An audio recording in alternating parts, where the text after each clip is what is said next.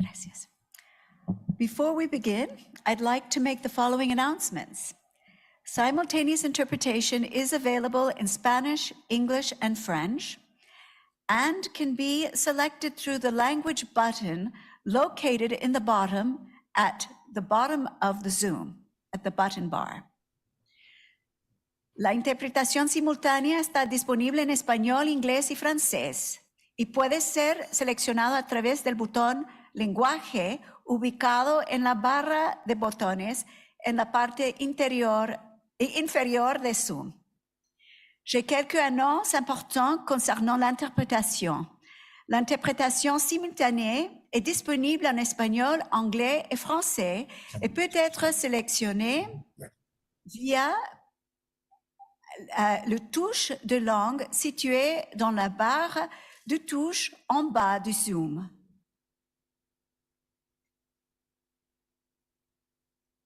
Good morning, everyone. I'm Dr. Eve Crowley, Secretary of the Regional Conference for Latin America and the Caribbean. It's a pleasure to welcome you all today to the 38th Regional Conference of FAO for Latin America and the Caribbean. I kindly request that the introductory video of the regional conference be broadcast in plenary.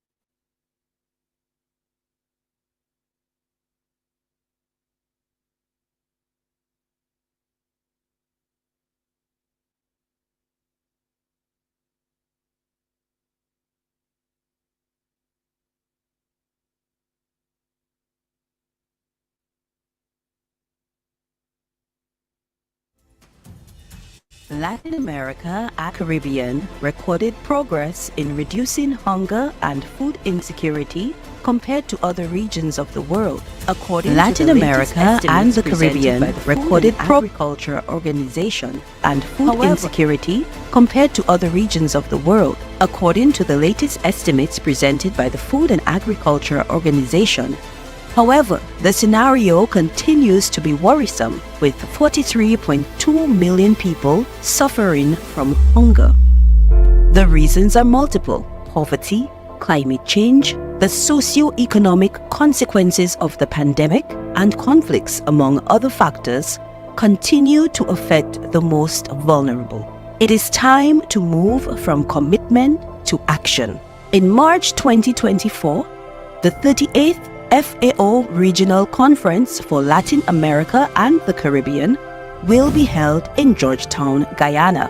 For 3 days, heads of state and government, ministers, parliamentarians, representatives of civil society and the private sector from FAO's 33 member countries in Latin America and the Caribbean will meet to address regional priorities, translated into FAO's mandate as an objective, clear, and realistic response to combat hunger in the region. Multiple actors from across the region have forged synergies to contribute to national efforts towards more efficient, inclusive, resilient, and sustainable agri-food systems, and support the 2030 agenda promoting better production, better nutrition, a better environment, and a better life. We can create a new reality and build a Latin America and the Caribbean free of poverty, hunger, and inequality, leaving no one behind.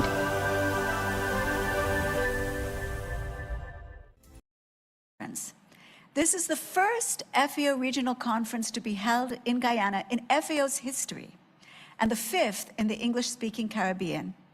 It is being broadcast on YouTube and through social media. This is the culmination of the roadmap from Quito to Georgetown, which included multiple consultations with GRULAC, regional technical commissions, governments, and other stakeholders to identify the topics of interest, emerging trends, and points of consensus in the region.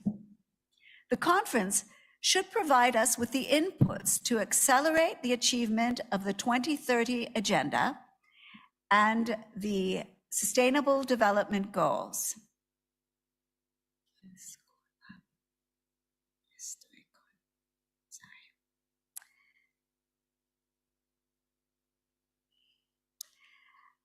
It focused on the region through food, agriculture, and rural development. The conference is comprised of two separate segments: the senior officers meeting, which is being held in a completely virtual manner from March 11th to 13th, this segment, and the second segment, a hybrid ministerial session, which will be held from March 18th to 21st in Georgetown, Guyana. This will allow the conference to have more inclusive participation of specialized national institutions in the technical discussions of the senior officer meeting, as well as more space, time, and visibility of high-level strategic discussions, dialogue, exchange, and separate events, special events of interest to ministers from our member countries and observers in the ministerial segment. During these first 3 days of the senior officers meeting, the main results achieved in FAO in Latin America and the Caribbean for the biennium 2022 to 2023 will be presented and analyzed, and priorities for the next biennium will be determined. Before the closing of the third day, we hope that the draft of the report of the regional conference will be agreed in this manner. The conference report will be prepared exclusively during the senior officers meeting based on the daily summary from the conference chair and the work of the drafting committee composed of country delegates from the 3 subregions. We expect that the draft report agreed by consensus in the senior officers meeting will subsequently be distributed at the end of this meeting for adoption at the end of the ministerial segment on March 21st.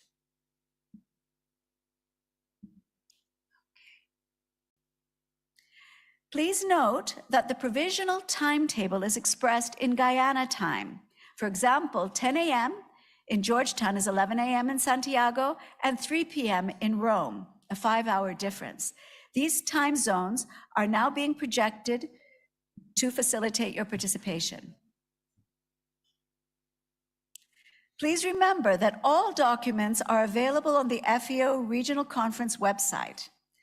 Guyana, the host country of the regional conference, has been a crucial ally in organizing this event and has demonstrated significant leadership and involvement, for which we are deeply grateful. Finally, I would like to remind participants that the official opening ceremony of the regional conference will take place in Georgetown, Guyana on Monday, March 18th at 1 p.m. Georgetown time, with the participation of His Excellency, the President of the Cooperative Republic of Guyana, the Director General of FAO, and other dignitaries. I kindly request that the agenda for the first session be projected in plenary. I would like to remind everyone that the agenda is posted daily on the app of the regional conference at the beginning of each morning in the 3 official languages, which is accessible to all registered delegates and participants. I invite the Assistant Director General and Regional Representative of FAO for Latin America and the Caribbean, Mr. Mario Lubetkin, to take the floor. Thanks really, Secretary. I want to extend a warm welcome to the delegates and official observers and express my gratitude for the hospitality of the government of the Cooperative Republic of Guyana and its people who are hosting the 38th FAO Regional Conference. I confirm that we have a quorum, and therefore, on behalf of the Director General of FAO, I formally declare the regional conference open. I also submit the agenda for the first session for approval by the members.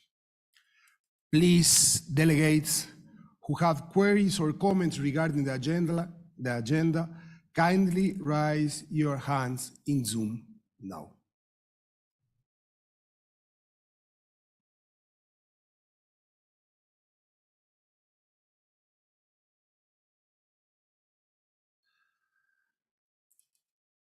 I am not seeing any hand up. So if there are no objection, the agenda is approved.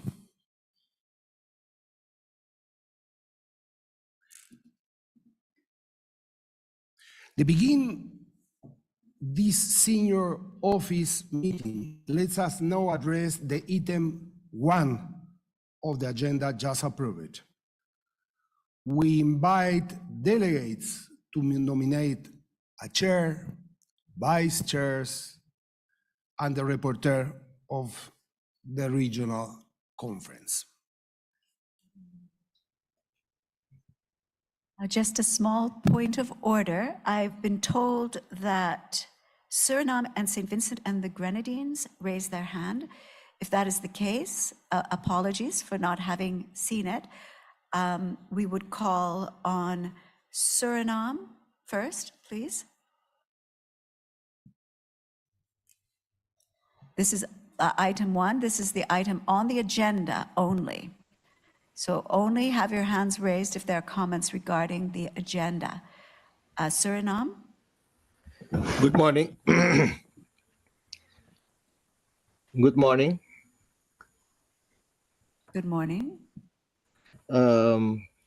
I think it was a mistake. Okay, thank you. St. Vincent and the Grenadines? Morning, same here. It was raised by accident, so sorry.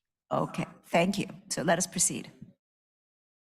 So I repeat, if there are not objection, the agenda is approved. No objection. Like we said before, the beginning of the senior officers meeting, let's now address the item 1 of the agenda. So we invited the delegate to nominate the chair, the vice chairs, and the rapporteur of the regional conference. The floor is open. Mexico has the floor. Ambassador, you are the floor. Thank you, Assistant Director General. My apologies for not having the background, but for some reason your computer doesn't work perfectly. I'm going to try to speak in English and appreciate the translation of our colleagues. I want to welcome everyone to the 38th FAO Regional Conference. In my capacity as president of the GRULAC in Rome, I would like to propose Mr. Zulfikar Mustafa, the Minister of Agriculture and Livestock, the Minister of Agriculture of Guyana, a chair for this 38th conference. Similarly, I will propose Mr. Franklin Palacios, the Minister of Agriculture and Livestock of Ecuador, and Mr. Paolo Teixeira, the Minister of Agrarian Development and Family Agriculture of Brazil, as vice chairs for the conference. Finally, and similarly, in the role of rapporteur for the conference, it will be my pleasure to suggest the appointment of Ambassador Mr. Winston Pinnock, Ambassador of the Commonwealth of the Bahamas, for this important responsibility. I put these proposals to the consideration, and hopefully they are well received and considered by the entire delegation. Thank you, Assistant Director General. Thanks a lot, Ambassador. And if we understood well, your nomination is to start with Minister Mustafa of Guyana, like a chair of the regional conference, the Minister Palacios of Ecuador, like vice chair of the regional conference, and Mr. Teixeira from Brazil as second vice chair of the conference. And Ambassador Pinnock as rapporteur of the regional conference. Let us now open the floor for secondment of each of these positions in turn proposed by the ambassador in Mexico and chair of GRULAC. The floor is open. Chile requests the floor. Chile, you are the floor. Thank you. We support the proposal that has just made Mexico, and in Spanish, apoyamos la propuesta de México. We support the proposal made by Mexico. Thank you. Muchas gracias, señor embajador. Thank you very much, Ambassador. Sigue abierto la ronda de ratificaciones o puesta de posiciones. So now Honduras are the floor. Muchísimas gracias. Thank you very much indeed. Greetings electronically to everyone. Thank you very much, Regional Representative. Honduras would also like to support the proposal made by Mexico. We think that it is a wonderful proposal, and therefore, as Honduras, we would like to second the proposal made by the chair of GRULAC, who was also the ambassador of Mexico. We support the proposal. Thank you.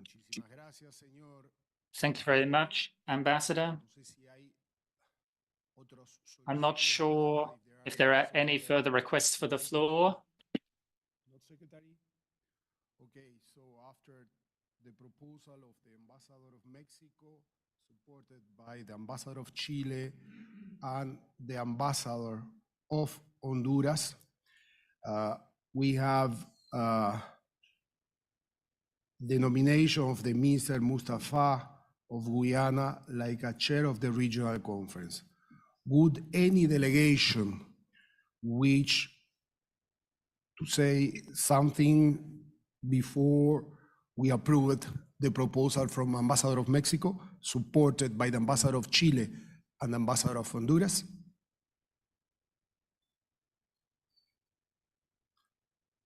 I don't see any hand up.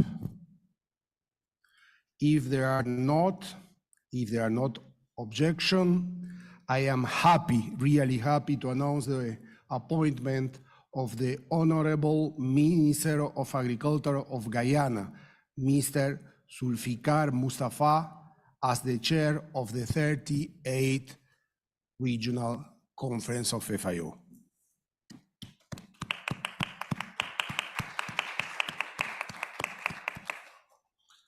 As the regional conference unanimously has designated the Honorable Mr. Mustafa, Minister of Agriculture of Guyana, to serve as the chair of this session.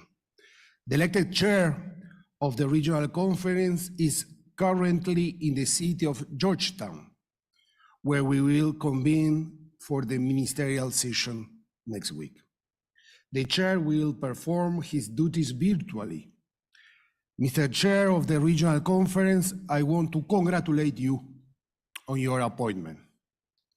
And now I want to give the floor to the chair to continue with the election process for the vice chair and the rapporteur and address the following items of the agenda. So Dear Chair, you are the floor. So thank you very much, Regional Director. Let me thank the delegates for appointing me as chair of the Regional Conference. I also wish to thank the Director General of FAO, along with you, the Assistant Director General and Regional Representative of FAO for Latin America and the Caribbean, and your team for the valuable support given to Guyana towards the hosting of LARC38.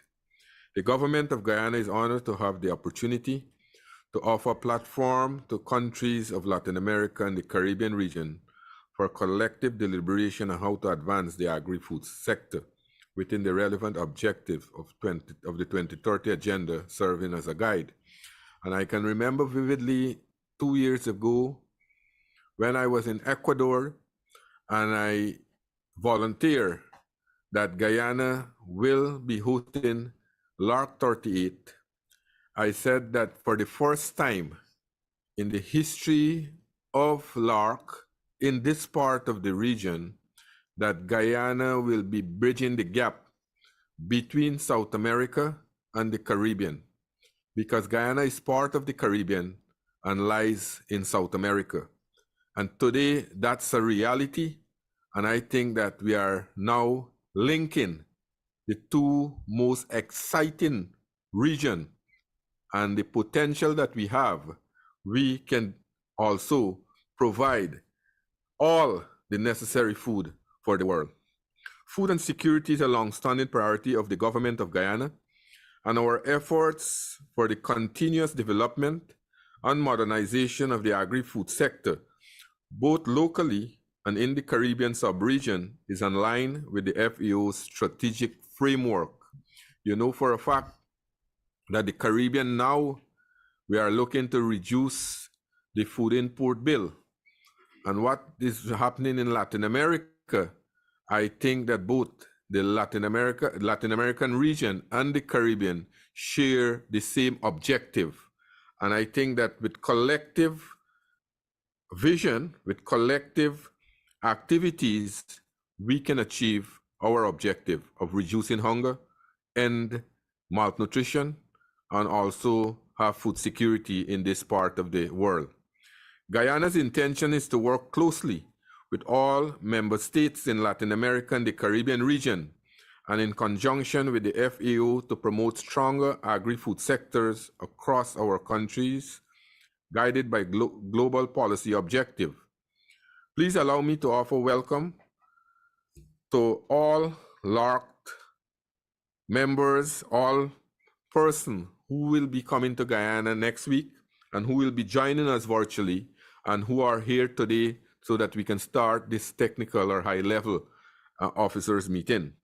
It will be an honor and a great responsibility to preside over the 38th session of the FAO Regional Conference for Latin America and the Caribbean. Due to my responsibility, there may be movements in which I will need to absent myself from these proceedings. And here again, I know for a fact that the last meeting, LARC37 in Ecuador, I would have performed a number of sessions in sharing because my counterpart in Ecuador would have had a number of issues to deal with internally. So I might be also engaged in some other issues. Should that occur, I would like to ask for your agreement to delegate my function as chair of the conference to my Director General in the Ministry of Agriculture, Guyana, and part of the Guyana's delegation. I hope this decision is well received. Are there any objection to this proposal?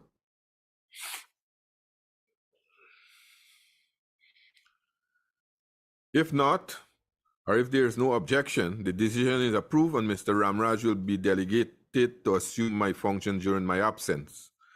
Considering the special situation of a virtual conference, I have exceptionally invited Dr. Gillian Smith, FAO representative to Guyana, to advise me and participate in the leadership group. I hope this decision is well received too. Are there any objection?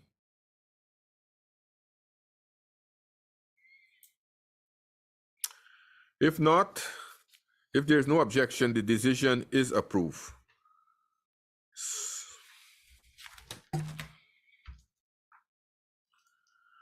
So let me now turn to the two nominations we received for the vice chairs of the regional conference. The first is for the government of Ecuador, the host of LARC37, Minister of Agriculture, Franklin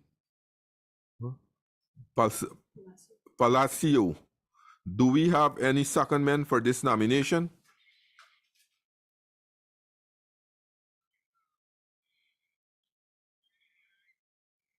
Chair, it was seconded.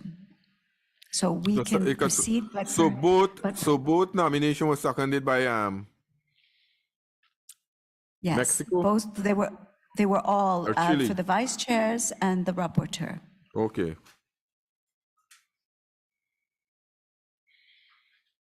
The vice chair may wish to say a few words. Two vice chair, yes. Can we have the vice chair, Ecuador? One the floor.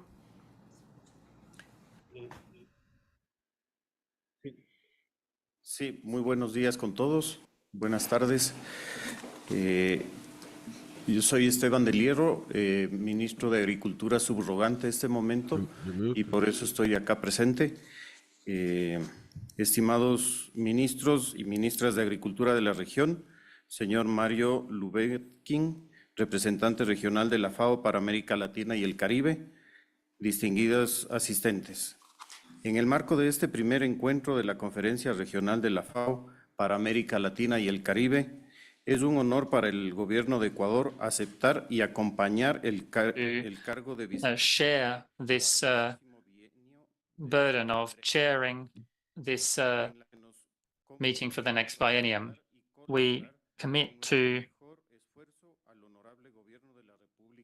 all of the efforts of our government to help the government of Guyana. We are sure that in this space we will be able to contribute to the 2030 agenda to attain the SDGs. And thus, 1 minute, sorry for the interruption. There is a problem with the interpretation. It seems to be resolved. You can go ahead. Apologies for the interruption. No, está bien. Siga, por favor. Please go ahead. Y entonces, Adelante, señor Please go ahead. ministro subrogante. Please go ahead, Minister. estamos seguros que desde este We are sure that in this space, podremos contribuir we will be able to contribute to the 2030 agenda para el cumplimiento de los objetivos to attain de desarrollo sostenible the SDGs, y así and thus parte de las iniciativas regionales de la form part of the FAO regional todo initiatives. ello con el noble y firme All of this propósito with the noble para transformar and firm goal sistemas to agroalimentarios transform agri-food systems y abordar los desafíos más and address apremiantes the most urgent challenges estamos en materia de that we are facing in terms of agriculture, y desarrollo food, rural. and rural development. Agradezco a la FAO We thank FAO for its leadership y apoyo continuo a la región and its support for the region, and I en estrecha commit colaboración to working in close collaboration with the organization y sus miembros para nuestros and objetivos. its members towards our common goals. Finalmente, In conclusion, pedir I would like to con request, acuerdo de la conferencia with the agreement of the que conference, sea posible that it be tener possible un delegado to have en a vez. delegate Muchas replace gracias. me when I am absent. Thank you very much.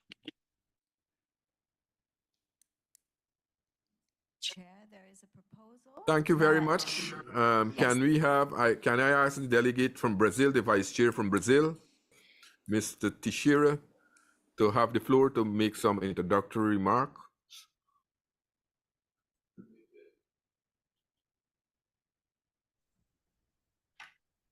Buenos días, estimados ministros y estimadas ministras. Ministers, delegaciones, colegas de diversos ministerios, members of delegations, representatives of different ministries of the many countries of our region, Mr. Lubetkin, la FAO, representative of FAO, Ms. Machiavelli, de Desarrollo Agrario y Agricultura Familiar de Brasil, Minister aquí el ministro of Agriculture and Family Farming. I here representing Minister Paulo Teixeira, who couldn't be with us at the opening. And I would like to thank you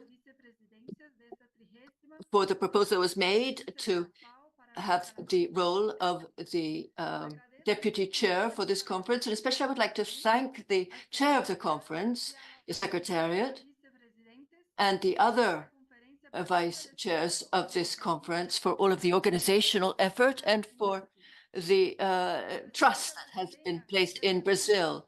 And the Brazilian delegation has established as a priority the formation of a coalition against hunger and poverty in the world when it had the presidency of the G20. And we want to work with Latin America and the Caribbean and FAO to achieve together these objectives in our region.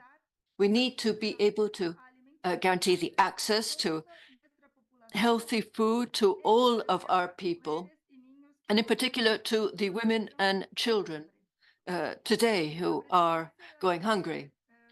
The Brazilian presidency and the ministries of agriculture of the G20 focused especially on the role of family farming, the role of indigenous communities and the traditional communities in working to achieve SDG 1, eradicating poverty, and 2, eliminating hunger, zero hunger throughout the world. We are working to create those conditions that will make it possible to accelerate the transformation of food systems that is needed for they to be more sustainable, more resilient. And we're working together with FAO and have developed and launched a national policy for our food systems, and also adopted a decree that has changed the composition of the basic food basket of Brazil, eliminating ultra-processed food from a basket and increasing the variety of foods that are natural and preferably the output of family farming. This is in line with the objectives of the FAO, of the United Nations Decade for Family Farming, which is now in its 5th year. Together with all of the countries of the region, Brazil is committed to working throughout 2024 and with the presidency of Honduras, and then Colombia, working towards the high-level meeting on family farming in the implementation of the food security and nutrition plan and hunger eradication plan. Brazil will be working with the different sub-regional organizations of Latin America and the Caribbean. And in conclusion, I would like to confirm Brazil's interest in the La Paz conference that will be held in La Paz in Bolivia in 2027. So thank you all for the organization, and I wish us all every success for this meeting. Thank you. Thank you very much. And we have had the 2 vice chair who have just made some introductory remarks. We have had also Ambassador Pinnock, who have been appointed as the rapporteur, so nominated and seconded. I will ask Mr. Pinnock, Ambassador Pinnock, if he want to make some few remarks. So, Mr. Ambassador, you have the floor.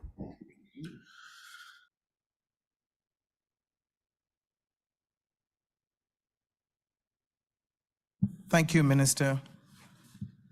I wish to thank all the members of GRULAC for my election appointment as rapporteur for the 38th session of the Regional Conference of Latin America and the Caribbean. As rapporteur, it is my intention to work in an efficient and harmonious way to have the members of the drafting committee to have reports ready in a timely manner and to ensure that consensus is fully and completely represented. And once again, welcome and thank you.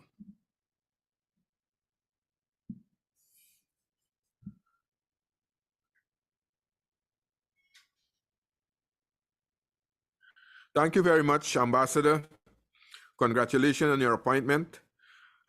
Ladies and gentlemen, the rapporteur will coordinate the activities of the drafting committee and be supported by the FAO Secretariat for any logistical and technical needs. Your role will be very, very critical to the success of the regional conference. I am grateful for your support. I would like to emphasize that the drafting committee is open to the participation of all delegations who may wish to join. We particularly request that there be a representative from each of the 3 sub-regions to ensure a robust and inclusive committee. Please be reminded that the text of the report should be a close reflection of the consensus positions of the plenary, and that matters of substance should be addressed in the plenary sessions, while the drafting committee will focus on editorial aspects. Delegation interested in participating are kindly requested to send the names and email address of the person who will join the drafting committee to the email address of the Regional Conference Secretariat that is now being projected on the screen to ensure that they are granted access to the designated space. The rapporteur, in dialogue with the drafting committee, will establish the working method and meeting schedule, which are initially outlined in the conference agenda. Delegations are reminded that the official working hours follow the time zone of Georgetown, Guyana.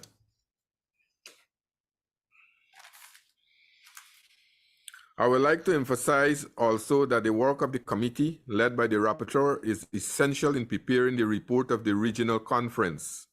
We look forward to your support and cooperation in this task, and especially the timely delivery of draft daily report during the senior officers meeting. As you are aware, the general rules of the organization assume that session will be convened in person.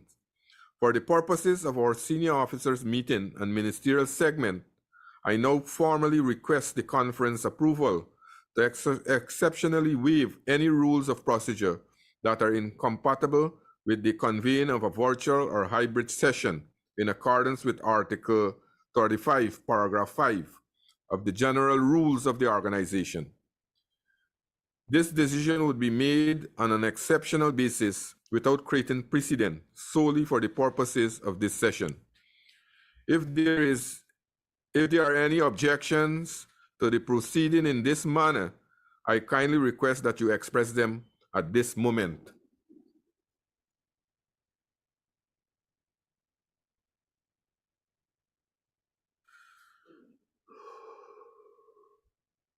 I understand then that the conference agrees and that on an exceptional basis to conduct these sessions virtually and in a hybrid format, respectively, and to that effect suspend those rules of procedure that may be incompatible with a meeting in these formats. Thank you all for your agreement. Now, as an expression of renewed interest in participation, and in keeping with the practice of the past 4 sessions of the regional conference, I propose that the spokesperson of non-state actors who were selected by their organizations during the regional conference pre-consultations be allowed to speak in the plenary debates without voting rights. I am referring to the spokespersons from civil society, the private sector, the scientific and academic sector, the parliamentary fronts against hunger. In keeping with standard practice, they will be granted the floor in order of registration following the interventions of member country delegations. I would like to inquire if any delegation object to this proposal. If not, this proposal is approved. As there is no objection, it is hereby recorded that the spokespersons selected by non-state actor and pre-register with the Regional Conference Secretariat may participate in this way in all the plenary discussions. Next on the agenda is item 2. It is now time to consider the provisional annotated agenda document LARC38 and the provisional timetable document LARC24 INF2 reference 1. I invite delegates to express their view regarding these 2 documents, and if there are no objection, they will be considered approved. Should you have any objection, please raise your hand in Zoom now.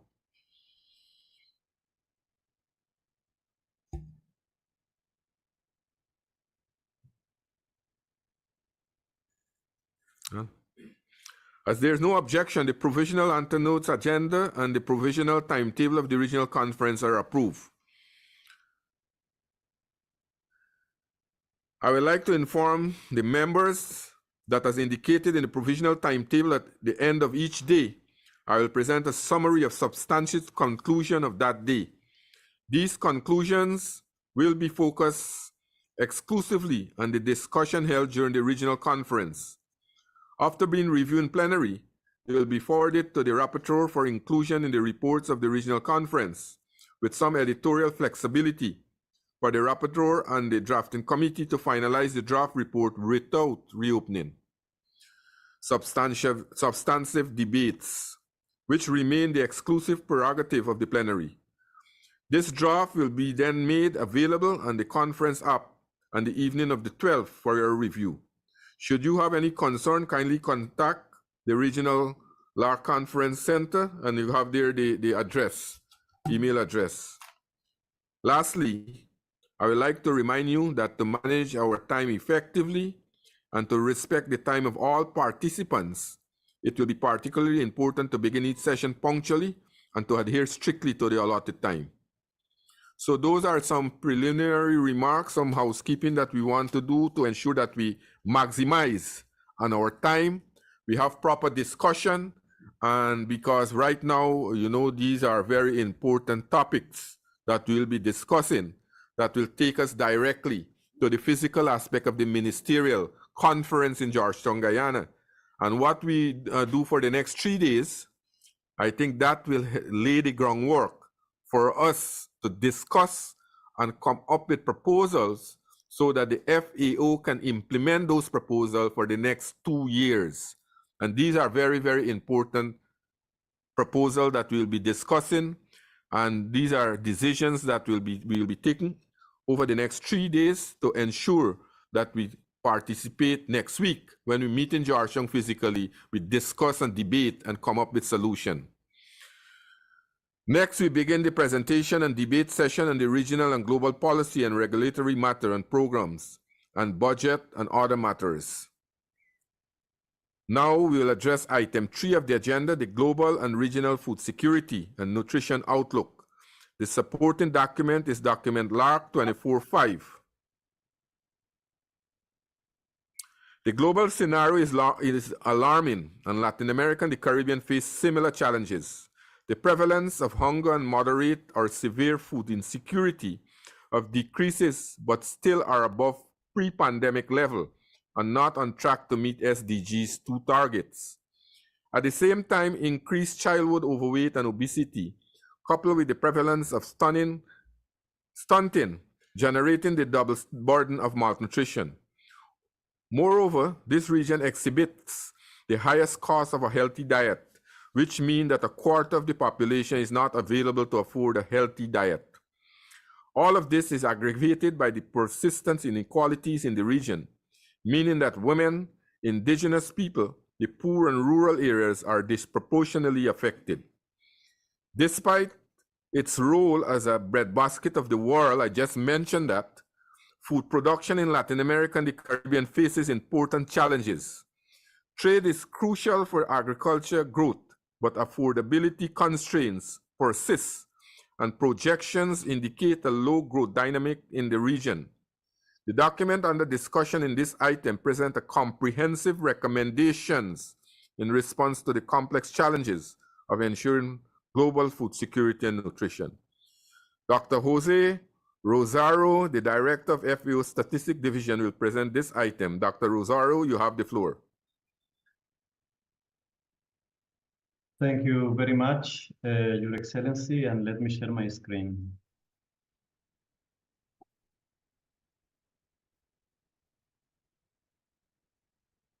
Okay, can you confirm, please, that the screen is ready and is visible? Yes, we are seeing your screen, yeah. Okay. But those in, okay, yes, we are seeing it. Very good.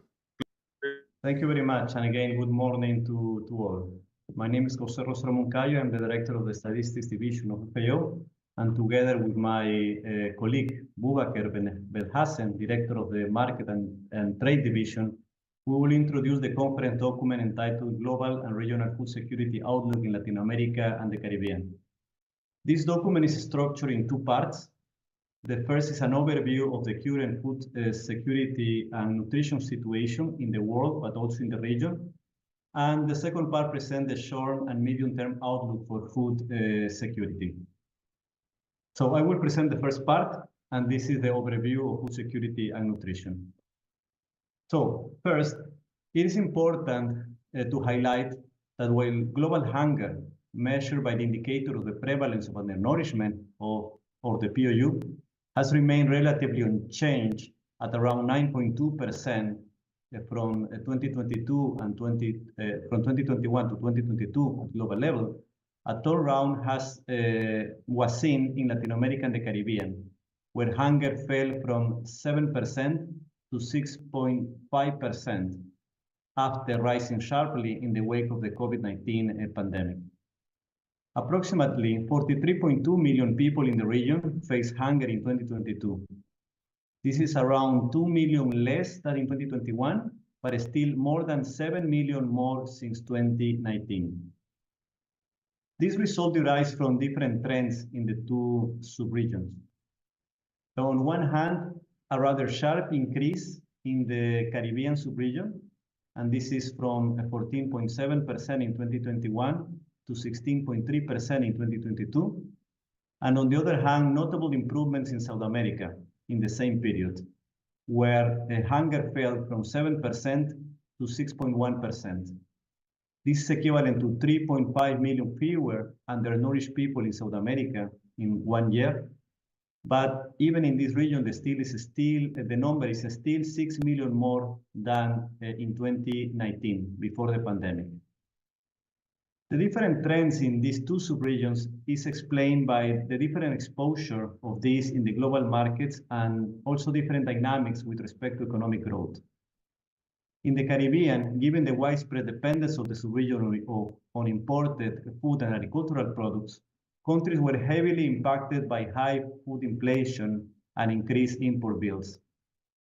At the same time, export revenues have been declining in key sectors, including tourism, resulting in reduced disposable income and increased food insecurity.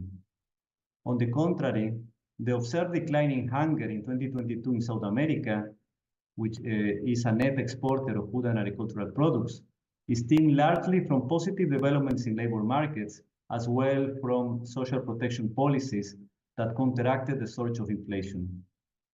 Additionally, some countries in South America benefited as well from the surge in oil and gas prices that boosted export revenues. Now, going beyond hunger, the prevalence of food insecurity in the region, considering moderate and severe levels combined, decreased from 40.3% in 2021 to 37.5% in 2022. However, it's still above the global prevalence of 29.6%. In terms of numbers, 248 million people, which represent 10.5% of the world's total food insecure people, live in Latin America and the Caribbean in 2022. The improvement observed in the last year was notably driven by a decrease in the indicator in South America in the same way that we saw for the prevalence for the nourishment indicator. And looking within the population, food insecurity disproportionately affects women in Latin America and the Caribbean. In 2022, 41.8% of women were moderately or severely food insecure, compared to 32.7% of men. This is a gender gap of 9.1 percentage points.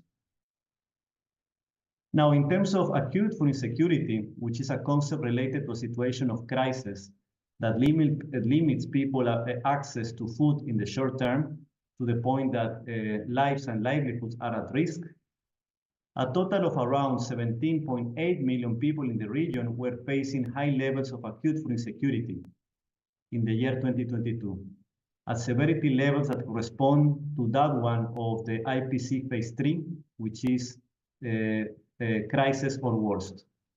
This according to the latest global report on food crisis.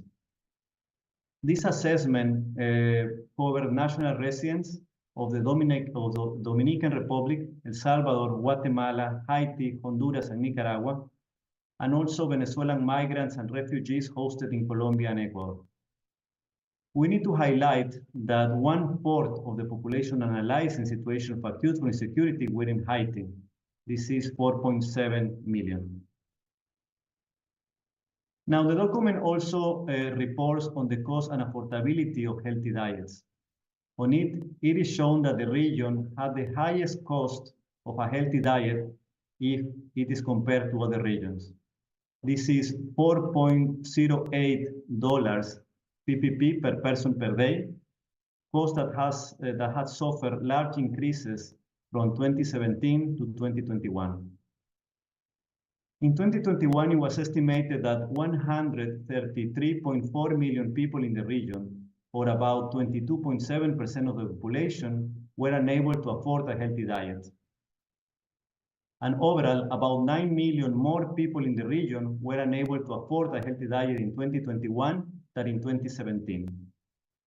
And across the subregions, while the largest number of people that cannot afford a healthy diet was found in South America, the largest percentage was found in the Caribbean, with around 57% of the population not being able to afford a healthy diet. The final section of the overview is the one of the state of nutrition in the region. Two indicators of child malnutrition are illustrative of the challenges facing the region. This is child overweight and child stunting.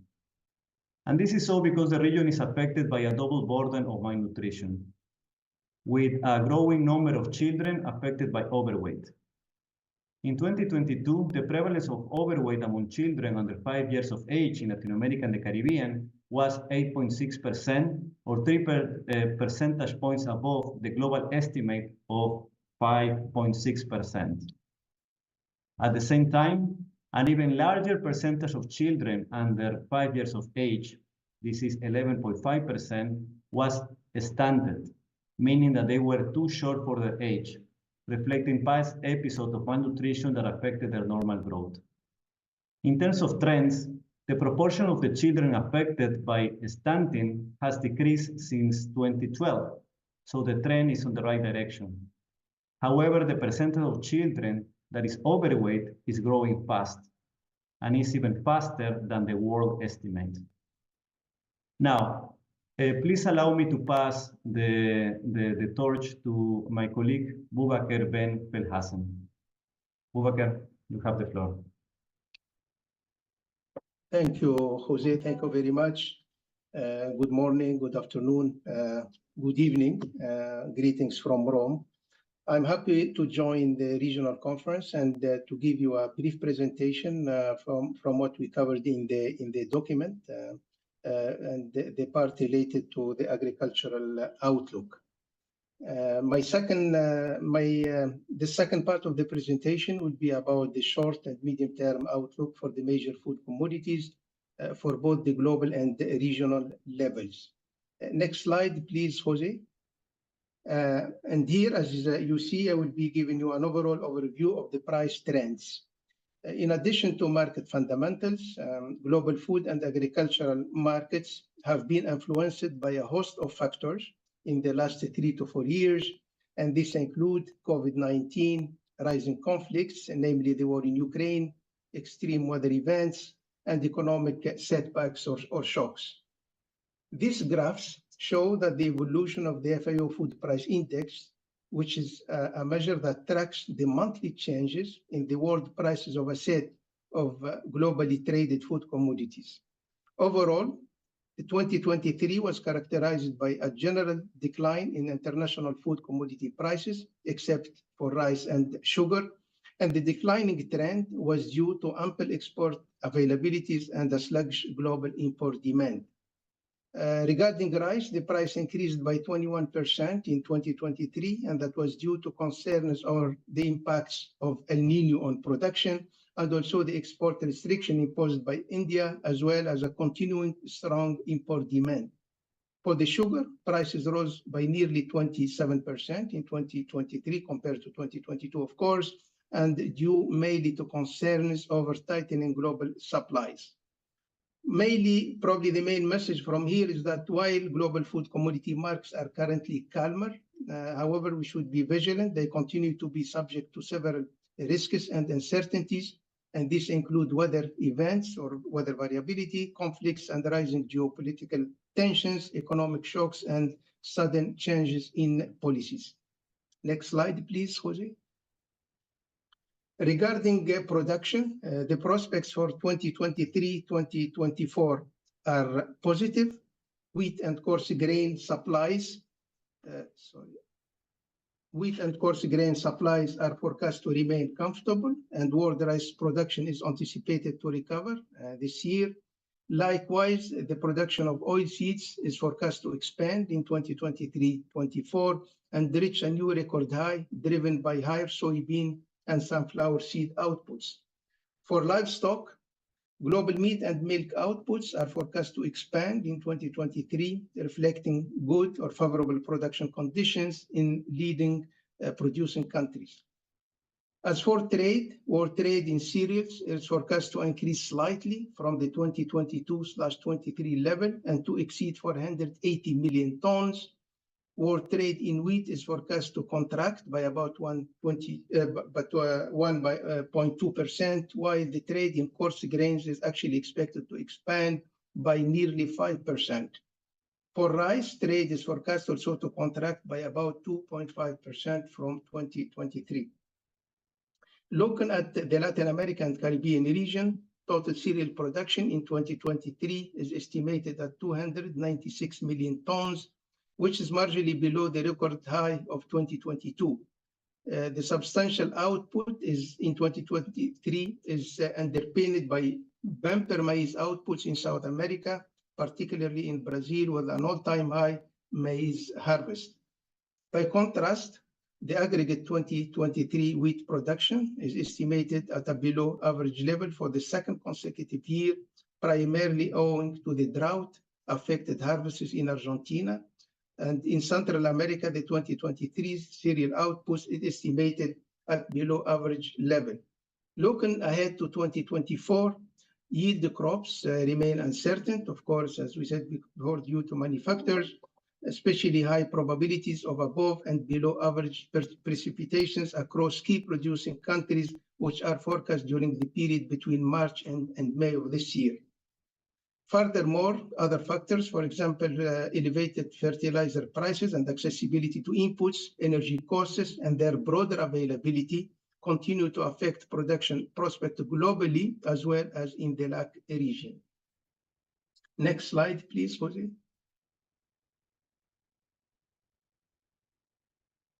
Now we move to the medium-term outlook. Agricultural production in total is projected to grow by 1.1% per annum, and this is looking for the next decade, but here the graph illustrates up to 2030. And we expect or project that most of the growth will take place in middle and low-income countries. Production growth will mainly be driven by increased land productivity, more efficient herd management, and higher feed intensity. So it's more from the gains in productivity. Global food consumption is projected to increase by 1.3% per year over the next decade, with the growth to be driven by a rising and more affluent population, especially in Sub-Saharan Africa, the Near East and North Africa region, and India.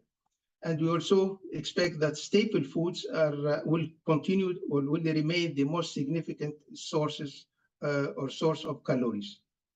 For the LAC region, which is a major player in global agriculture, with between 2020 and 2023, over this 3-year period, it accounted for 14% of the net value of agriculture and fish production globally, and a share in total exports of about 17%.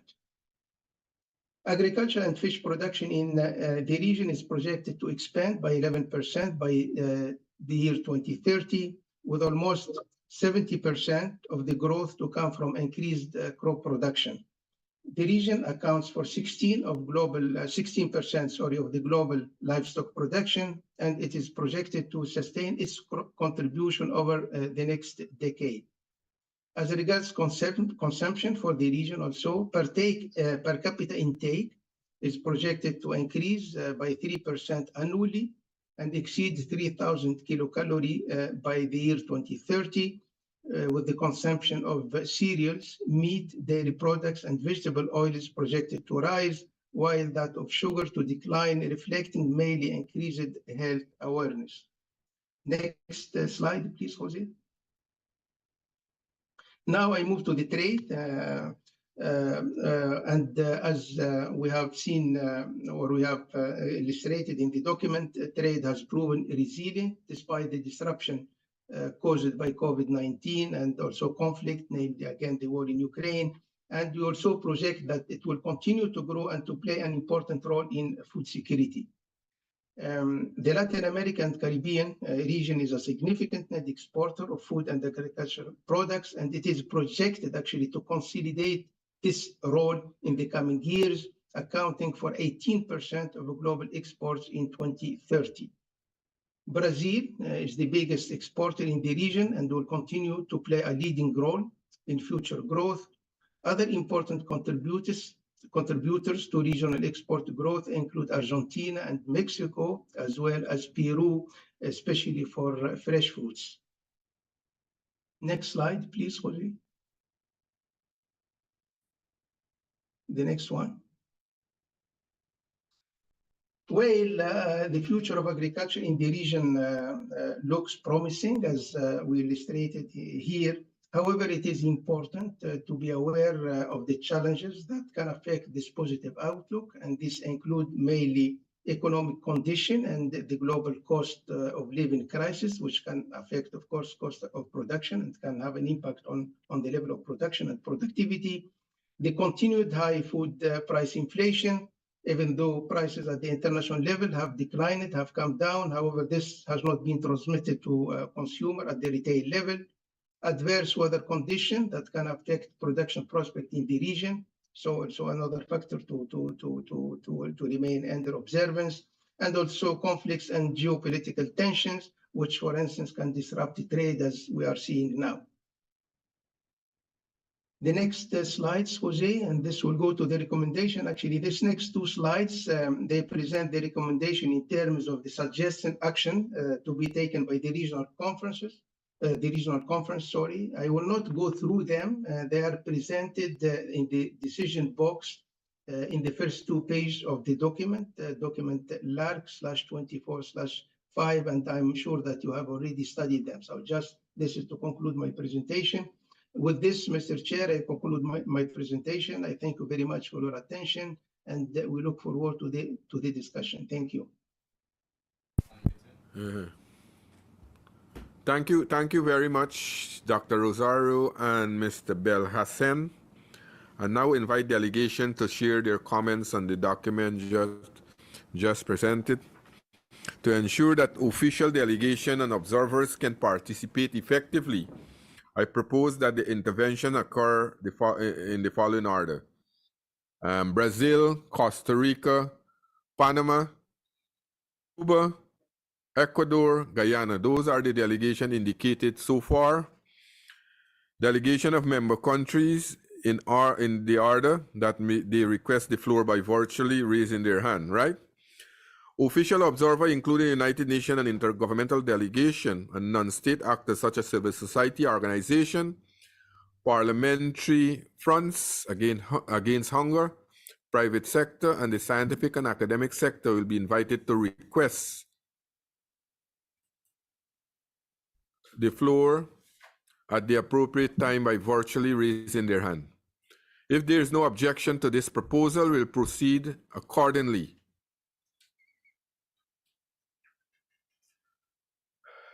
I now invite government delegations only to raise their hand if they would like to speak on item 3. And as I said, indicated earlier, we have Brazil, Costa Rica, Panama, Cuba, Ecuador, Guyana.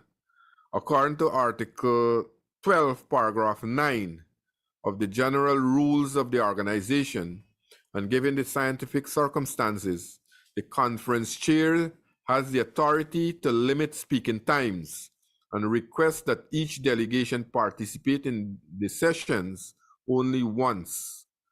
if necessary, to manage the limited time available fairly and effectively.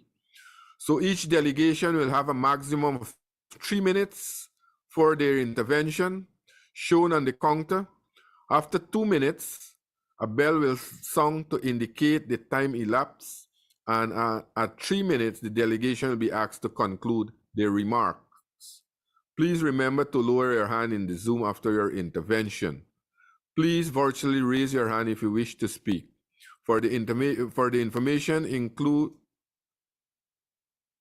I now give the floor to Brazil. You have the floor, Brazil. Señor presidente, muchas gracias por darme el uso de la palabra. Thank you very much for giving me the floor. Brazil has the honor to speak on behalf of the countries of Latin America and the Caribbean. In a world where 735 million people are suffering from malnutrition, the eradication of hunger in all its forms is an ethical, social, political, environmental, and economic imperative. Many of the global challenges in the area of food insecurity and malnutrition stem from structural causes such as poverty, deep inequalities between and within countries, inefficient economic policies, fragile social protection, trade barriers, and an uncertain international environment. In our region, the scenario is no less worrying. According to data from the 2023 edition of the Regional Overview of Food Security and Nutrition, 1 in 5 people cannot access a healthy diet, and malnutrition in all its forms, including child stunting, micronutrient deficiencies, overweight, and obesity, continue to be a major challenge. Food insecurity continues to affect different groups of the population unevenly, with women and rural populations being the most vulnerable. Inequalities are the underlying cause of hunger. Hunger is the most acute expression of poverty. Unfortunately, inequalities have been exacerbated by the COVID-19 pandemic, conflict, market volatility, and climate change. The cost of a healthy diet increased between 2018 and 2021 in Latin America and the Caribbean, reaching the highest cost compared to other regions of the world, a trend that is especially evident in the Caribbean, where small island developing states suffer the consequences of climate change, which are directly reflected in agricultural production. As ECLAC highlights in the Social Panorama of Latin America and the Caribbean 2023, our region has completed a decade where average growth has been extremely low, only 0.8%, which represents less than half of the average growth during the so-called lost decade of the 1980s. Today, we face a double trap of low growth and high levels of inequality, aggravated by climate change, migration, an aging population, crises resulting from external conflicts, and a high level of public debt. Chair, colleagues, to respond to these global and regional challenges, rural development is essential. Through rural development, farmers find the means to contribute to the improvement of their production systems, making them more resilient and sustainable, while ensuring that nutritious and safe food reaches everyone, especially people facing hunger and malnutrition. In this regard, and in order to support national and regional efforts for rural development, the countries of the region would like to emphasize 3 themes that the LARC could incorporate as a basis for our work and that we would appreciate being reflected in the final report of the meeting. The first is the CELAC Plan for Food Security, Nutrition and Eradication of Hunger 2030, recently updated, and whose importance was recognized by the CELAC countries on the occasion of the 8th Summit of Heads of State and Government, organized under the presidency of St. Vincent and the Grenadines and held on the 1st of March. The plan renews the commitment of the 33 CELAC member states to promote rural development for food security and nutrition, and the need to foster a fairer, more transparent, equitable, and predictable international trading system. The LARC could reiterate the importance just excuse of the me, CELAC you'll have to try to conclude your presentation. We're out of time. I will conclude, Chair. I am speaking on behalf of the countries of Latin America and the Caribbean. We would like to say that The LARC could reiterate the importance of the SELEC plan and call on FAO to support states in the implementation of its 4 pillars and respective lines of action, taking into account the capacities and priorities of states. The second theme is family farming for the UN Decade of Action on Family Farming. LARC could ask FAO to collaborate more decisively in the implementation of policies, strategies, and programs. I conclude, Chair, the third issue is the proposal of the Brazilian presidency pro tempore of the G20 to launch the Global Alliance Against Hunger and Poverty. Recognizing that hunger is the most terrible expression of poverty, the alliance is designed as a major international mobilization to support the implementation of and scaling up of actions, policies, and programs to combat hunger and poverty at the national, regional, and global levels. The aim is not to create new bodies or institutions, but to accelerate the achievement of Sustainable Development Goals 1 and 2. Its challenges converge with the SELEC plan for food security, nutrition, and the eradication of hunger. Therefore, LARC would support the initiative to establish the Global Alliance and express the expectation that it will contribute to the world achieving SDGs 1 and 2. Thank you very much, Chair. And I reserve my right to speak on behalf of the countries of Latin America and the Caribbean. Thank you. Thank you very much, Brazil. The next speaker is from Costa Rica. Just want to mention we have to work with our time frame. I think that we have a lot of speakers now. So I give the floor to Costa Rica. Sí, primero que todo, disculpen que no puse el back aquí de mi. I'm sorry I haven't got the background that FAO sent me, but I like my flag a lot. That's behind me. I'm going to speak in Spanish. It's my mother language. I would like to say that it's very important that we all work together. I will try to stick to my 3 minutes. Thank you for giving me the floor, Chair. We very much welcome all the other delegations taking part in this FAO conference for Latin America and the Caribbean. We thank Guyana, who is hosting us for this meeting. We wish Guyana every success. Our delegation aligns itself with the joint statement made by Brazil on behalf of the countries of Latin America and Caribbean on item 3 of the agenda. Global and Regional Food Security and Nutrition Outlook. Chair, our country is also concerned about the huge inequalities in our region, as Brazil mentioned as well, and also access to healthy diets. It's very difficult for many people in our populations to have access to healthy diets. If you'll allow me, I'd like to recall that 40% of all people in extreme poverty live in developing countries that face debt problems and have market issues. We are concerned about basic food accessibility. This is affecting children and people in rural areas, the most vulnerable people in our countries. They are affected by inequalities caused by hunger and poverty in our region. In this context, we call on FAO to make every effort possible to improve policies to support family farmers through sustainable practices, ensuring access to land and water. We are concerned about the food insecurity situation affecting our fraternal country of Haiti, and we call on FAO to work jointly on real and concrete solutions for the long and medium, for the short and medium term. Costa Rica would like to call for this meeting to work towards the UNOC 3 meeting, which will have a high-level meeting.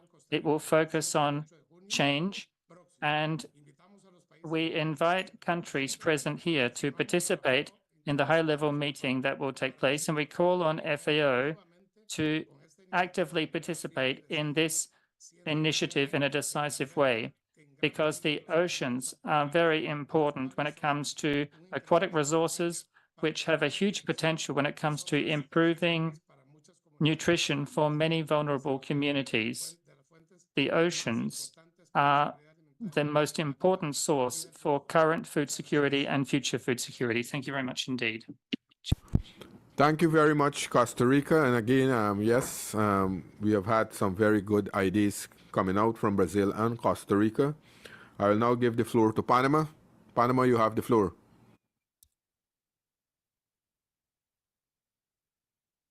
Presidente, aprovecho la oportunidad para agradecer a Guyana por acoger. We'd like to thank Guyana for hosting this regional conference. We'd like to thank Brazil for also being put forward as hosting the next conference. Panama thanks FAO for the document, and we request that the agency continue with its work of data collection analysis in order to alert us to the progress or setbacks in food security and nutrition at the global, regional, and sub-regional level and in our own country. This information is appreciated, and it allows us to act in a coordinated and decisive way to address these challenges and ensure adequate access to nutrition for all. We take note of the document that sets out important prospects for our region in the medium term as one of the main contributors to world agriculture, driven mainly by exports. However, FAO is required to delve into the other reality of the region. An important group of countries require the concurrence between the strengthening of our local food systems and the availability of food imports to ensure supply of our population. It is gratifying to know that climate change adaptation and mitigation strategies are bearing positive fruit. We call on FAO to continue to support member countries in their process of accessing funds linked to adaptation and conservation for the development of sustainable agri-food systems.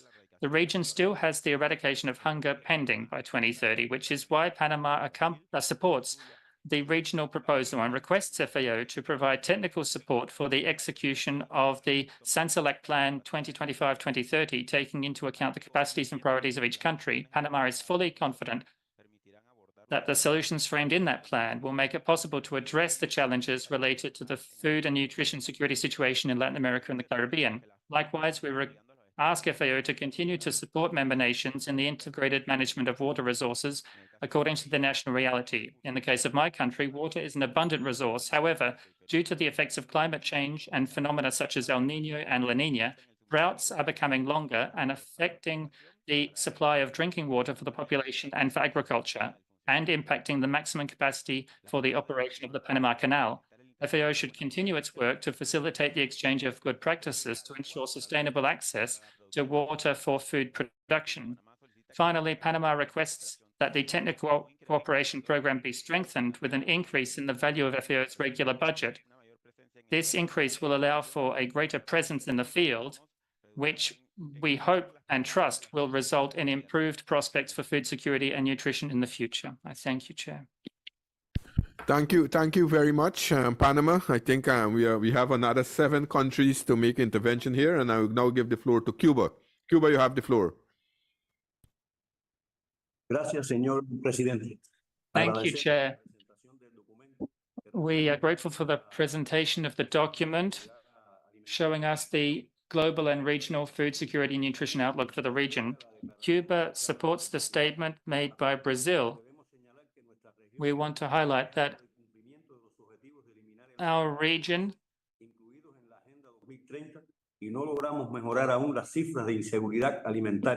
still needs to make a lot of progress when it comes to achieving food security and nutrition.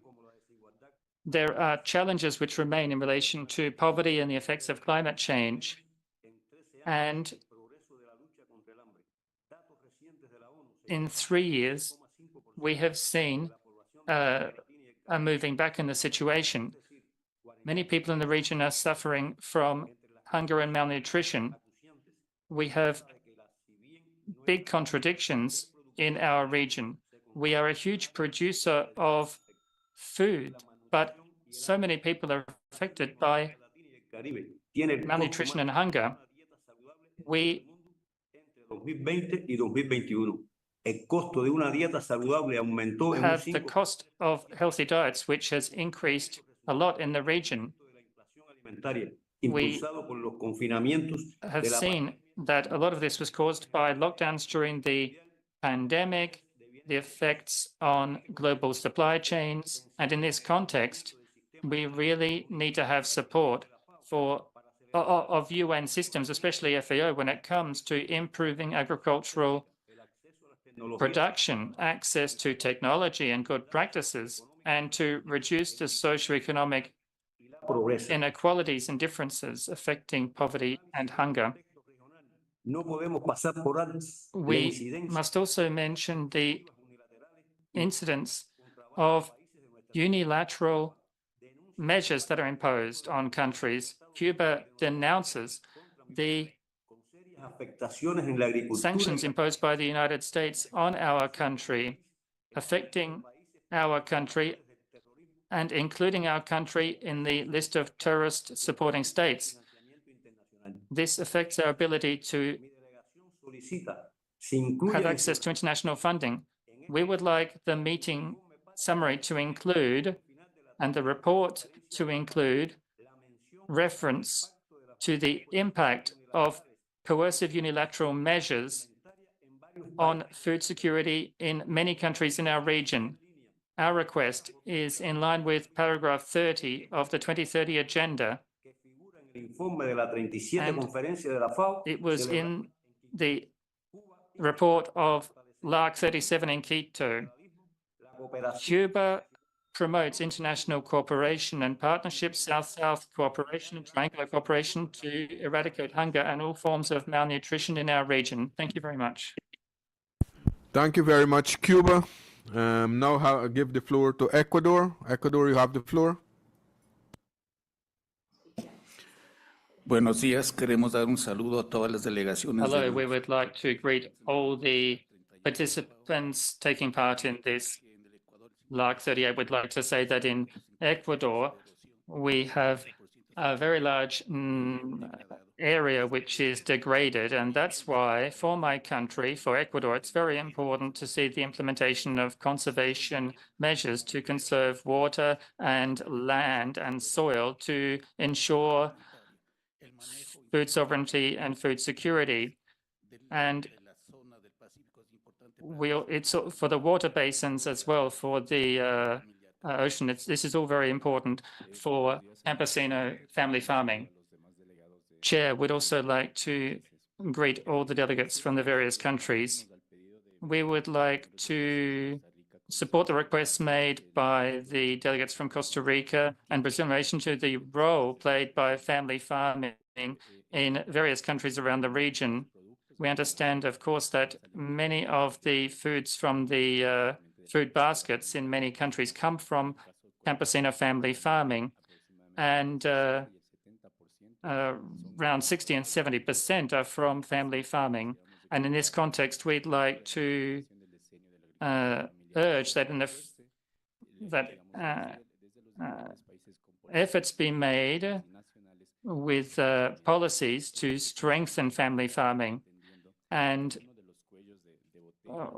one of the most important things of family farming is having access to consumers. And in this context, we'd like to call for the implementation of fair trade initiatives, including local free certification and also participatory systems. And other problems facing actors in this sector are access to capital and funds. And in addition to this, access is something which would help actors in this sector to be involved in public contracts. We also need to have sustainable transformation and processing of raw materials. And finally, I think it's very important to bring producers closer to consumers. There should be national digital platforms where producers are able to offer their products to consumers. This is the request that we have as Ecuador when it comes to this important subject. Thank you very much, Chair. Thank you very much, Ecuador. We now have Guyana. Guyana, you have the floor. Thank you, Chair, distinguished delegates. Let me first of all thank the presenters for this comprehensive report and to commence by saying that food security remains of heavy importance and has been recognized as a fundamental human right since 1948, as articulated in Article 25 of the Universal Declaration of Human Rights. Chair, the numbers before us are not merely statistics. They represent the lives of millions of facing grim relative hunger and malnutrition daily. According to the Global Report on Food Crisis 2023, an astounding 258 million people across 58 countries and territories face acute food insecurity at crisis or worse level, a sharp rise from 193 million in 2021. This data underlines the escalating impact of economic shocks and conflicts, including the ongoing effects of the Ukraine war. In Latin America and the Caribbean, despite some positive signs of recovery, we continue to face formidable challenges. From 2021 to 2022, progress was made towards reducing hunger, but hunger in Asia and Latin America, but hunger is still on the rise in Western Asia, the Caribbean, and all sub-regions of Africa. There has also been a notable increase in the prevalence of undernourishment in the Caribbean from 14.77% in 2021 to 16.3% in 2022. As a member of the Caribbean sub-region, note has been taken of these statistics that indicate a declining food security situation in the region in the face of high food prices and low household purchasing power, exacerbating the plight of the vulnerable. Haiti's situation in particular reminds us of the complexity of these challenges as the country grapples with urban insecurity, gang violence, and natural disasters. In Ghana, our investment in hydroponics, shade house technology, new and improved crop varieties, climate smart practices, drone technology, and engaging youth and women in agriculture is symbolic of our commitment to advancing the agriculture sector through innovative solutions. Ghana notes in particular the call for the region to work together to address the challenges that confront us, particularly in the areas of climate and building resilience. In conclusion, the current state of global and regional food security and nutrition demands our immediate attention and action. Together, we can eradicate food insecurity and ensure that no child, family, or community is left behind. Thank you, Chair. Thank you very much, Guyana. I now give the floor to Colombia. Colombia, you have the floor.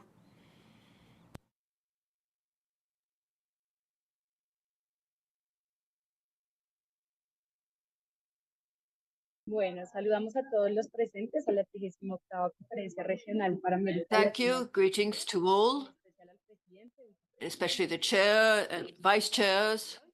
Mi nombre es Angie Aguirre, profesional en Derecho Humano a la Alimentación y Soberanía Alimentaria del Ministerio de The audio is very bad, unfortunately. Respecto a las perspectivas mundiales y regionales de la seguridad alimentaria y la nutrición en Colombia, comprendemos el rol que tienen sobre la producción de alimentos y la seguridad alimentaria y nutricional la pandemia de la enfermedad por COVID-19, los conflictos, las tensiones geopolíticas, las guerras, la crisis climática, las desigualdades, la persistencia de las elevadas tasas de inflación y una posible recesión mundial. Son retos, pero a su vez, oportunidades al interior de las naciones y como región para realizar transformaciones que nos permitan ser más resilientes a estas situaciones. Compartimos también la preocupación sobre el empeoramiento de la seguridad alimentaria en la región, sobre la afectación por la doble carga de la malnutrición y al mínimo progreso en los últimos años en la disminución de la prevalencia del retraso de crecimiento. Y aunque no se espera que en la región se realicen grandes avances en el número total de personas alimentadas, en Colombia seguimos y seguiremos haciendo todo lo posible por alcanzar las metas propuestas en la Agenda 2030. Es por ello que en los últimos años hemos realizado y continuamos en proceso de implementar acciones y transformaciones a nivel legislativo e institucional para lograr un país sin hambre y garantizar de manera progresiva el derecho humano a la alimentación, como lo son la creación del Ministerio de la Igualdad y la Equidad para fortalecer las acciones en pro de las poblaciones en condición de vulnerabilidad, con enfoque de género, juventud e inclusión.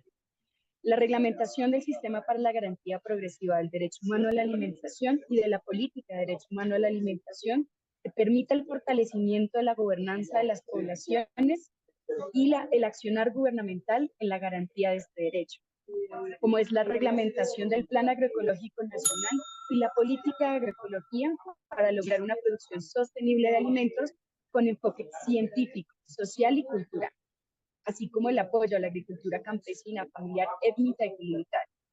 Finalmente, la implementación de la política de compras públicas locales de alimentos y de la política agrologística para lograr mercados y comercio más justo y transparente de los alimentos.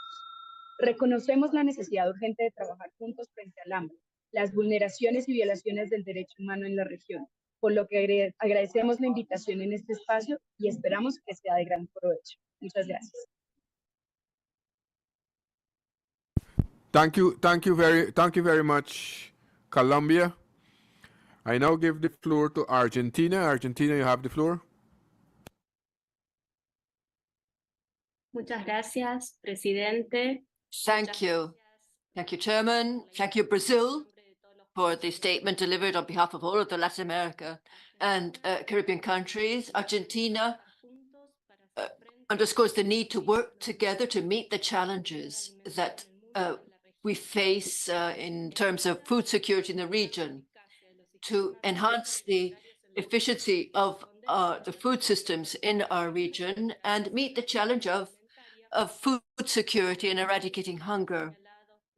Over and beyond the points already made by FAO in the report and underscored by our colleagues, we would like to highlight the importance of focusing the efforts of the countries of our region on promoting science, technology, and innovation in agriculture. These are three elements that will make it possible for us to transform biomass, aggregating value, adding value in the origin, and reaching sustainable levels of production, not only of food, but also bioproducts, bioplastics, biofertilizers. And these changes will make it possible to boost production in a sustainable way, but also support territorial development and job creation in the countries of our region. We also believe that it is important to coordinate our work at a regional level to harness the value of our natural resources with production of services based on the bioeconomy.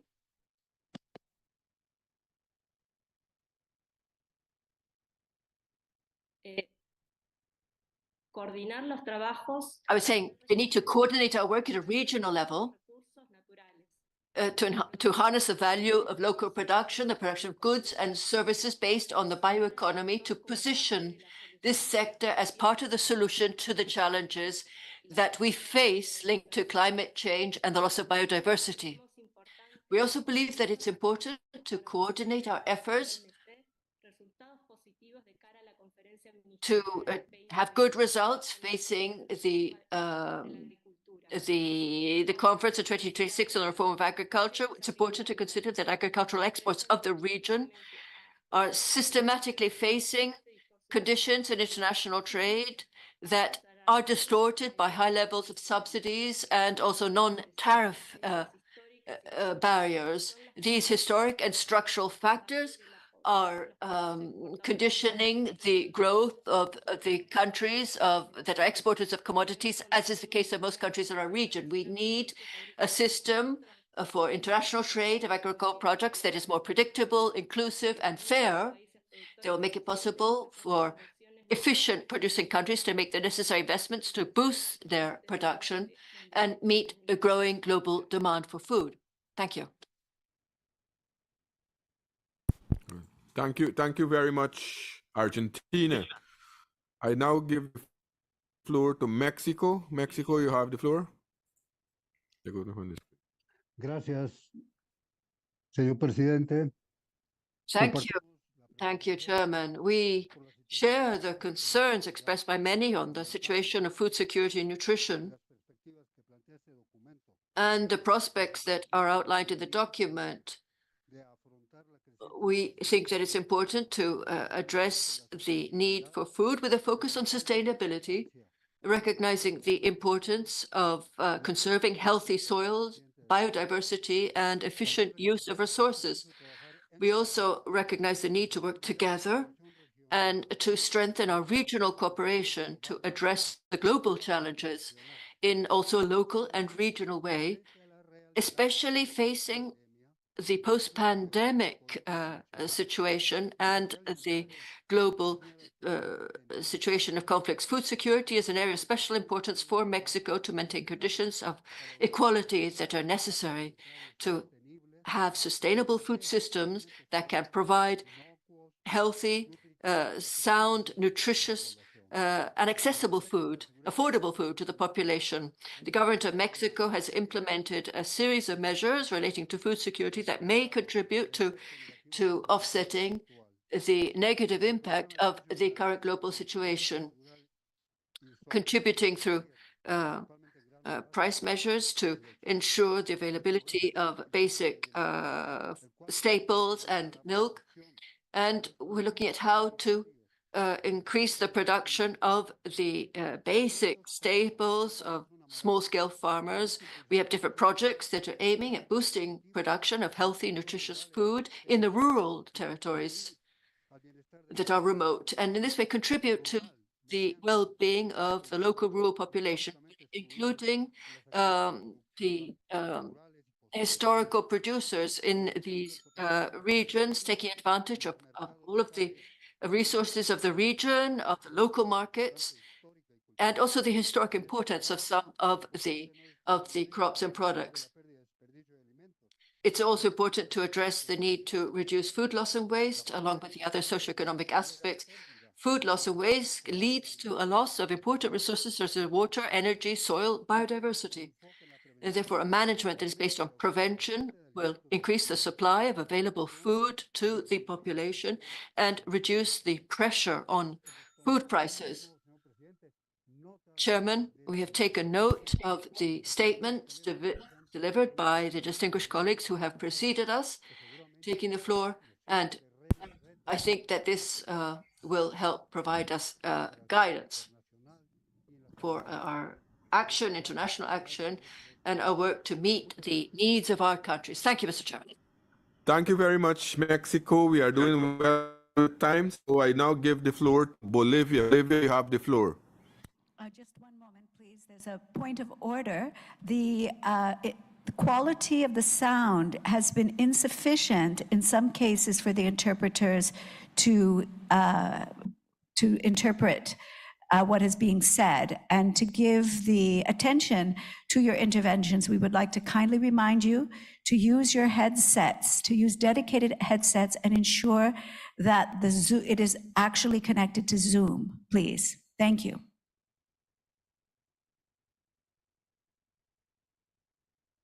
Thank you very much. So we heard that point of order.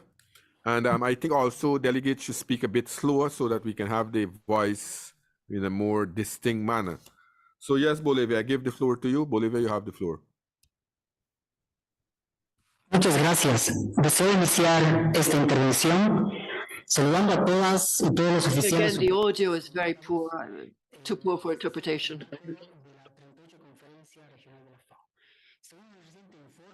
So yes, the audio is not, we're not getting proper sound. Bolivia, if you could, just a point of order, Bolivia. Confirman, por favor, la recepción del sonido.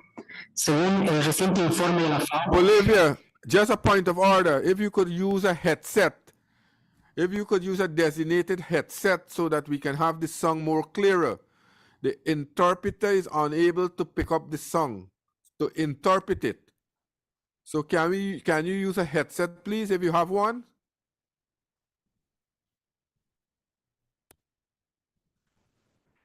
One check, Mr. President, please. So can we go to Bahamas until we have the problem rectified with Bolivia? Bahamas? Good morning. Yes, thank you, Chair. So just wanted to kind of go off on what most others have been sharing. We're still seeing some of the same issues post Hurricane Dorian, though that has been a while. Some of the farms have still had trouble recovering and in the Northern Islands where we had great production. But just looking to continue that and looking at more climate resilient efforts. We also still, COVID is still, it's over, but we're still recovering as others have said. And our unemployment numbers have dropped, but it's still a factor when it comes to the wealth gap and persons being able to afford food. And we really would like to do a lot more, look into more trade within the region so that we can support each other and hopefully, broker deals where we get more affordable food and a better quality. So we already do get quite a bit from definitely Central and South America. As a country, we are really working on our efforts to increase production within the crop section and as well as with livestock. But it's still a bit of a struggle as we try to, as an archipelago with so many different islands, and trying to focus it across this chain of islands in under one jurisdiction and one government. So we would appreciate any support, any collaboration, training, engagements that we can take on with our brother and sister countries within the region. So if any of you have anything that you can assist with us, and wherever we can assist and create some bilateral agreement, trades, though it may not be directly agriculture or fisheries, if it may be another sector, but we can definitely utilize the experience of our colleague nations within the region. And I look forward to that. Thank you very much. Thank you very much, Bahamas. I think you did very well. I now give back the floor to Bolivia. Bolivia, let's take Bolivia again.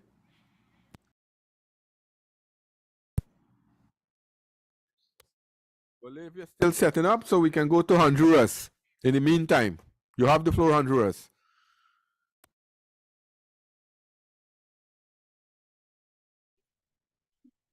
Buenos días. Hello, good greetings to all of the delegations, and in particular, greetings to Director General, Dr. Judong Kim and Mario Lubitkim, EDG. And also I'd like to congratulate the chairman for his election and his entire team. This is a very important event for all of us, undoubtedly. And we deeply believe that work in the area of food security and nutrition has a lot to do with an integrated approach based, starting with our countries in the region, to change those statistics that we have just heard that are so, and that we share whenever we hear the reports on this situation. And I would like to mention 3 points in particular. In all of our countries, we're doing our best to boost production and ensure access to food. But even with that effort, we're not achieving food security and nutrition in our countries. We need to focus, I believe, not only on production, but also on consumption and on nutrition. And to achieve these goals, it's important for us to have fair trade with inclusive investments to ensure that there's more investment exactly in agriculture. The scale of investment in agriculture continues to be low. It's not anywhere, not even near 15% in most of our countries. We need to change that if we want to ensure nutrition for all. Latin America continues to be an important exporter of food, but we continue to have issues of food insecurity in our own countries. Therefore, we need to work hard in this area. We have a plan for implementation of the select plans. And as Honduras, we're ready to work with any country, with all the regions, and with everyone in particular. And in our case, it's important to say that the figures in the report were for 2022.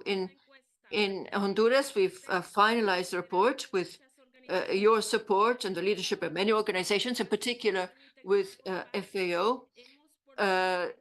in the IPC classification. And for the first term, we've managed to, we've reached the 10% in food insecurity. But this was achieved, this progress was achieved with vouchers, with investment in agriculture, with awareness raising on consumption, different patterns of consumption, and something that is also very important, which I think we need to also consider, which is how to improve public-private partnerships for food security. It is a responsibility of governments, certainly, but not only. It's a responsibility for all. I think we all really basically understand what needs to be done in each country, but we need more regional work, more production, better consumption, and a special focus on school children and their diet. And this is the way in which we can reduce poverty in our countries. And I hope that in this conference, we will be able to make progress in this area. Thank you. Thank you. Thank you very much, Honduras. Now, Bolivia is ready. Just before Bolivia begins, a quick announcement. A las delegaciones participantes, informamos que el registro de I'd like to tell all delegations that the registration is personal to the conference. Members of the delegation who want to enter on Zoom must register in the app of the conference to be able to access. That's the only way in which the conference can be accessed. Thank you. Thank you very much. Bolivia?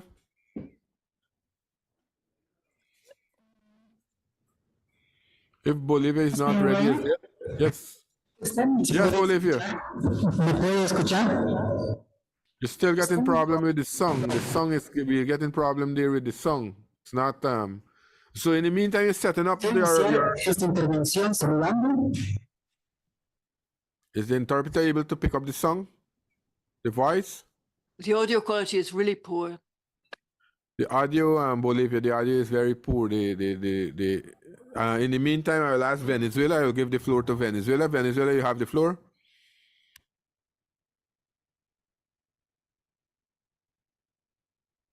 Venezuela on. Representantes de la FAO, delegación de los Estados Thank you. Delegations, chair of the conference, the Bolivarian Republic of Venezuela, the Bolivarian government, and the people of Venezuela have the honor of addressing this important regional conference, and would like to express our vision on food security and nutrition in our region and in the world, starting with the fact that in 2008, we had highlighted the importance of discussion on food security and sovereignty. And food sovereignty is not in competition with food security. It is a vision that is important, and we need to address it if we want to really address the issue of food insecurity and malnutrition throughout the world, promoting the least developed countries and those peoples who are bearing the greatest burden of malnutrition. It's important that peoples be able to produce in their own country and have available technology, and ensure that there is the possibility of enabling access to food. And as has been said repeatedly in all international fora on the subject of food security and nutrition, that in which our country has participated, this is a point that we have always made. We support the statement that was delivered on behalf of Latin America and the Caribbean, but in a world in which 735 million people are suffering from hunger, eradication of hunger is an ethical, political, social, environmental obligation, also a moral obligation. It's we have to look not only at the impact, the effects, but also the causes.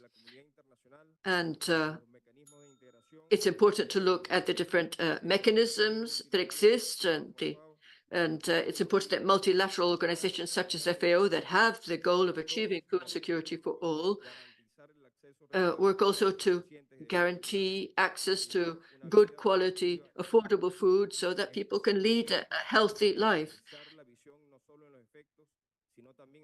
And it's important, once again, to look at the root causes of the situation. And FAO's work is very important in this area. And looking at the future of humanity, we think that it's very important that these aspects be addressed in all plans for the future. Venezuela has developed a social program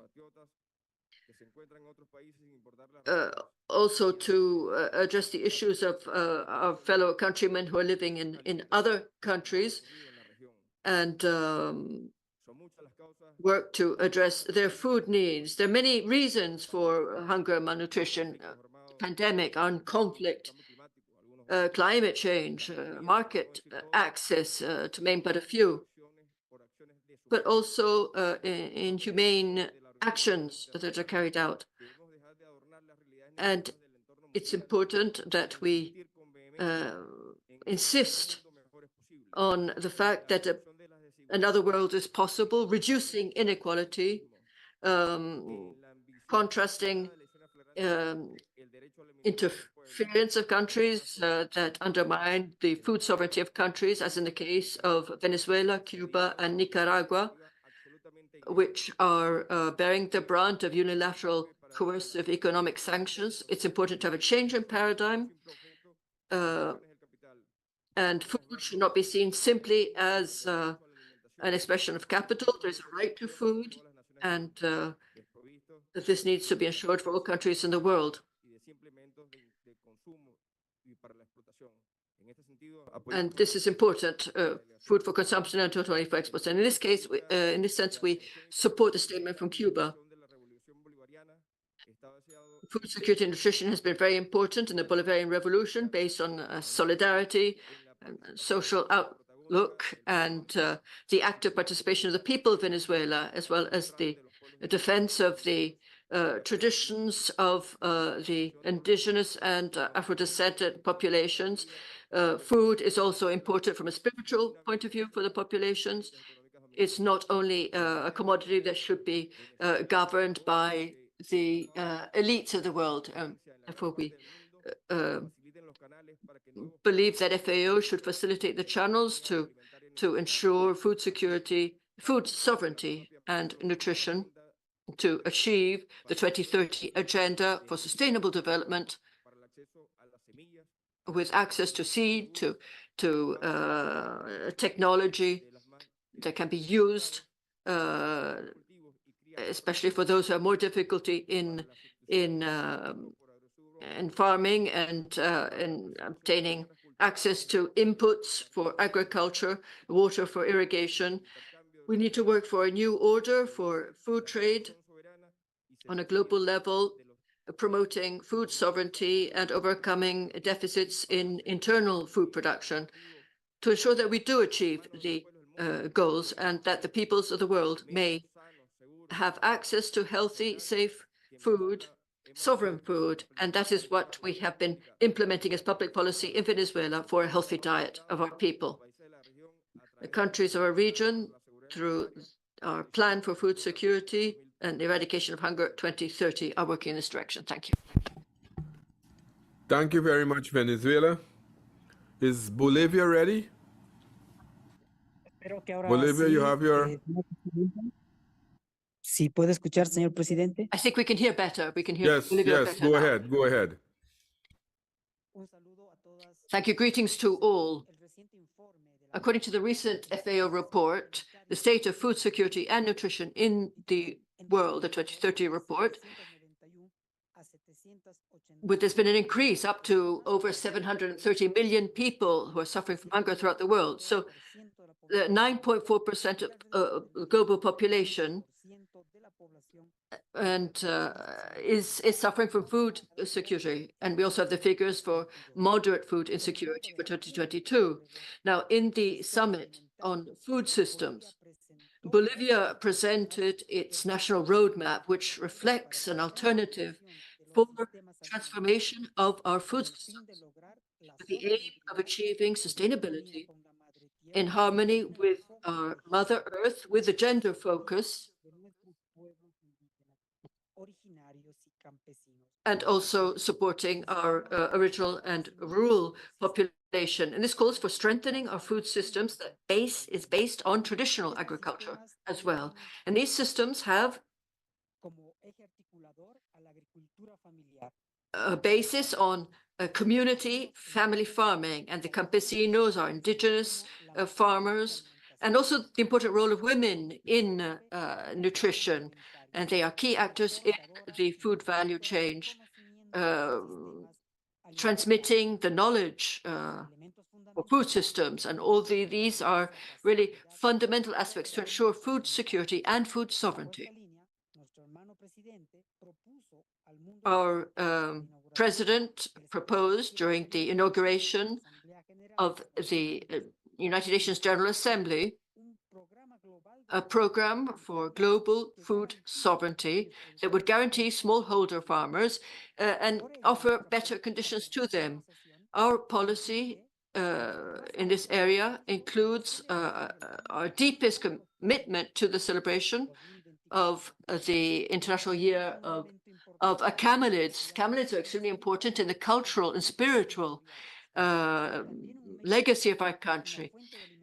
They're a form of transportation, but also important contributions to production and nutrition. And therefore, we call on civil society and academia to take this into account in our discussions at our regional forum, the important International Year of Camelids. Thank you. Thank you very much, Bolivia. Now I give the floor to St. Vincent and the Grenadines. St. Vincent, you have the floor.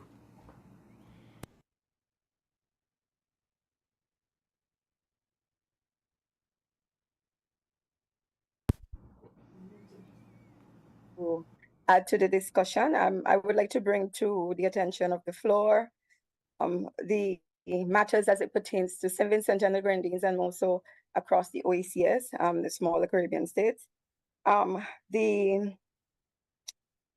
We have to look at disaster risk management as it pertains to building resilience and continuing the work that we have been doing. And we have been trying to improve our data management systems, improve our risk mitigation, given the fact that we are a nation and more so a region that is on a hurricane belt, some of us with active volcanoes, and of course bombarded by dry spells from time to time. It is really important that we work on doing these sort of management or improving these sort of management systems. And I think within that, we need to look at the management of natural resources on not just one on the ocean front. You know, we're looking at IUU mitigation and of course control of fishing, so that we can know when we need to hold back on fishing, when we need not to. So we need to look at our fishing resources as one in terms of control fishing and putting all of the necessary legislation and policies in place to safeguard and mitigate against overfishing. We also need to look at water management systems. It is important that we provide fresh drinking water to our population. It is acknowledged that there are parts of St. Vincent and the Grenadines, particularly the Grenadines, from time to time, we do have a water management system. We have water shortages.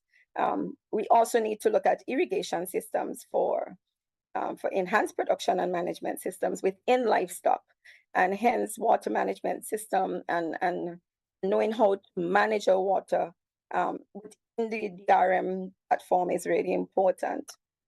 Need to production systems. Land space is one that is very limited. We need to look at how we can maximize the use of our space. So we need to look at vertical agriculture as an option. And within the region, we think that development of value chains is really important. So to close, I would say we need to work on developing our value chain, our commodities to push the commercialized aspect of it. So work not just with a production focus, but also with a marketing focus across the board. Thank you so much. Thank you, St. Vincent and the Grenadines. And now give the floor to France. France, you have the floor.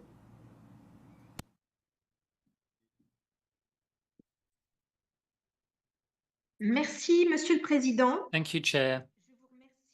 I'd like to thank you, and I congratulate Guyana for the excellent organization of this session of the regional conference. I'm just going to switch off the interpretation. Radio. As the FAO report indicates, the situation in Latin America remains concerning, with a sharp increase. Can you hear me? Perfectly well. You can continue. Thank you very much. As the FAO report indicates, the situation in Latin America remains concerning, with a sharp increase in hunger and malnutrition in the region between 2019 and 2021. Conflicts, economic recessions, the aftermath of the COVID-19 pandemic, but also climate change with the El Niño phenomenon, weigh on and worsen food insecurity and malnutrition. The consequences of Russia's invasion of Ukraine on global food security continue to be felt, including in the Latin America and Caribbean region. France remains particularly concerned about the situation in Haiti. The latest report from the UN Secretary General confirms the seriousness of the crisis, to which a global response must be provided. France supports the action of humanitarian actors to provide assistance to the Haitian people in need of assistance. Other humanitarian crises are increasing in number, but also in terms of intensity and in duration. Gaza, the Sahel, Ethiopia, and Yemen. Climate change and deforestation also have major impacts on food insecurity and malnutrition in the region, as illustrated by the concerning situation in the dry corridor in Central America and the drop in water levels in the Panama Canal due to drought. In this context, it is necessary and urgent to act on all levers to work towards the transformation of food systems to make them more sustainable and resilient. France underlines the importance of adopting a systemic approach, relying on the development of agroecological practices and other innovative approaches to support the transition to diversified, carbon-free, efficient, lower input systems. France is committed to responding to these global challenges in a concrete, partnership-based approach. This is what lies behind our mobilization in the School Food Coalition, the School Meals Coalition, co-chaired by Brazil, France, and Finland. France commends the dynamism and mobilization of the region in favor of school feeding with the holding of a regional meeting in 2024 and the second global meeting of the coalition in Brazil in 2025. As a follow-up to the 2024 Olympic Games, France will organize the Nutrition for Growth Summit at the start of 2025. And we invite all members of the region to prepare ambitious political and financial commitments in view of the summit. France is particularly mobilized with Costa Rica for the protection of the ocean. We will jointly organize the third UN Conference on the Ocean, UNOC3, which will be held in Nice in June 2025 and will be preceded by a high-level meeting in Costa Rica in June 2024. We encourage all countries to work together with an ambitious international agenda for the oceans, particularly in terms of sustainable fishing and the fight against IUU fishing. Finally, the question of financing is key. No one should have to choose between the fight against poverty and the fight against climate change. France is heavily mobilized in this respect, as evidenced by our political and financial commitment to the 13th replenishment of IFAD's resources and the Paris Pact. We welcome the ambitious goals of the Brazilian G20 presidency this year, including the initiative to develop a global alliance against hunger and poverty. Finally, Chair, we will only be able to achieve these goals if the foundations of our common house, FAO, are solid. France is committed to good governance of international organizations, and as such, we will closely follow the monitoring and implementation of the recommendations from the report that the UNJIU recently made to FAO. I thank you. Thank you very much, France. Before I go to civil society and the other organizations, I will now give the floor back to Brazil. Brazil, you have the floor. Señor presidente, muchas gracias Yeah. por Thank you very much. Exceptionally, thank you for giving the floor back for the second time to make a statement in my national capacity. As described in the document we've just looked at, we're looking at a very serious food security situation in the world and in our region. We have many crises, including the climate crisis. We have armed conflicts affecting hunger and poverty. We need to be ashamed of this situation. As President Lula said, the world has normalized what is unacceptable and forgotten how to be ashamed of certain things. There are other drivers that affect food insecurity. We should not forget that there are huge inequalities lying behind food insecurity within countries and between countries. This is especially clear in our region. We have persistent inequalities. We have very high incomes which continue to grow, and we have the poorest people whose incomes are dropping even further. So the gap is widening, and we have 50% of the poorest people only possess 2% of the wealth. We need to highlight some central points that we as a region need FAO's support. We think that FAO needs to focus on this to face hunger and food insecurity. This includes the implementation and strengthening of policies that strengthen family farming, with a focus on sustainable production methods that protect biodiversity, improving infrastructure to make the most out of supply chains, social protection systems, strengthening them. Fourthly, strengthening school meal programs to promote adequate and healthy diets and help the local producers. And fifthly, helping rural and urban populations to access healthy diets and promoting outreach to promote sustainable agriculture. We express Brazil's commitment to continue to work towards achieving our goals, especially the achievement of SDG 2, which remains one of our most important goals. Thank you. Thank you very much, Brazil. I will now give the floor to Ms. Sierra Garrido, Civil Society Observer. You have the floor, Miss.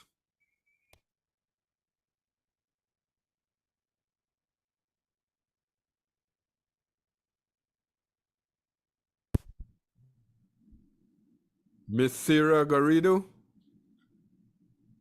is she there? Private sector rep? Sara If not, Garrido. Hola.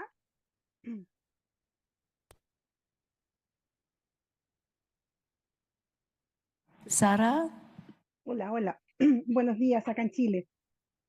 Mi nombre es Sara Hello, Garrido. here we are in Chile. I'm a civil society observer and a member from Chile, from WWF. As a member of the Global Forum, we think it's very important to strengthen food sovereignty for coastal communities and increase the participation of women, fisherfolk, and affiliated workers. All of these activities are primarily carried out by women.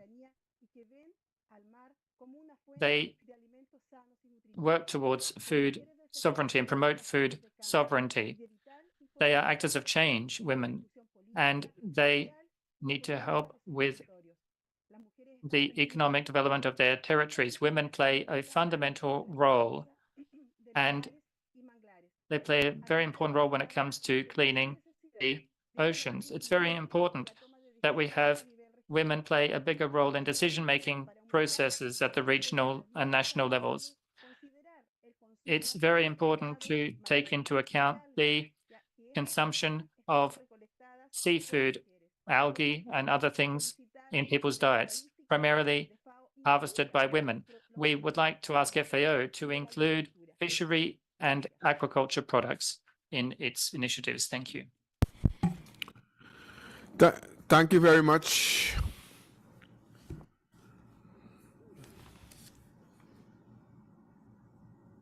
I now give the floor to Mr. Hector Basigolu, private sector spokesperson. Mr. Galupo. Primero, un saludo a todos. Felicitaciones a FAO por esta Hello, importante. everyone. We'd like to congratulate FAO on this important conference. I represent the private sector, in particular the fisheries sector through PESCAS. We'd like to highlight the importance of the fisheries sector for the environment and the economy, and for being part of the solution to problems. FAO's support is very important in the work that we do. Blue transformation, access to resources for producers are very important. It's very important to include technical advantages and technology, digitization, and artificial intelligence in initiatives moving forward. It's also very important to have an efficient use of water. We support work done in countries like Mexico and Chile, where work is being promoted throughout the whole region. This has contributed to increased consumption in many countries. In Chile, for example, consumption increased from 3 to 10 kilos per person. And we need to see public policies focusing on consumption and food in schools as well. We support the FAO's initiatives that support these aspects, amongst others. I thank you very much indeed. Thank you very much for those interventions, and I now give the floor to Ms. Sofia Bustos. Muchas gracias, Chair, por facilitarnos la palabra. Thank you very much, Chair, for giving us the floor. I'm Sofia Bustos. I'm speaking here on behalf of the scientific sector here. We think it's very important to prevent malnutrition in all its forms, micronutrient deficiencies, overweight, and obesity. Healthy diets can be achieved through programs that promote healthy food like vegetables, fish, and other products, and avoiding unhealthy foods. Looking at issues like subsidies and other measures as well. Interventions in supply chains can also increase the acceptability of and availability of healthy foods. It's very important as well to make sure that young people can have access to healthy foods, and also develop clear guidelines for consumers, like front of packaging labeling as well. It's very important to promote healthy diets through these measures. Social protection systems can also play a very important role in protecting the most vulnerable parts of the population. When it comes to achieving the goals for 2030 in the context of sustainable development in a globalized world, where we are seeing impacts on production systems, we need joint efforts between countries and different various institutions to address the impacts on the agri-food systems. These efforts can be seen in coordination, partnerships and agreements that work on various aspects that will allow for agri-food systems to be made more resilient and sustainable. All of this can be done as well through agroecological systems. Thank you very much.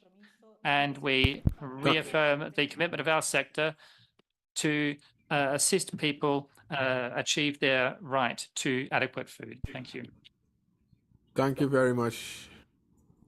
I will now give the floor again to St. Vincent and the Grenadines. I see my good friend Saboto is there. You have the floor. Thank you. Thank you very much, Mr. Chair.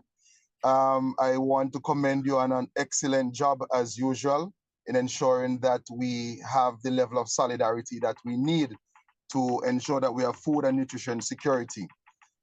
I want to begin by thanking the FAO for an excellent job done over the years, and particularly recently with the support given to St. Vincent and the Grenadines as the pro-tempore president of CELAC. And I want to guarantee that I know that through the CELAC Food and Nutrition Security platform, that we'll be working with the new pro-tempore president of CELAC, Honduras, to ensure that we continue on this productive path. It would be remiss of me if I do not mention the very important role that we continue to have played in the OECS, where we are working with the OECS FAST strategy, and the work that President Ali is doing at the level of CARICOM, and your own support and your recent presentation done at the CARICOM heads as it pertains to our vision to reduce our food import bill by 25% by 2025. Again, on behalf of the OECS member states, I wish to thank the FAO, and we look forward for an excellent conference. Thank you very much. Thank you very much for that contribution. Now, I will ask Dr. Rosario to take the floor again, but I just want to summarize that we have had some very excellent intervention and contribution. We have had 17 states, St. Vincent and the Grenadines and Brazil would have spoken 2 times, and then 2 observers. So a number of interventions were made, and I want to thank you all for your valuable and insightful contributions in the plenary. I think we had some very, very, as I said, very, very good intervention. So I'll ask Dr. Rosario, I will give him 5 minutes before I close to hear his reaction to the comments received and those interventions that were made. Dr. Rosario. Thank you, Your Excellency. FAO would like to thank country members for their intervention today. We have taken a duly note to your recommendations. This will certainly guide FAO's future work in the region. FAO acknowledges the plan SAN-CELAC 2030, which represents a fair commitment of its 33 country members of CELAC. FAO is ready to support its implementation at national level. In the same way, we would like to thank country members for their appreciation for the statistical work that the organization does, as well as the work of producing food outlooks. At the same time, we would like to highlight the importance of having timely, credible, and complete data in order to conduct the necessary studies and analysis and inform policy decision processes. Without data, we cannot conduct any analysis or assessment, and therefore we cannot discuss about evidence-based policies. FAO is ready to work with all countries in the region to strengthen national capacities in data, statistics, and information systems. Finally, FAO is committed to continue providing comprehensive market intelligence reports and short-term forecasts and medium-term outlook, including timely analysis of the impact of a variety of drivers of trade and prices, as mentioned by several delegations, and more recently, the logistical bottlenecks in various choke points, including in the Canada panel, Canal and the Red Sea. Thank you very much. Thank you very much, Dr. Rosario, for those reactions. Ladies and gentlemen, now we'll break for lunch. I kindly request your cooperation to resume the session promptly at 2 p.m. to continue with the plenary at that time.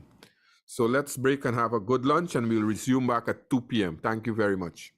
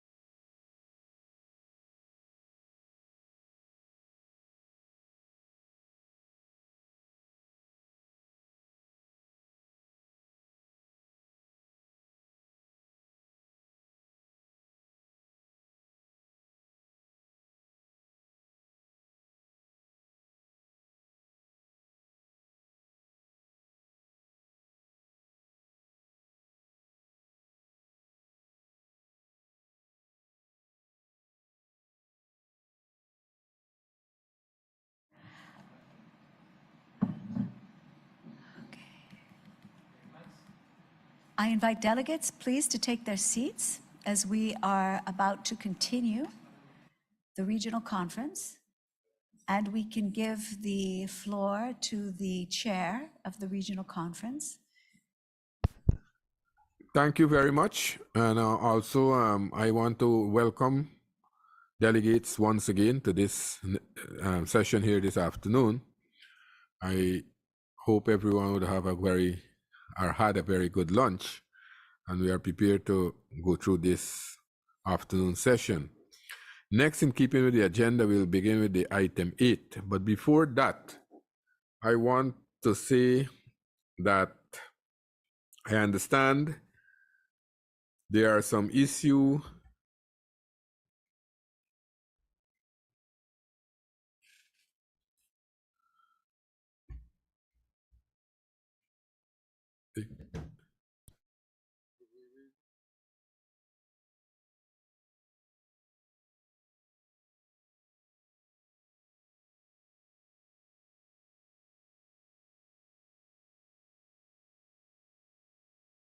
I understand that the government of Argentina has its hand raised, so perhaps we could start with Argentina and then go to the chair. So yes, before I call on my good friend Ambassador Carlos, you know, he's a very good friend of mine, and we had very good relation. I understand that there was some confusion regarding the speaking order of the previous session. Kindly note that my intention was to give the floor to member countries of the region first, and only afterwards to open it to observers. I have not originally anticipated that member state would ask for the floor a second time. For this reason, I began the observers section without formally announcing it, and then returned to the government delegations. Rest assured, I will announce with clarity in the future when observers can have the floor to avoid any confusion. Thank you for your understanding. Before I go into the original session, I will give the floor to my good friend, Ambassador Carlos. You have the floor, my friend. Thank you. Gracias, querido presidente. Thank you, distinguished chair. This is my first time taking the floor, therefore I wish to greet you. It is an honor to see you chairing this meeting and to see Guyana's dreams in hosting this conference come true. We welcome this. I would also like to greet our colleagues, the DDG, Mario Lubetkin, and the entire team. Chair, thank you very much.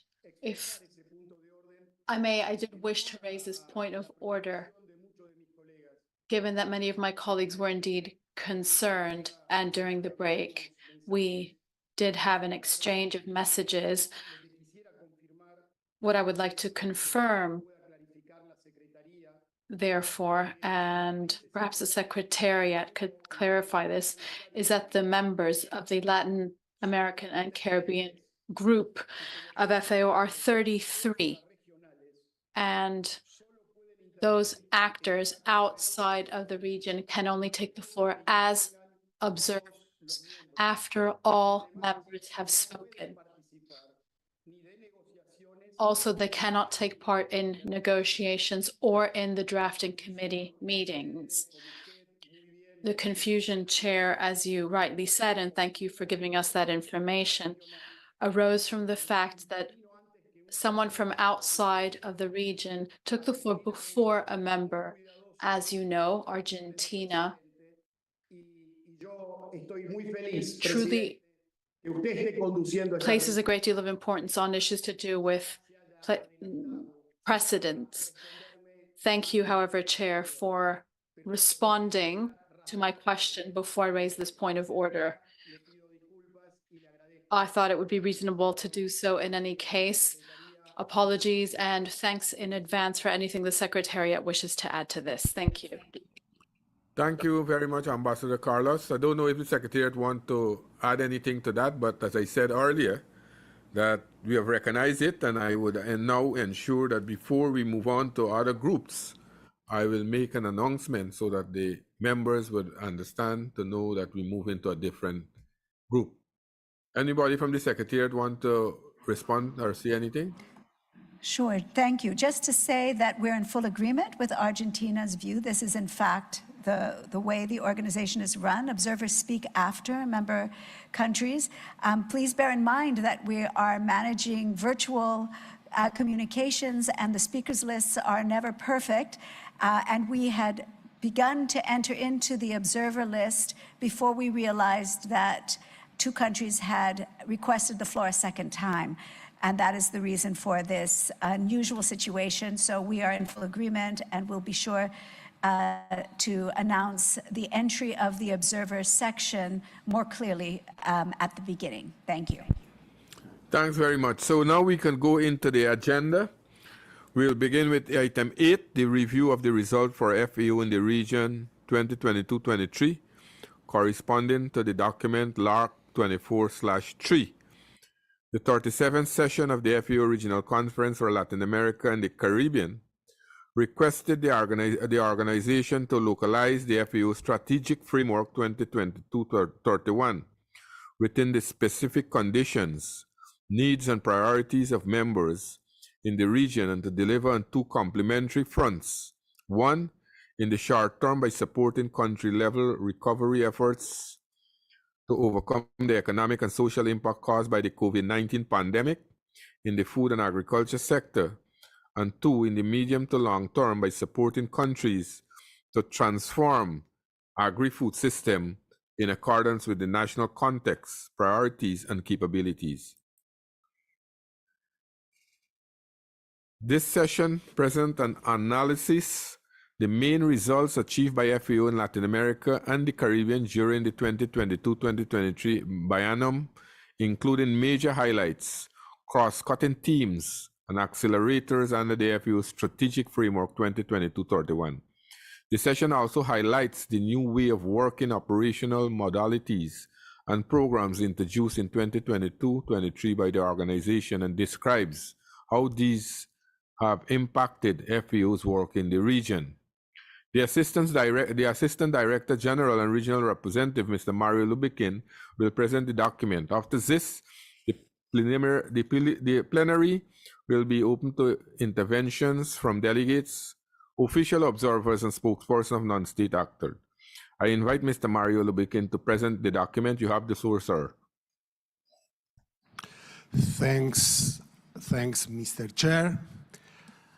Distinguidas y distinguidos representantes de los Distinguished government representatives of the 33 members of FAO from Latin America and the Caribbean. It is an honor to address you in this session so that I can present the results and advances of Latin America and the Caribbean for 2022-2023.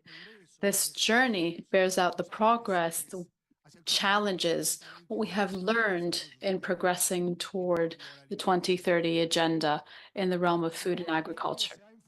Our daily work has focused on supporting our members in transforming agri-food systems so that they can be more efficient, inclusive, more resilient, and more sustainable by implementing different interconnected pillars of work guided by FAO's strategic framework so that we can achieve better production, better nutrition, better environment, and a better life while adapting to emerging regional and global dynamics. Like the rest of the world, Latin America and the Caribbean has faced a number of complex challenges, including adverse climate effects, shrinking economies, the impact of the pandemic, rising food prices and agricultural inputs, armed conflict, and others which have enhanced economic, social, and environmental inequalities. Against this backdrop, LARC37 provided us valuable recommendations we have addressed so that we could provide a tangible, concrete response to the needs of our members. I'm pleased to inform you on progress made in 3 areas of work. We have driven sustainable food systems so that we can provide healthy diets for all.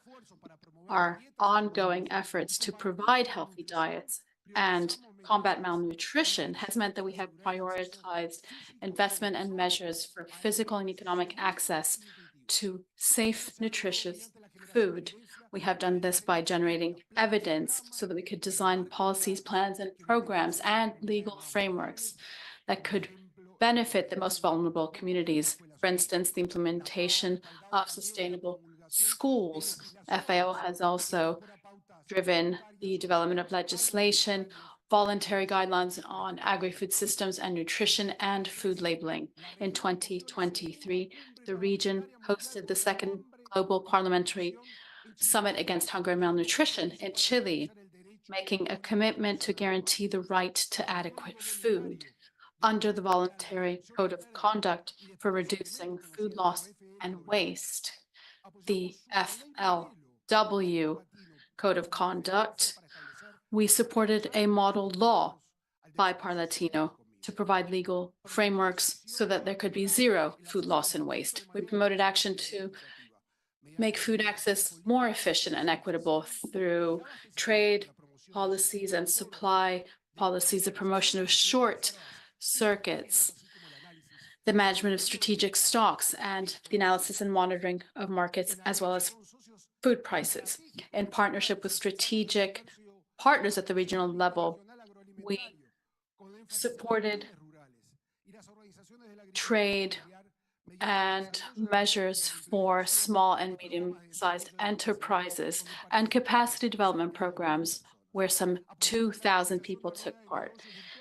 We also held virtual workshops with over 4,000 companies from Latin America and the Caribbean, where 25% were organizations and cooperatives from family farming, and some 50% of companies were women-led.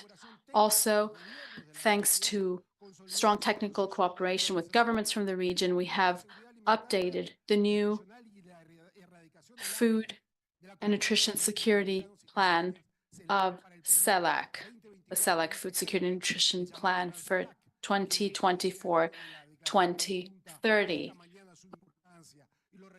which was highlighted by many representatives from countries in the region today. The new plan was approved and ratified unanimously during the 7th Summit of Heads of State and Government of CELAC, held on the 1st of March in St. Vincent and the Grenadines. This reflects a historic regional consensus around malnutrition and food security in such a tangible form, as you yourself said, so that we can celebrate progress made toward the 2030 agenda. We have worked to promote more prosperous and inclusive rural communities, to reduce rural poverty, and to revitalize rural lands, focusing on redressing inequalities and enhancing production. Members have supported strategies and programs for the adoption of agricultural practices that are sustainable and innovative. We have worked to implement integrated pest management and agrochemical systems and have fostered actions around the livestock sector. We're working towards inclusive and resilient rural areas, the promotion of rights and the economic inclusion of women and youth and indigenous peoples and Afro-descendant people in rural areas. We have a learning cycle on indigenous peoples and Afro-descendants and provide support to producers' organizations and the Caribbean network of women rural workers. We supported the Amazon dialogues to tackle the challenges that local communities face, addressing the sustainable management of the Amazon, a privileged region on our planet, whose biodiversity plays an essential role in climate regulation. We continue to strengthen our agenda for the decade of family farming to enhance productivity and come up with innovative systems so that we can expand our technology on food systems. We have enhanced our resilience for the most vulnerable communities, women, youth, Afro-descendants, so that we can prevent and better tackle the crises and shocks that we face. We are guiding investment toward eradicating extreme poverty and hunger by strengthening livelihoods and laying strong foundations for the prosperity of all and sustainable development. We're advancing towards sustainable and resilient agriculture by supporting members and providing access to environmental and climate funding. We are tackling the many challenges that the rural sector faces and moving toward a more sustainable and resilient future. FAO has strengthened its climate change and adaptation and mitigation plan through many programs and projects funded through the GCF and GEF. We are working to promote sustainable agricultural practices and reduce adverse weather events and their impact on agriculture. We have strengthened the sustainable livestock agenda with innovative solutions and actions that aim to reduce negative impact. We are combating poverty, adapting to climate change in this sector too. We contributed to the first ministerial conference on low emissions food systems, an initiative led by the government of Chile that brought together more than 20 countries. We are advancing toward transformation by fostering social protection measures and programs that support small-scale and artisanal fishing. We contributed to decision-making in the Caribbean's network, enhancing the capacity of the small island development states. We strengthened the focus and early action in the face of many different threats and extreme weather events such as drought, forest fires, and floods, and have contributed to many plans and projects in many countries in the region. In coordination with ECLAC, we have strengthened our management for the Climate Action Platform for Agriculture in Latin America and the Caribbean, known as PLACA, engendering synergies in agricultural development, climate change, and food security. We have fostered corporate initiatives so that we can promote a positive change across the region. We complemented FAO's initiative with many promising outcomes: 1,000 digital villages, the hand-in-hand initiative, the One Country, One Priority Project initiatives. This has meant more investment, more innovation and technology, and a focus on data and a deep understanding of the importance of gender equality, an intergenerational approach, social inclusion, and partnerships. I would like to highlight the hand-in-hand initiative. We are working with 14 countries in the region, developing investment plans for over $770 million. We are working with public investment banks for priority sectors. For instance, the Digital Villages Initiative has supported over 50 projects, improving rural communities' digital capacity. We have promoted 11 commodities at the country level to improve food security under the One Country, One Priority Product initiative. We're enhancing value chains for these commodities, meaning that we can stand out as a region, as we have done with many of you. Also, through the science and innovation strategy of FAO, we have taken more than 70 different measures, which prove that science and innovation drive our work. We have consolidated a new capacity development program for innovation, transformation of agri-food systems in a project we call FAO Campus, which has been extremely successful so far. Also, the work done in the last biennium has shown an increase in resource mobilization from $119 million mobilized in 2022 to $228 in 2023. This allowed FAO to help countries access voluntary contributions for a total of $347 million, a contribution of 70 partners with additional co-financing, which reflects trust in FAO's work and in us all in accelerating progress toward the 2030 agenda. Also, FAO has played a key role in the design of 13 investment projects in 10 countries in the region, supported by IFIs. An estimate of $1.2 billion. This not only contributes to development in our communities, but also bears out global commitment toward a more equitable, prosperous future. At the end of this biennium, I must say that FAO has provided technical assistance for the implementation of over 300 projects with a budget of over $900 million and the approval of 35 new projects whose beginning is scheduled for the coming months with a budget of over $1 billion. I have tried to summarize the notable efforts and many daily actions taken within FAO's strategic framework across the entire Latin American Caribbean region. This reflects the commitment of governments in the region to food and agriculture, recognizing these sectors as fundamental pillars for development in the social, environmental, and economic spheres. According to our latest estimates, Latin America and the Caribbean was one of the few regions that saw a reduction in the prevalence of hunger, going from 7 to 6.5% between 2021 and 2022. Although this has shown a slight progress, we're still far from the targets we have set.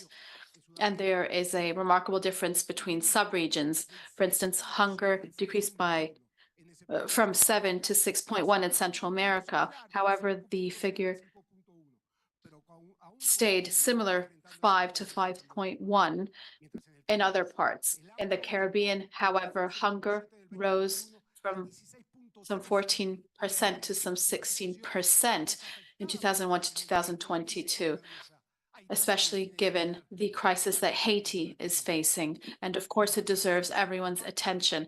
The dates and figures I have shared do not just represent the numbers. These are tangible proof of the global commitment toward achieving these goals. These small steps forward give us hope that our action also tell us that our action should be aimed in the right direction. Of course, this could not be possible without the many partners, strategic partners and donors, NGOs, and of course, the action of the countries that you all represent. We reiterate our commitment to contribute to building a more prosperous and sustainable future for Latin America and the Caribbean, as we said in the many informal discussions and in the run-up to our conference. We will continue to work tirelessly toward our joint vision so as to achieve better production, better nutrition, a better environment, and a better life, of course, leaving no one behind. Thank you.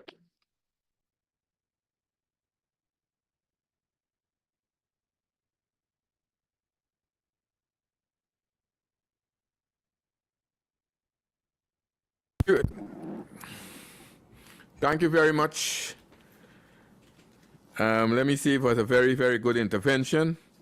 I think we have a lot of issues to deal with. So, Mr. Lubikin, I think that was a very excellent presentation. Before, I think we have the list of... I now invite, we will have the list of person who wants to speak. I now invite government delegation to share their comments on the topic just presented. Please virtually raise your hand if you wish to speak. I see Guyana. Guyana there.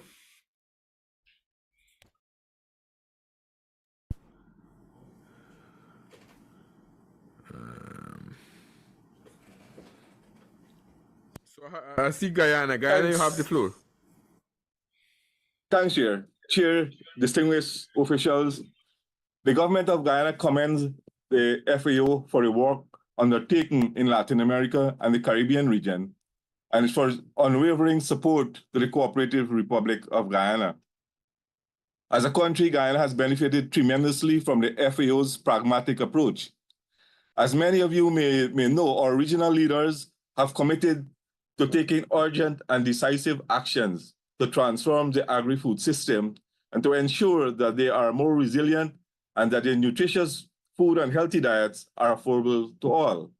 The support from the FAO through the technical cooperation projects has fostered the implementation of the CARICOM agri-food system agenda, which aims to boost the region's food supply with an expected food import bill reduction of 25% by 2025. Permit me to highlight some of the areas in which FAO has supported the Cooperative Republic of Guyana during the last 2 years. The development of a draft food security bill, which when passed by the National Assembly, Guyana will have the distinction of becoming the first English-speaking country in the Caribbean to have food security legislation. FAO has continued to support Guyana to implement agricultural statistical instrument. We have started the development and operationalization of the improved fisheries management and information system. Under the FAO China South-South Cooperation Program, the FAO donated drones and the geographic information system, GIS mapping, that enables rice farmers in Guyana to comprehensively monitor their production plots during the various growth phases. Technical assistance for the preparation of the strategic plan for agriculture and rural statistics, monitoring the reporting of the SDGs through the analysis of SDG indicators, the food insecurity experience, skills, methodology, and Caribbean. The FAO is contributing to the enhancement of the school feeding program. FAO has provided support to Guyana for the development of the National Pathway for Food System Transformation as we continue to work together towards the 2023 agenda. Continued technical assistance from the FAO is integral to Guyana's effort to achieve the Sustainable Development Goal. The government of Guyana is grateful to have the support of FAO in our effort to more efficient, inclusive, resilient, and sustainable agri-food system for a better production, better nutrition, a better environment, and a better life. Thank you. Thank you very much, Guyana. I now have to give the floor to Colombia. Colombia, you have the floor. Gracias, señor presidente. Thank you, Chair. We would like to thank FAO for presenting this report. Colombia takes note of the results achieved in the region for 2022-2023, focusing on the 4 betters: better production, better nutrition, a better environment, and a better life, leaving no one behind. We appreciate the cross-cutting nature of the 4 betters and their link to the SDGs, especially now that we are 6 years away from 2030.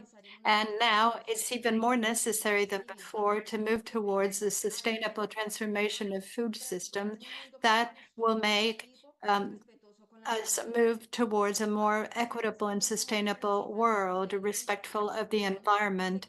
In spite of improvements in our region, we continue to have problems and a prevalence of hunger, and this can definitely become a global problem and the scarcity of food. We'd like to thank FAO for the efforts made to disseminate appropriate and unbiased information on markets, food security, and cost of food and inputs. This is extremely useful, this information, especially as we try to rise to the current challenges, especially at a time in which the global situation can jeopardize the achievements over the past few years. We appreciate FAO's achievements in the 3 regional initiatives.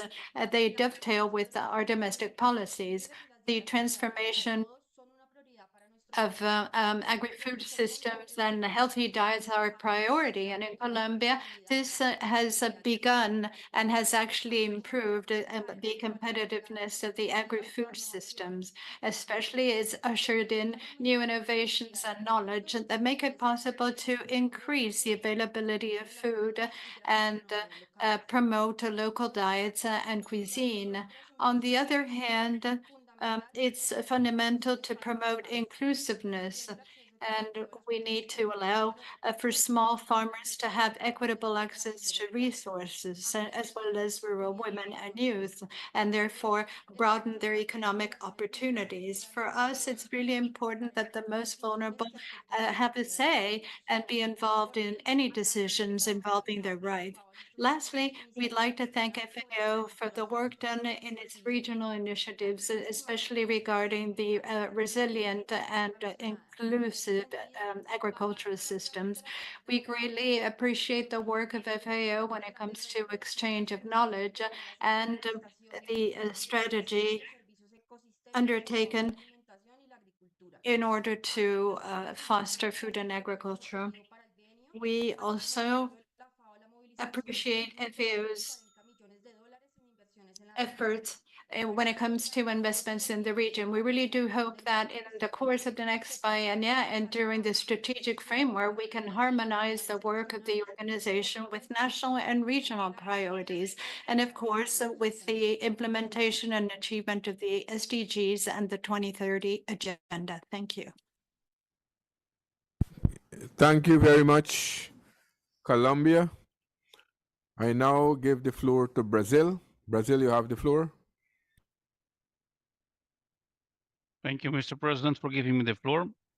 Brasil agradece el informe sobre los resultados de la Brazil expresses thanks for the report on the result of FAO's cooperation in the region in 2022-23. We would like to welcome FAO's support to countries in the region, especially in organizing the Amazon dialogues. The dialogues brought together more than 27,000 people from the most diverse parts of the Amazon so that they could discuss issues such as women's rights, gender equality, protecting the environment, fighting hunger, inequality, promotion, protection of human rights, agrarian reform, youth, and others.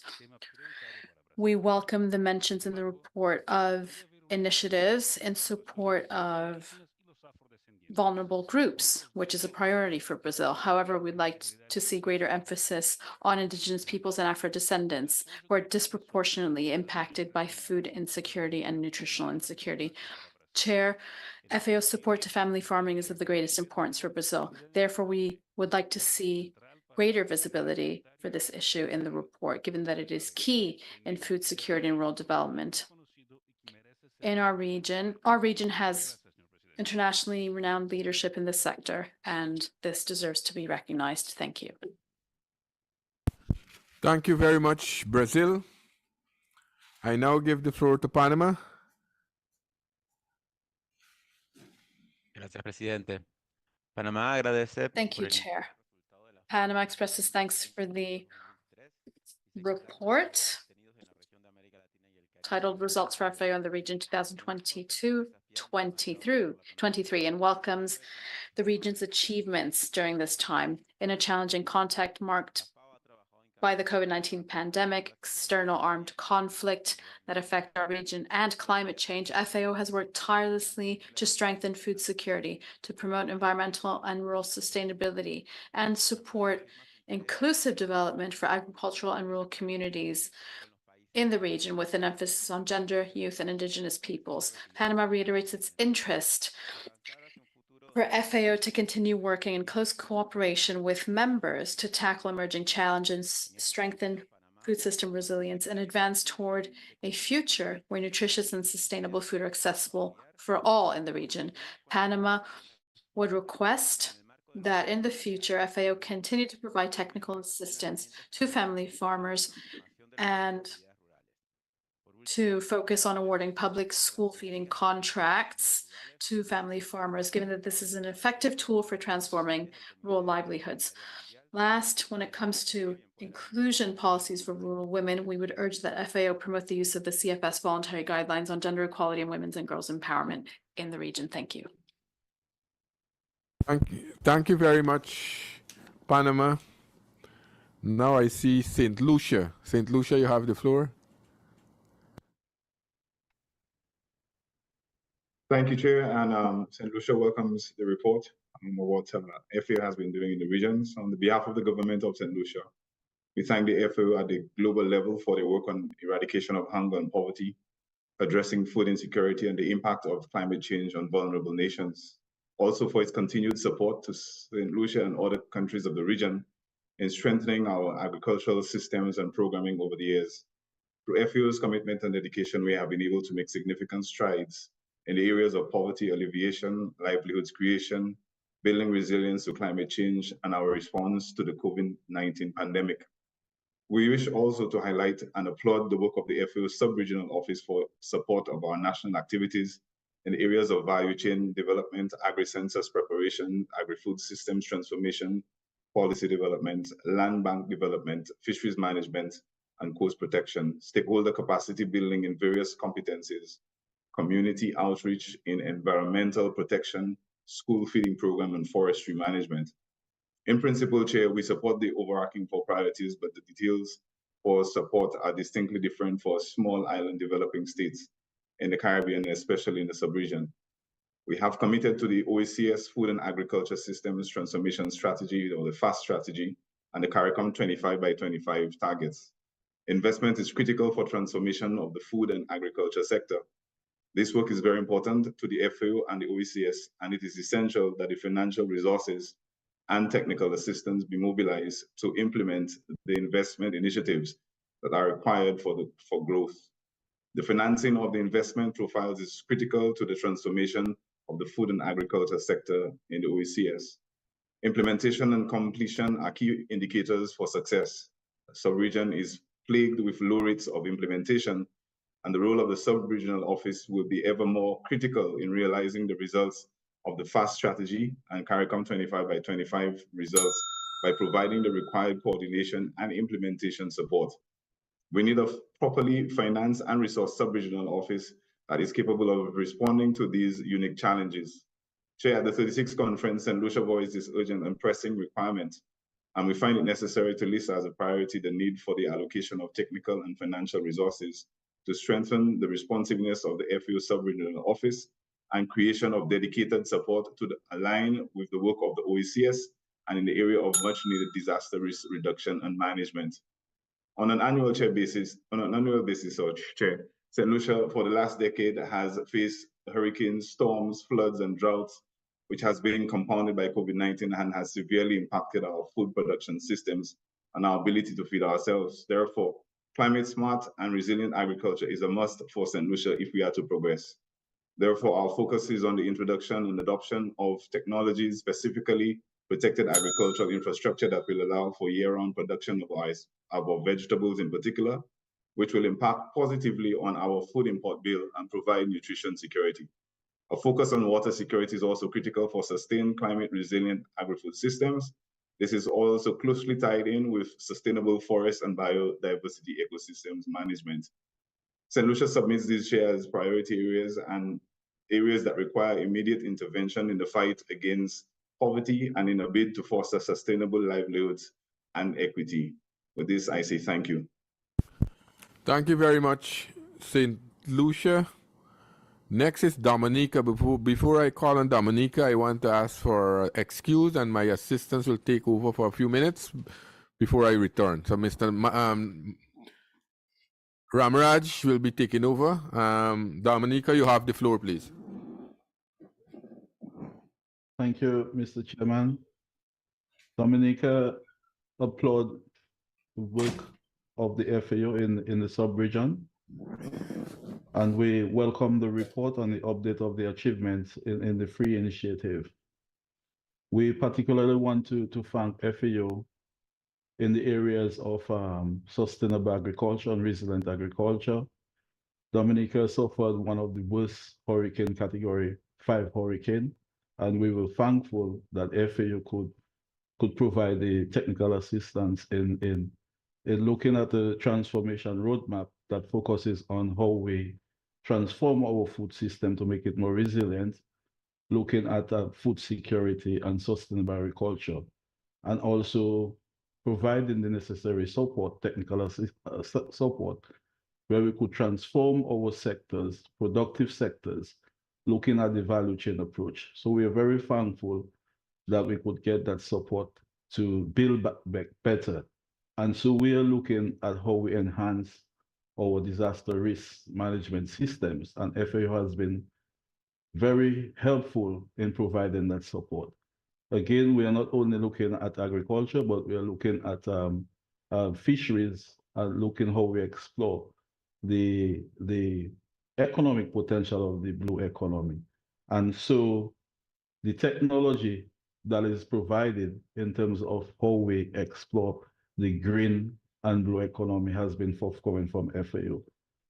In terms of technology-wise, we were very thankful for the support that we received from the Food and Agriculture Organization in improving our data and information systems, training our extension officers in drone technology, and that has helped us in more accurate data. Food and nutrition security is critical for us, and we were thankful that FAO provided some systems where we could update our food and nutrition security. More so, I want to endorse the intervention by my colleague, St. Lucia, the government of St. Lucia, sorry, where we speak of enhancing a fast strategy of the OECS and the 25 by 25 initiative. For us, food security is very important. And again, I want to thank the FAO in looking at some of the priority crops that we are pushing in Dominica, the high-end vegetables. And so again, for us, we want FAO to continue the work that is doing in technology when we talk about low-cost irrigation and explore opportunities in the blue economy. So, Mr. Chairman, with these few words, I want to thank the FAO in some of the initiative and to urge FAO to continue its works in resilience and sustainable agriculture, value chain development, and how we provide inclusivity for women and youth in agriculture. So thank you, Mr. Chairman. I will not go into the high cost of inputs, but we really want some work be done in how we transform the sector, but looking at low-cost technology and how we provide low cost of production, provide that services to our farmers. So, Mr. Chairman, thank you very much. Thank you very much, Dominica. The floor is over to Argentina.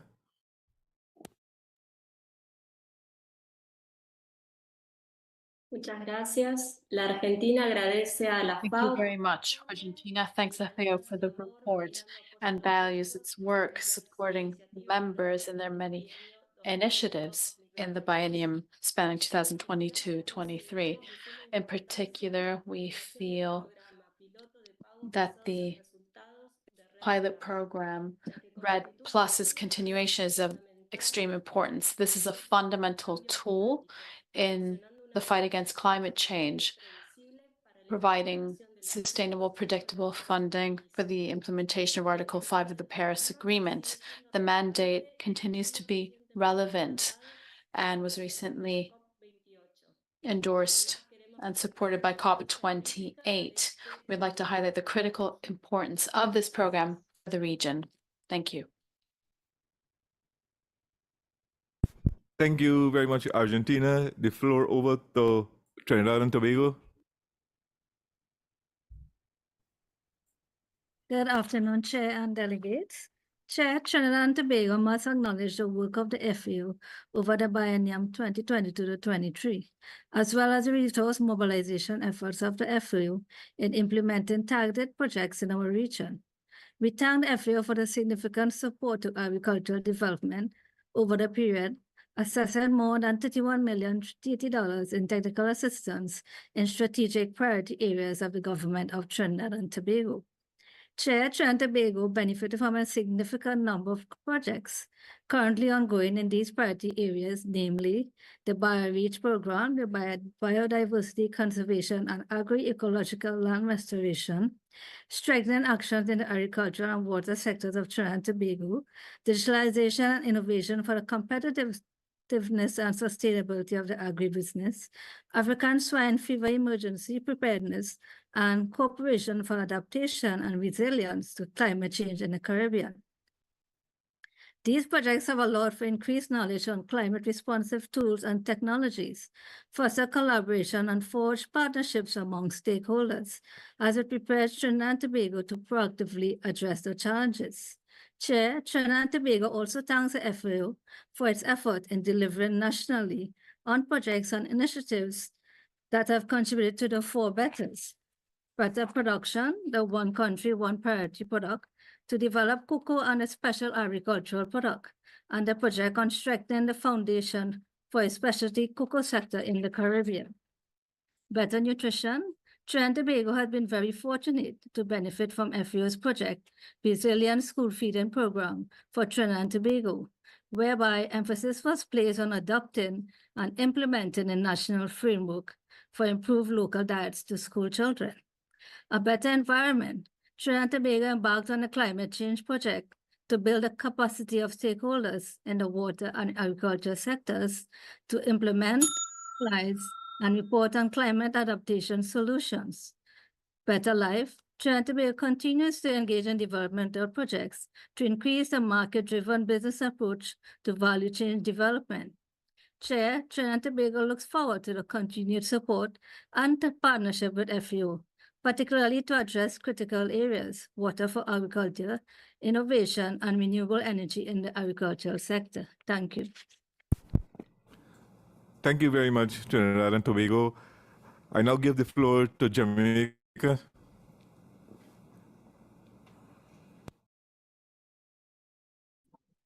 Thank you very much, Chair.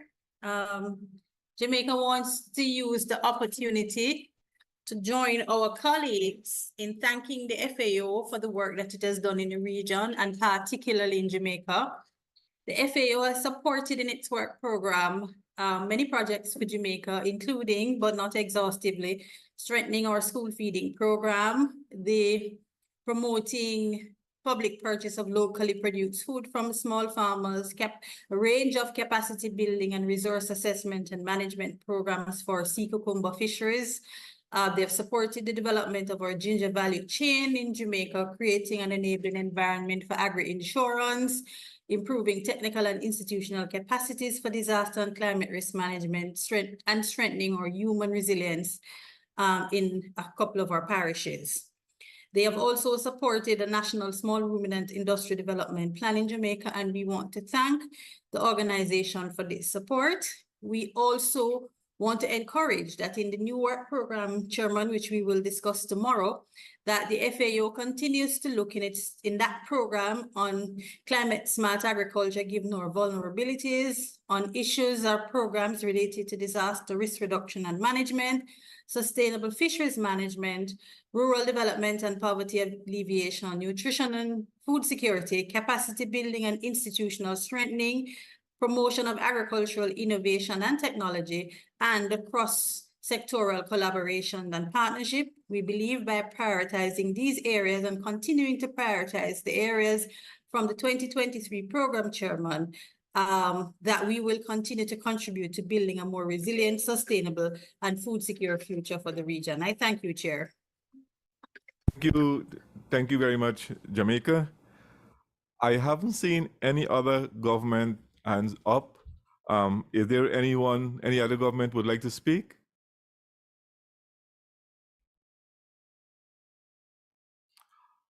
Okay. If not, can we?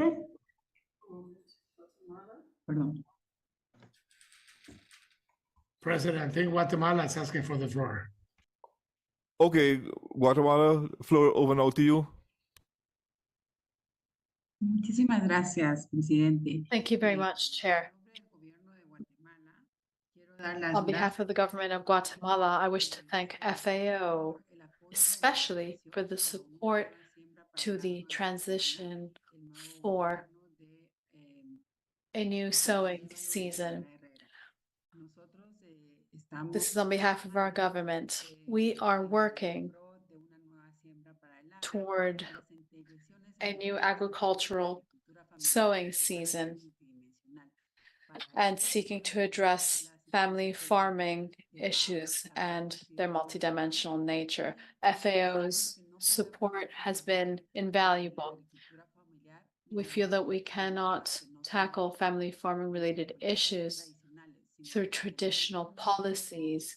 What we need is a complex host of policies and strategies that are multi-sectoral and integrated. Support to family farming must go hand in hand with different types of action so that we can address the underlying causes and to make changes at a structural level, especially in reducing poverty. Collaborative, interdisciplinary, and interinstitutional work with the support of the cooperation sector is the only way forward toward a better future for Guatemala. This effort is key in Guatemala, given that almost half the child population suffers from chronic malnutrition, and agriculture is the main productive activity. Generating opportunities for family farming and intervening in empowering rural youth and women is essential in ensuring rootedness and ownership on our territory. Therefore, the initiative that has been undertaken by FAO is particularly important. Thank you for all these efforts, and we wish you every success for the coming biennium. Thank you. Thank you very much, Guatemala. And a kind reminder, governments that wish to speak, please indicate by raising your hand, your virtual hand. And Ecuador, you have the floor.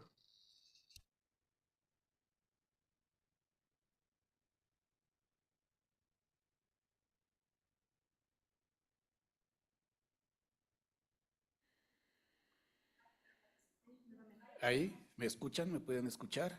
Can you hear me now? Yes, we can. Thank you very much. I would like to thank you for the second opportunity given to Ecuador to take the floor. Through FAO's support, which has been significant in my country, we wish to urge support for specific targeted actions, for instance, capacity strengthening in the post-harvest period of non-perishable grains, as well as a storage strategy so as to tackle climate change. This would enable vulnerable populations to improve their food security, and this would also allow for the reproduction of farming cycles. I'd like to give the floor to my colleague. We would also like to say that firm support is what we've seen so far. We also feel that GIAS systems, such as those for the Amazon's chakra, are essential and should be replicated. They can help guarantee food security and food sovereignty. These processes are replicable, and we should also work on ancestral knowledge so that it can be fostered and replicated. For instance, seed conservation, which helps us guarantee food security.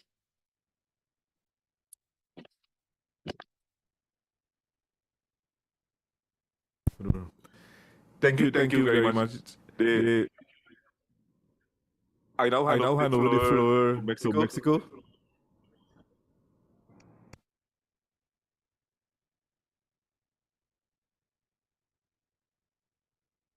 Gracias, presidente.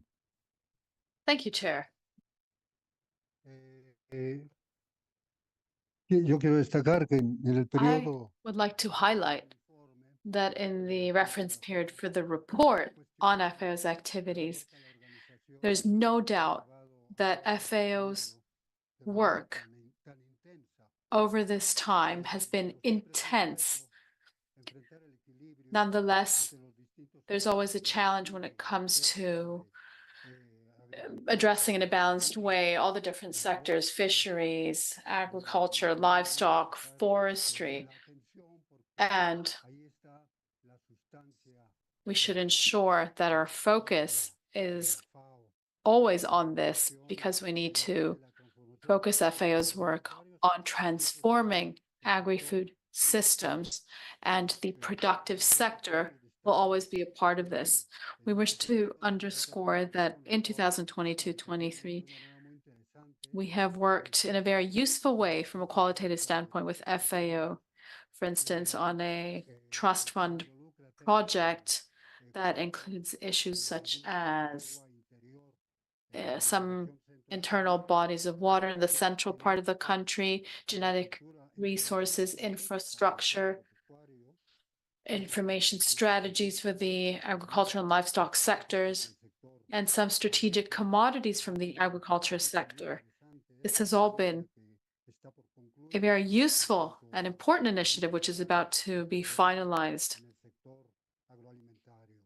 And this pertains to the agriculture sector's programs and projects. Of course, we hope that FAO can continue to give its members its value added, its comparative advantage, given that it is in an ideal position to address issues related to fisheries, for instance, or forestry in achieving food security. Thank you, Chair. Thank you very much, Mexico. The floor is over now to Barbados. Right. Good afternoon, and thank you, Chair, for the opportunity to give a few remarks as well. I want Barbados would also like to join in extending its gratitude to the FAO for all the work that it has been doing, not only in the region, well, in the region and specifically in Barbados. While I will not take the time to mention all of the areas, I can assure you they are too numerous to mention in 3 minutes, but I would want to recognize the assistance that Barbados would have received in areas such as the development of the local apiculture industry, community farming projects. They've also worked with us in projects related to the improving our fish waste and animal feed. They're currently working with us to have our national survey, agricultural census really conducted. We haven't had one for some time, and they're working to help us get that done and to also help us improve our capacity to analyze statistical data as it relates to the agricultural sector. We also benefited from a project that assisted the veterinary side of the ministry with a program that dealt with animal and livestock identification. And last but not least, they are currently working with us as we try to consolidate our mechanism as it relates to sanitary and phytosanitary measures, and in particular our food safety legislation and regulations. So I'll just mention those few, and I am looking forward to continuing our work with FAO in Barbados. Thank you. Thank you very much, Barbados. And a final call for any other country who wish to speak by raising their hand.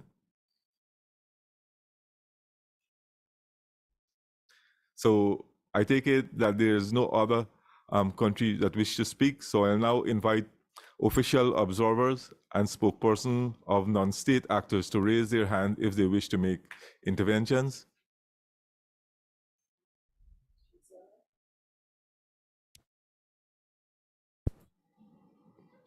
Okay. The first is Gisela. Gisela, you have the floor. Muchas gracias.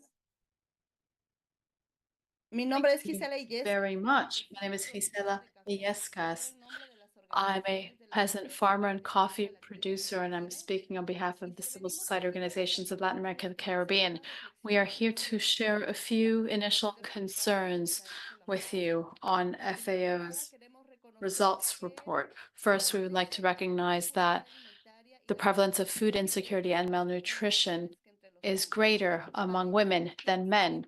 This is why we need to continue promoting women's empowerment, recognizing them as rights holders, agents of change, and leaders, as well as recognizing their key role in food sovereignty. We should also strengthen targeted strategies for family farming, peasant farming, and indigenous farming that can allow for an agroecological transformation. We feel that agroecology can help protect our health, the livelihoods of peasant farmers, family farmers, indigenous peoples, fisher folk, rural youth, agricultural workers, and other small-scale food producers who have practiced agroecology for centuries.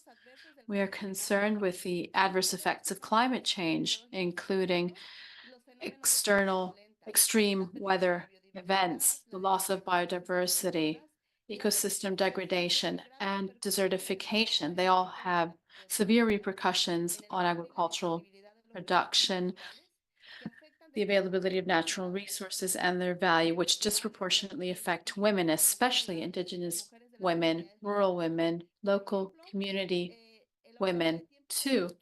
For instance, in terms of the time they need to gather water, but also more complex phenomena such as forced displacement. We are also concerned. We would also like to express the need for public and private investment. We need to democratize food governance so that it serves the public interest. This includes making companies more responsible when it comes to human rights violations and destroying the environment. Thank you. Thank you very much, Gisela.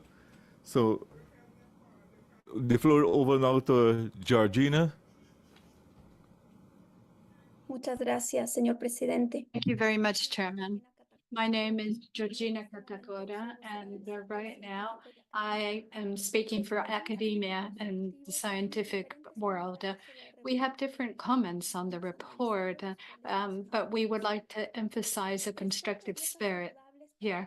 With regard to healthy diets for all, and agri-food trade and the transformation of agri-food systems, we would like to clarify that we aspire to fair prices and short supply chains in order to foster and encourage fresh food consumption with large varieties.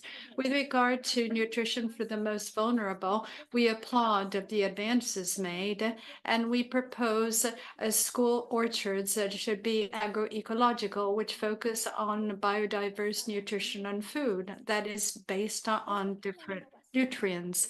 With regard to innovation for sustainable and resilient agriculture, agroecology plays an important role, and we feel that there's a vacuum in the report on the implementation of Recommendation 7, 2017 of FAO with regard to the inclusion of agroecology in future strategies and plans of FAO. With regard to gender equality and the empowerment of women, we believe that it would be important to also report on the measures adopted to foster access of women to land and financial support. With regard to biodiversity and ecosystem services and resilient food systems, we reiterate the relevance of agroecology because it has great implications on biodiverse management with a high possibility of promoting resilience to climate change and conservation. With regard to paragraph 44 of the report, we suggest a change in text to avoid making people understand that the innovative management of pests is actually against agroecology, which is not really the case. And this is why a request in the second sentence of paragraph 44 is the following: with special attention to agroecology and comprehensive management of soil safety and health. Finally, we believe that it's important to recognize that not all innovations can actually improve the ecological sustainability of agriculture, and the effects may vary. And in this report, it would be a good idea to also report on the work carried out with Parlatino on the development of a framework law on agroecology. Thank you very much, Chair. Thank you very much, Georgina, and thank all the contributors. This is a kind reminder to please send message to conference email to join the drafting committee. We want a robust set of government from different sub-regions for the sake of good governance. And I may ask that the website, the site be sent once more so that this can be done properly. I thank all the delegates, official observers, and spokespersons for their contribution. We have had an extensive discussion about FAO's result in the regions for the 2022-23 biennium. Before closing the session, I give the floor to Mario Lubetkini, the FAO ADG, for his reaction and the comments received. Mr. Lubetkini, you have the floor. Thanks, Chair. Y ante todo, agradezco First mucho. and foremost, I'd like to very warmly thank each and every one of the representatives of the member countries of FAO, as well as a representative of civil society and the scientific sector for the contributions provided. On our hand, we have taken due note of the need to reinforce the areas that you indicated, and we hope that these issues will be flagged in the conclusive document in order for the mandates and the tasks that we're going to have to perform in the next biennium to be very clear. And of course, tomorrow, when we're going to look at the priorities of FAO in the region in the strategic framework of 2022-2031, we hope to be able to tackle some of the issues that you flagged today. Thank you. Thank you very much, Mr. Lubetkin, for your analysis. I hereby conclude these sessions. Thank you very much.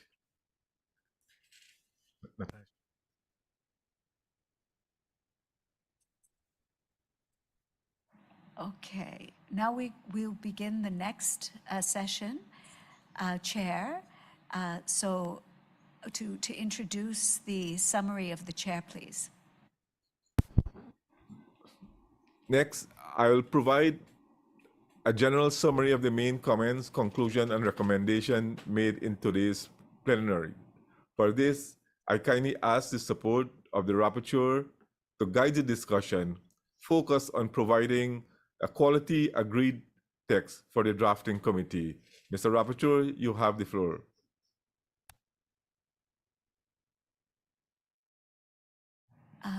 TI, ¿se puede proyectarlo en la Can pantalla? you project that on the screen, please?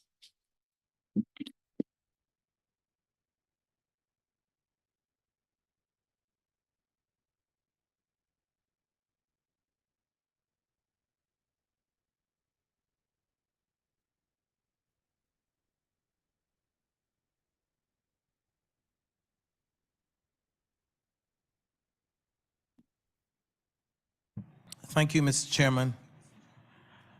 So this morning's session was titled Regional and Global Policy and Regulatory Matters. And so we begin with the first item, Regional Conference. A, noted the update on food and nutrition security in the region, especially the decrease in the prevalence of undernourished, in bracket POA, close bracket rate. I take it that we'll do these item by item. And so is there any? So the question is, are there any comments on this first part?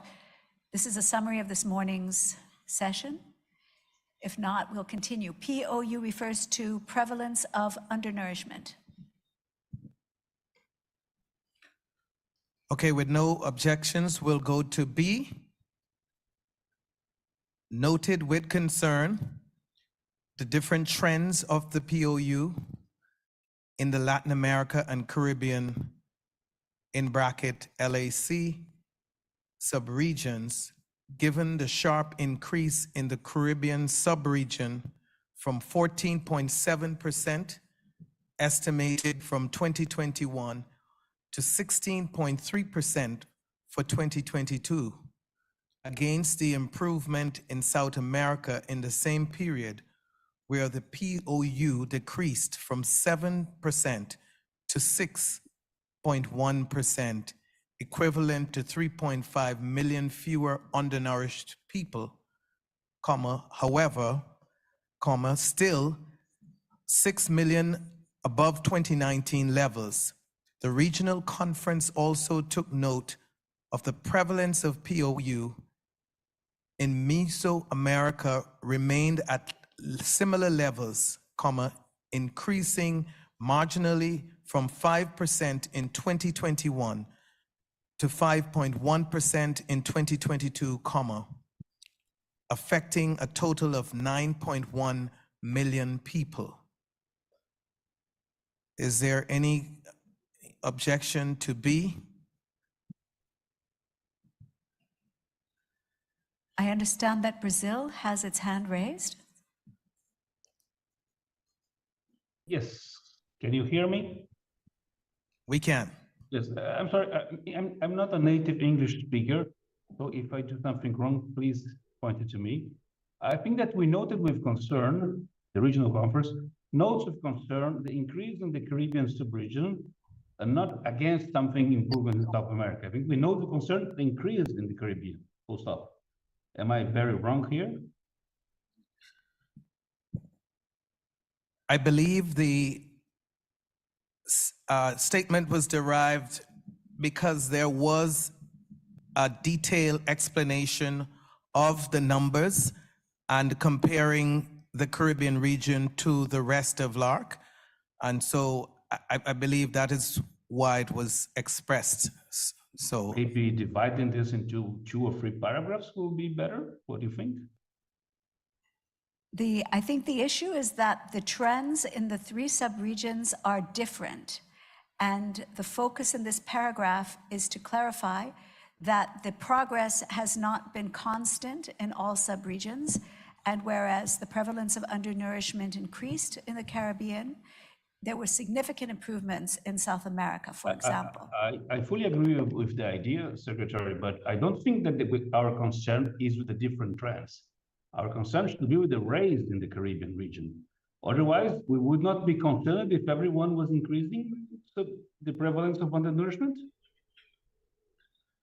So, Ambassador, just wanted to understand your reasoning. What is the difficulty with comparing the numbers? I have no problem in comparing the numbers. I think they should be compared.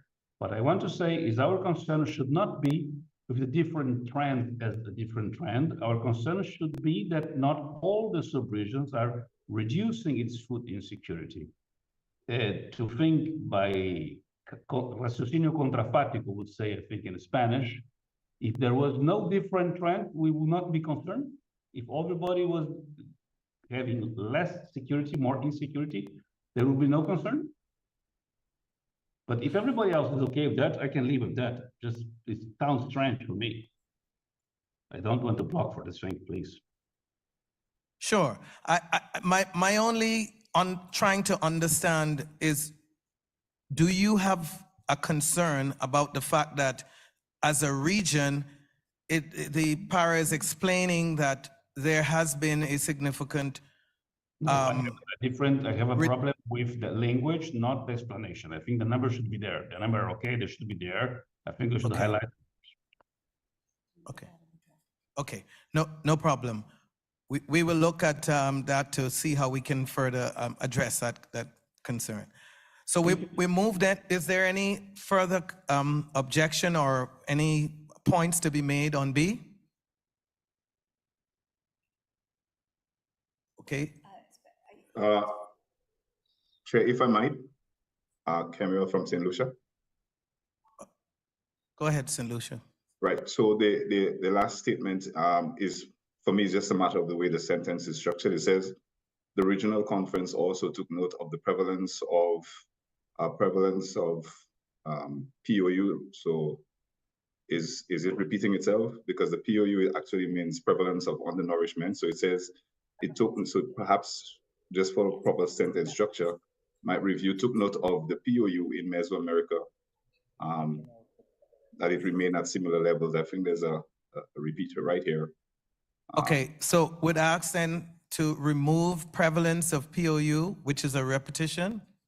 The word prevalence is encapsulated in POU. The POU actually is an acronym of prevalence of undernourishment. So right. we either write out the full statement or we just put the POU. So the regional conference also took note of the POU in Mesoamerica remained at similar levels. So, yeah? So we'll simply remove prevalence off. Correct. Okay. Just the word prevalence. So yeah. Prevalence. Yeah. Yes. Okay, so we'll remove POU. prevalence. Correct.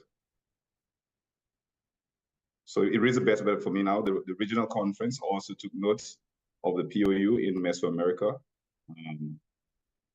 Remained at similar levels. There's a little bit of adjustment that perhaps needs to be made to connect that sentence properly, increasing marginally from 5% to 2,000 and so on. But that little portion here between Mesoamerica remaining just for sentence structure. Sure, thank you. With no.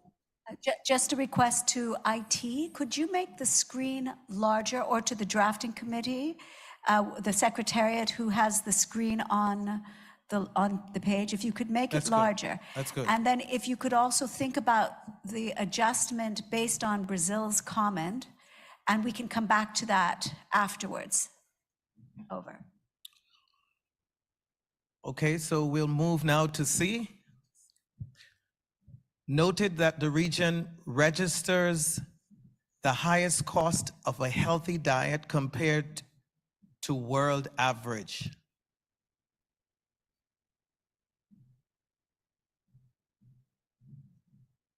Do we have an agreement on that item C?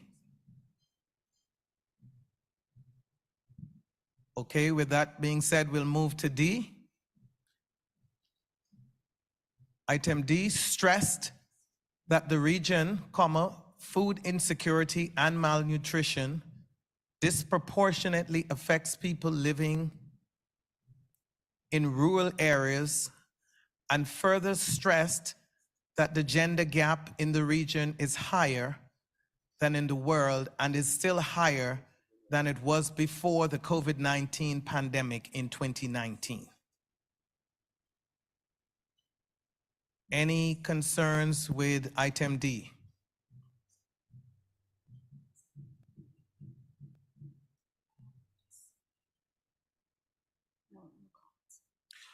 With item D being agreed, we'll move to E. E noted the regional nutritional situation regarding double burden of malnutrition manifested in the proportion of the children affected by stunting has decreased since 2012, while the percentage of children that is overweight is growing fast. Any concerns on item E? Okay, with item E being agreed, we'll move to F. F states, recognized the unique vulnerabilities shared by the 16 small island developing states, SIDS in bracket, in the region, which result in a complex set of food security and nutrition challenges, as they are particularly threatened by natural disasters and the impacts of climate change. Further recognize that SIDS are affected by the triple burden of malnutrition. Item F.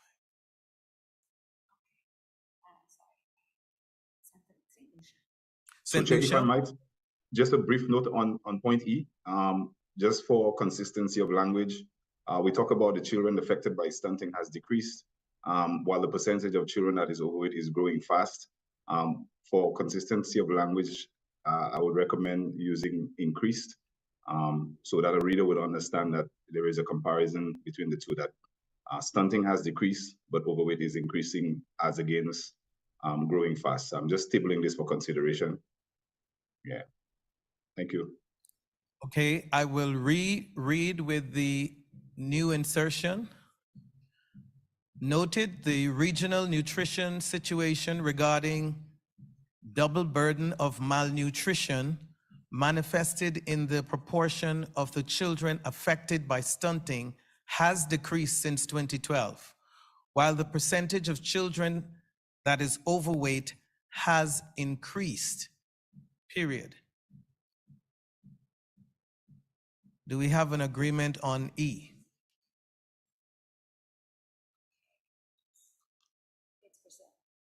Brazil? It's for item F. Okay, so we haven't gotten to F yet. So do we have an agreement on E so we can move on to F? Brazil. Yes, it's the double burden or the triple burden of malnutrition. It could be the triple. In this context, they've only referred to stunting and to overweight, and the third burden has to do with micronutrient deficiencies. So if we want to include the third one, No problems. No problems for me. Make it into triple. No problems for me. Brazil, would you like for that to be inserted just for clarity? No, that's okay for me. You can keep it like it is. Okay. So item F, is there any further? I think we have an agreement on item F, so we'll move on to G. Item G, recognize the urgent need to work together to address the main drivers of undernourishment and food insecurity, in the region. Cuba.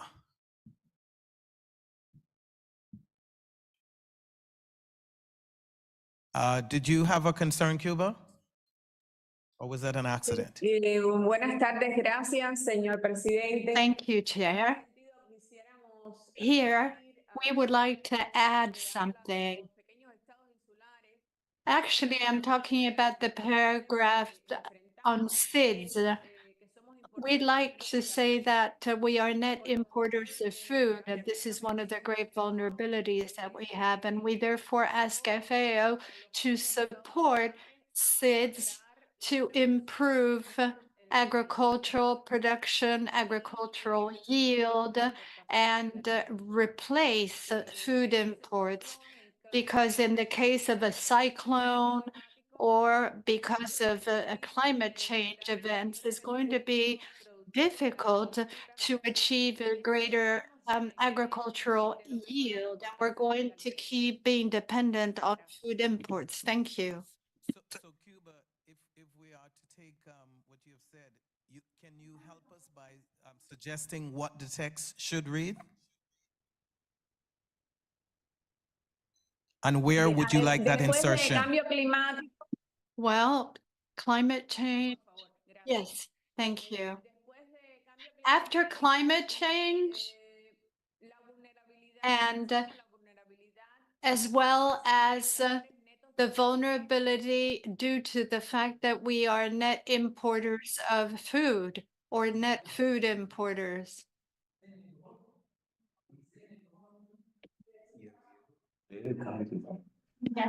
Riego permanente.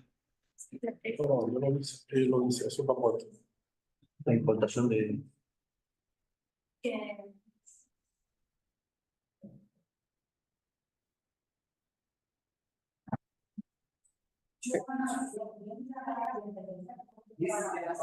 Sí, bien, de acuerdo. Yes, Gracias. that's good. Thank you. We agree.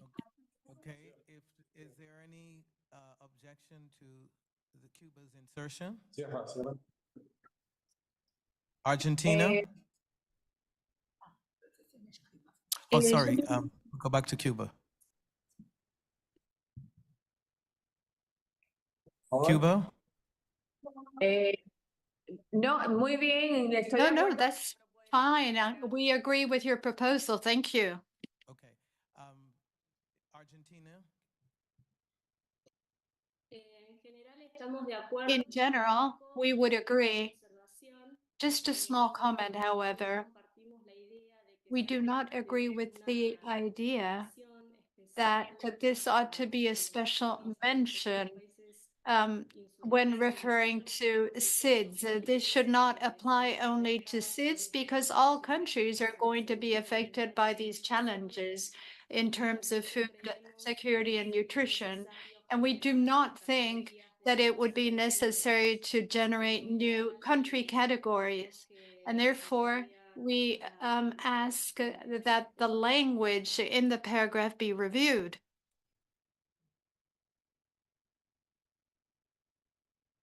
Would you be, estarías de acuerdo con algún Would you agree frase que habla de la vulnerabilidad with having some sentences speak about vulnerability associated with climate change in general, and then say especially vulnerabilities for SIDS?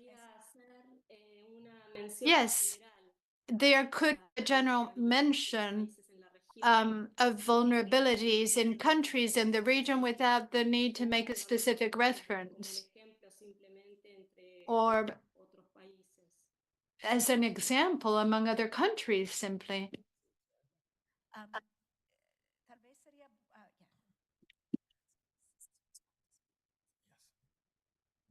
Okay, so is there any small island developing states that would wish to speak as it relates to what was raised? Jamaica, you have the floor. Thank you, Chair. Just a signal that, we read the sentence and understood that the context was really aligned with the unique vulnerabilities that were shared by SIDS. And this is again, a review on what was discussed earlier today. This again, for us is not new information. The concept of small island developing states and the unique vulnerabilities that we experience are not far-fetched, perhaps because they are our realities. And so we would ask where possible that this could be retained. And if it is useful, then the vulnerabilities in a more general sense, as it was discussed earlier today in the sense of food security and nutrition challenges, based on what was given to us, could also be reflected in another paragraph. But I would ask for just a safeguarding of the unique vulnerabilities again, because these to us are not just technical terms, they are our realities. Thank you, Chair. I'm gonna say something. Thank you very much. I wish to just ask the member from Argentina if there was room for compromise, if you will, on the language, in the sense that, as was stated, small island developing state do have a unique challenge that some of the countries in the region, other larger countries, maybe landlocked countries and others may not suffer from. In that spirit, would you allow the language to remain?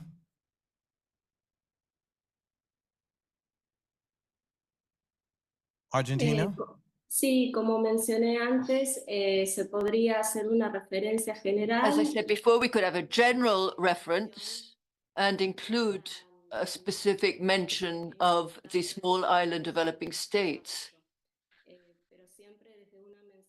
But we'd have to start with a general mention, a general statement.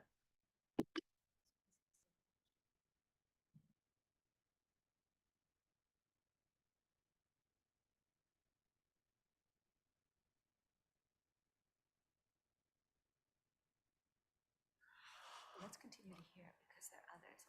Okay, so before we make further adjustments to the text, we do have some other contributors. Who's next?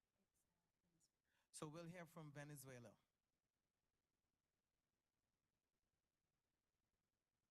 Venezuela? Venezuela ha pedido la palabra, pero para el literal G. Cuando comienza el We'd literal ask for the floor, but for letter G, we would have an addition to suggest when we get to that point. We haven't gotten to G as yet. Jamaica?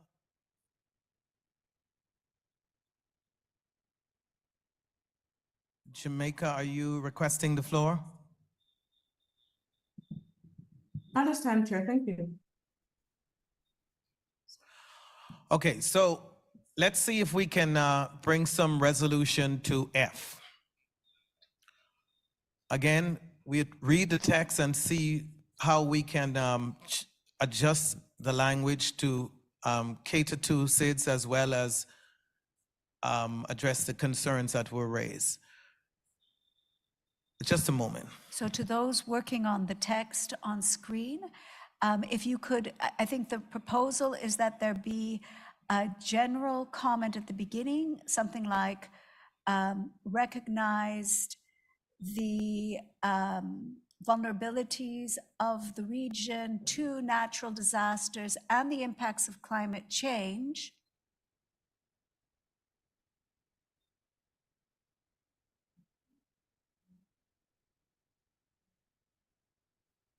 And then we could say,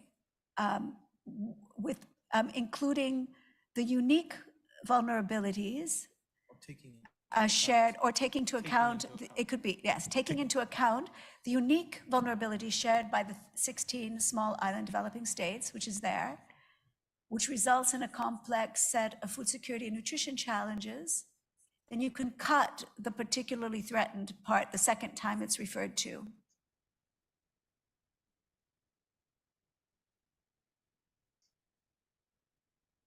Right. Right. Maybe you could say a unique vulnerability shared by the 16 small island developing states, including the vulnerabilities associated with food import dependency, and then say which result in a complex set of food insecurity and nutrition challenges. Something like that. That way it covers the specificities of SIDS, but is also broad enough to cover the concerns of the entire region regarding natural disasters and climate change as a secretariat possibility for the consideration of members.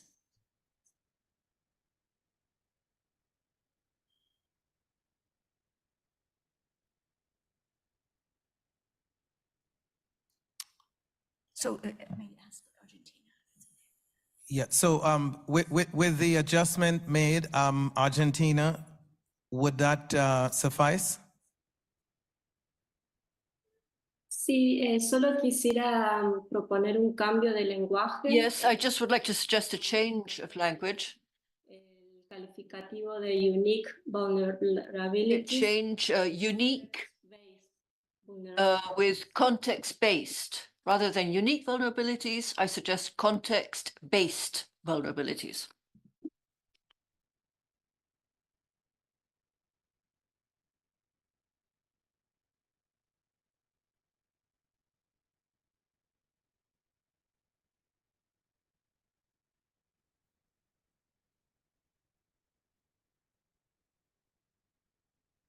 Okay, can we just clean up the screen and just leave what was last stated so we can do a read through of F a final time to see if we can Editors, including the vulnerabilities, context-based is not there. It's at the beginning when we say, recognize the vulnerabilities of the region to natural disasters and the impacts of climate change, taking into account the context-based vulnerabilities, not unique. Argentina was recommending to remove unique and put context-based instead.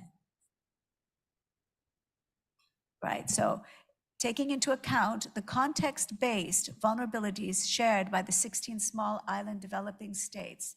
That was the recommendation of Argentina.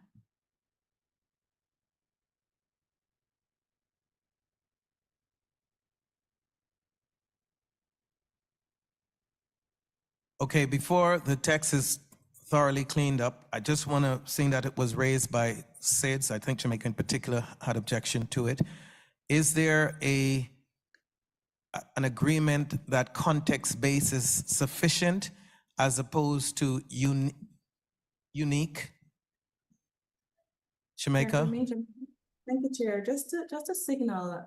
It is not quite as we would have appreciated it. To be frank, Chair, and to speak frankly with colleagues, the initial drafting, as we understood it, was really trying to target a very specific matter within the region in relation to the vulnerabilities faced by SIDS. I understand the concern raised by our colleague from Argentina in that we want to capture regional matters as regional matters. And I would also, recommend that, further in this discussion and in the summary, that the regional matters be captured appropriately. And I'm sure that matters relating to food security and nutrition challenges at the regional level are captured in a very fulsome manner and will be captured following our review of the entire summary. In this document, I think what the paragraph F was trying to achieve was a very targeted picture of what happens to SIDS.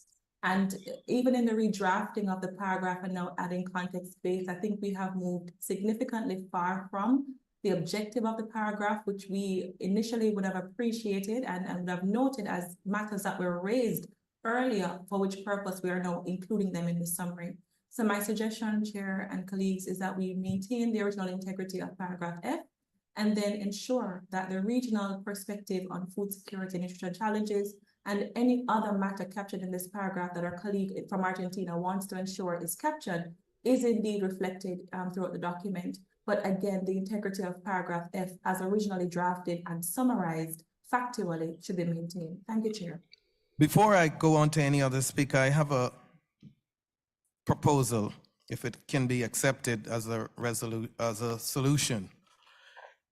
Is it possible, and would Argentina be agreeable to having a separate para that specifically captures what was originally stated so that we can address both issues? Argentina. Entiendo que tener un párrafo separado implicaría. I understand that a separate paragraph would mean specifying the vulnerability of SIDS as a unique and a self-standing or specific characteristic, whereas we want to refer to the challenges that the region is facing as a whole, and therefore, to the extent possible, it would be good to maintain a single paragraph.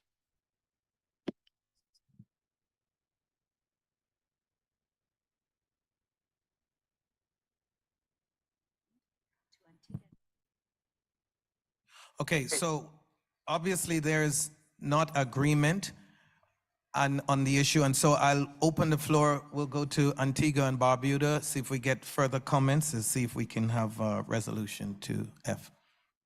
Antigua and Barbuda. Thank you, Chair, and thanks for this opportunity to make this intervention. I join to support the intervention made by Jamaica, our colleagues in Jamaica. I think that it is internationally accepted that the vulnerabilities that are associated with SIDS are very unique. And therefore, I think we would want to maintain that generally internationally accepted understanding of these conditions and the situations that SIDS encounter. I would have also suggested that a different paragraph be included, as you would have as a rapporteur, a different paragraph be included so that the generalities with respect to the natural disasters and other situations that are cited or were cited by Argentina, that they can be included in that. But I do join with Jamaica in recommending very strongly that the unique vulnerabilities that SIDS encounter be maintained and the original paragraph be maintained as well. Thank you. At this point, then, we'll go to Barbados.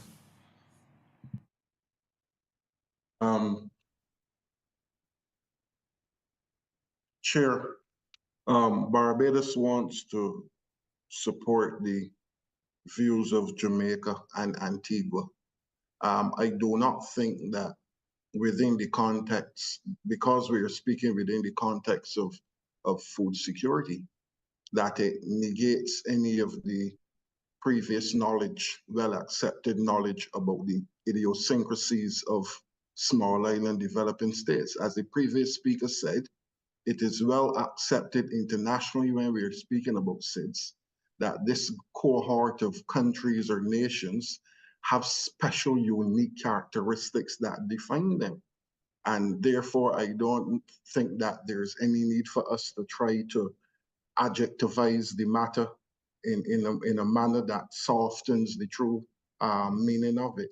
To use the word context, I mean, context changes, but the characteristics that we face, many of which are natural in nature, will remain as they are. That is my contribution, sir. Okay, Barbados. St. Lucia. St. Lucia is next. Thank you, Chair. I'd like to concur with the small island presenters, but when we reviewed the language in the paragraph, I thought that perhaps if we just maintain the word unique and avoid the context, that it would encapsulate what it is that the paragraph originally intended. Because we've seen a few things there, including the issue of vulnerability to food import dependency. I'm not sure how critical that is for the landlocked countries, and so but for small islands it's a major challenge, and so I would recommend that perhaps the word unique be maintained instead of the context base as Barbados would have indicated. But I think the paragraph as reviewed here encapsulates what was originally set out, the issue of the vulnerability that says the entire region is vulnerable, but SIDS have this unique vulnerability. I think I would strongly recommend that we consider that.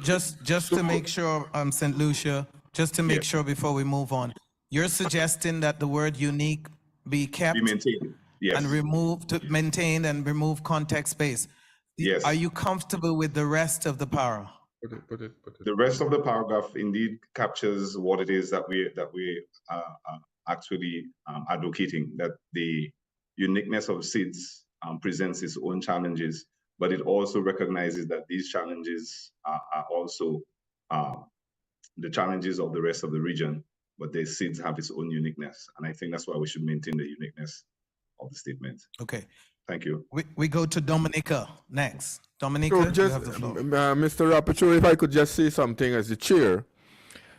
Sure, Chair. So first of all, we have to capture what was discussed this morning. We must not put in new things now. We have had a full-fledged discussion on all the issues, those topics that were we had presentation on. So we have to ensure that we capture it, those interventions that were recorded. So what we are doing here, we are not going to add new ideas to the points that were captured by you and your team. However, we must ensure that, yes, proper language be used, but if we continue like this, then we might have a number of other new ideas coming up during this discussion. So we must be wary of that and be careful how we capture this part of it. We have to capture the exact discussion that took place during the plenary, both plenaries. Chairman, if I hear you correctly, you're suggesting we go back to the original text of F? Well, no. I am just making a general point on all the points that were captured by you and your team, in that we must capture the original discussion that took place in plenaries this morning and this afternoon. So we must not try to add new ideas during the correction or during this part here that we are trying to put it in proper language. We must ensure, yes, proper languages are good to ensure that we capture the essence of the discussion, but at the same time, we must not at this point in time add new ideas to this discussion that we have had over the last couple of hours that we are here. Okay, I'm going to, at this point, I know I have two other speakers that requested the floor, and I certainly will allow Cuba and Mexico to speak, but just quickly to Cuba and Dominica, Cuba, and Mexico, actually.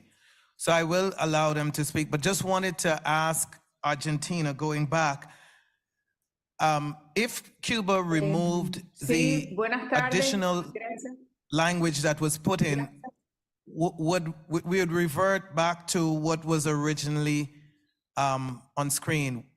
What would be your objection at that point, Argentina?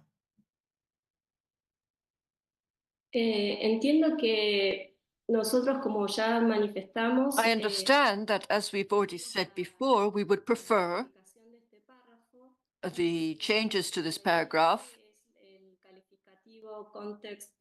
And if context-based cannot be accepted, then we could remove context-based and unique, because elsewhere in the paragraph there is a reference to dependency on food imports. So that would cover the specific characteristics. So my suggestion would be that if the context-based language would work, then we could remove all adjectives from vulnerabilities. But just so that we can have agreement, and then we're going to move on. It's obvious that the small island developing states are not, as you've heard a number of speakers alluded to the fact, they would not agree to that. So let me allow the three remaining speakers to share their thoughts, and then we'll have to bring some resolution to this. So we go to Dominica. Thank you, Rapporteur, and thank you, Mr. Chairman, for your guidance on this matter.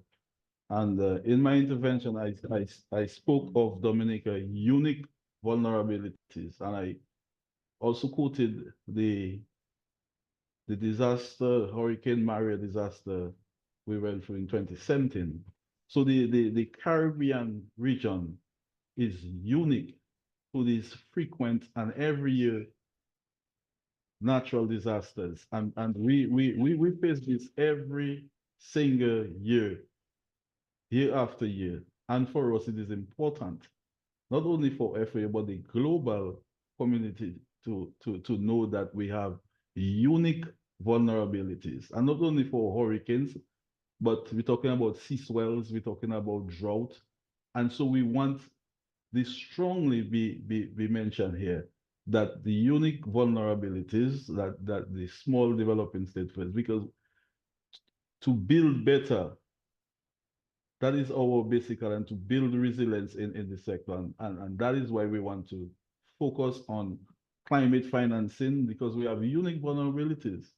So Mr. Roberto, I would support that we leave the language, and I am guided by the intervention by the chair. But it's important for us in the Caribbean region that we face these vulnerabilities time and time, and it affects our food systems. It affects our food security. So this has to be clearly articulated and strongly put as we face that unique. And it's globally in the UN, that is the term that we use. The small developing states, not only in the Caribbean, but other small developing states, they have unique vulnerabilities. So thank you, Mr. Rabato, and I want to support my colleague Jamaica and St. Lucia and the other colleagues. We face this time and time, and our governments to build back billions of dollars to build back to ensure that we are food secure.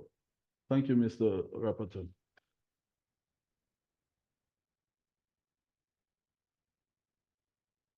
We'll go to Cuba. Cuba, you have the floor.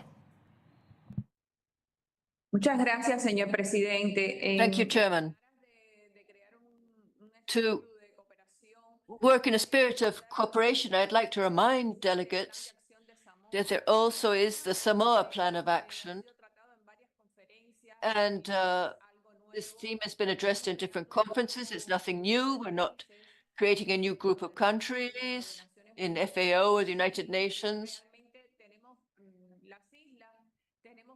And we do have countries that have unique characteristics, unique vulnerabilities to climate change, and we're more affected by global warming, by rising sea levels, by salination, soil salinization. So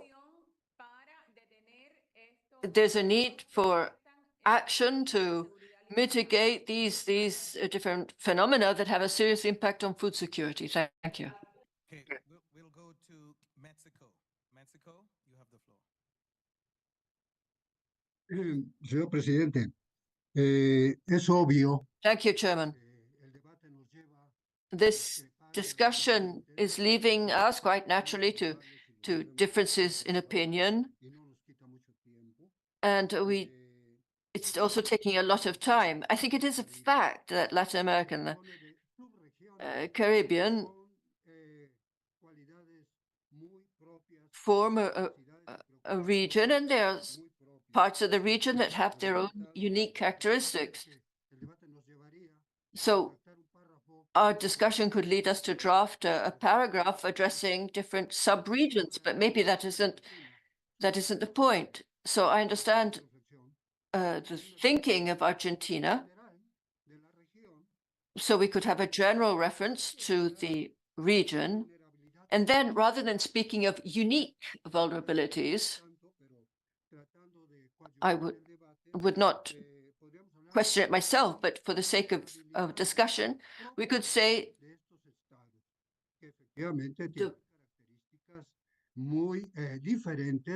the vulnerability of these states, and their vulnerabilities are different from continental lands because of their size and their resources.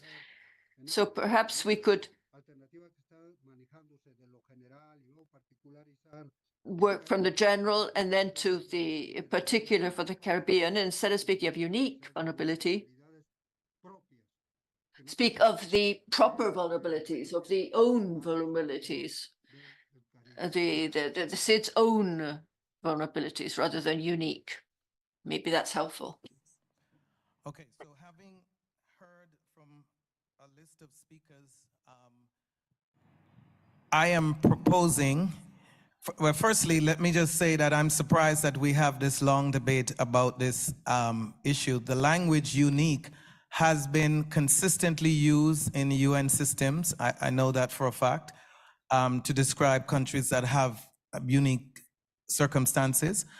And so I propose that we do two things to resolve this on item F, so we don't sit here all night. And that is to put the original language back and to remove the addition that was placed in by Cuba. So if the editors can put that first para F, I am proposing that we go back to that. It remove, yes, so the one that's highlighted at the top. And I'll read it once more, and I think that will, there has been, in my opinion, consensus for keeping the language unique. And in listening to the discussions, pro and con, I think the only way out of this is to leave the original text. So I'll read it, and I will again ask for comments as to whether there's general consensus. And just to also say to members that to be mindful that we're seeking consensus, which means that a single country, though having a voice in what we're doing, cannot dictate to the majority of countries how languages should be, and that is my understanding. So I'd wish to just simply read the original text just once more, if we can have the editors bring up F on the screen to broaden it for me, please. Okay, so the language, the original language of F, recognize the unique vulnerabilities shared by the 16 small island developing states, SIDS in bracket, in the region, which results in a complex set of food security and nutrition challenges, as they are particularly threatened by natural disasters and the impacts of climate change. further recognize that SIDS are affected by the triple burden of malnutrition. Last comment I'd like to say is, in being open to ensure that Argentina's thoughts are represented, if there is a desire by Argentina to add an additional para, we can open the floor to that, but I certainly believe that the only resolution at this point would be to leave F as is. So I open the floor once again for any comments on this.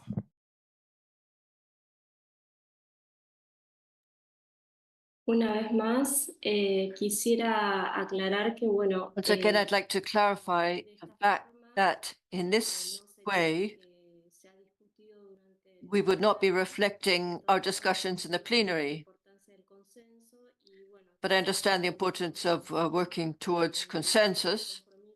So as a compromise, se hizo en la última LARC37. We could refer to the paragraph using language from the last Latin American Conference, 57. Could you remind us of this language? Give special attention and support to the Caribbean small island developing states in accordance with the Samoa Pathway Agreements, contributing to eradication of poverty in all its forms and dimensions, and to the mobilization of financial resources for members upon request.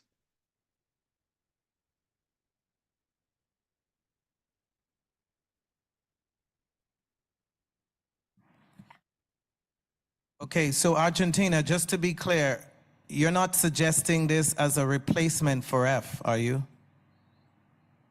Sí, podría ser una... Yes, it could replace F.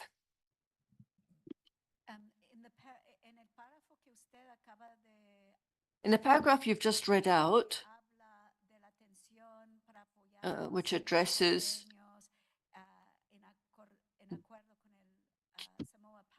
to the Samoa Pathway and so on, that paragraph focuses more on poverty and resource mobilization, and not so much on climate change and the vulnerabilities to natural disasters. And that's why I think the rapporteur was suggesting an addition, the addition of your paragraph at this point. What would you think of that, Argentina? The proposal I'm making is to replace the paragraph. Now, in the replacement, I'm suggesting perhaps there could be some reference included to the impact of climate change.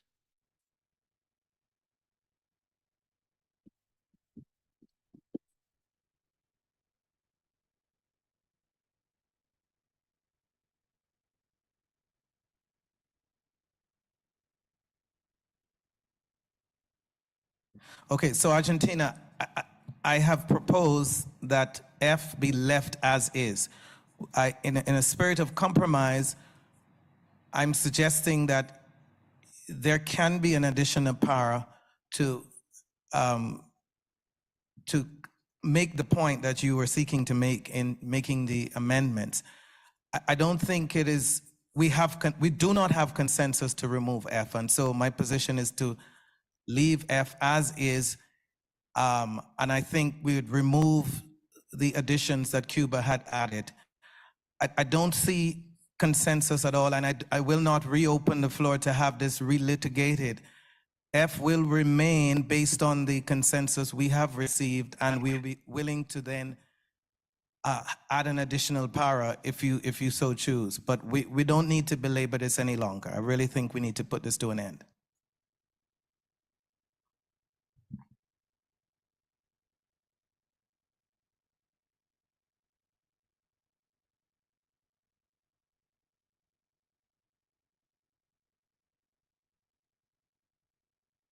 Una última sugerencia. One last suggestion, as consensus is important, and Argentina doesn't wish to impede consensus, but we want to make this a constructive exchange. And therefore, after the first paragraph, the paragraph that was mentioned, we could have a comma and then include the reference that we made. Okay, just one moment, please.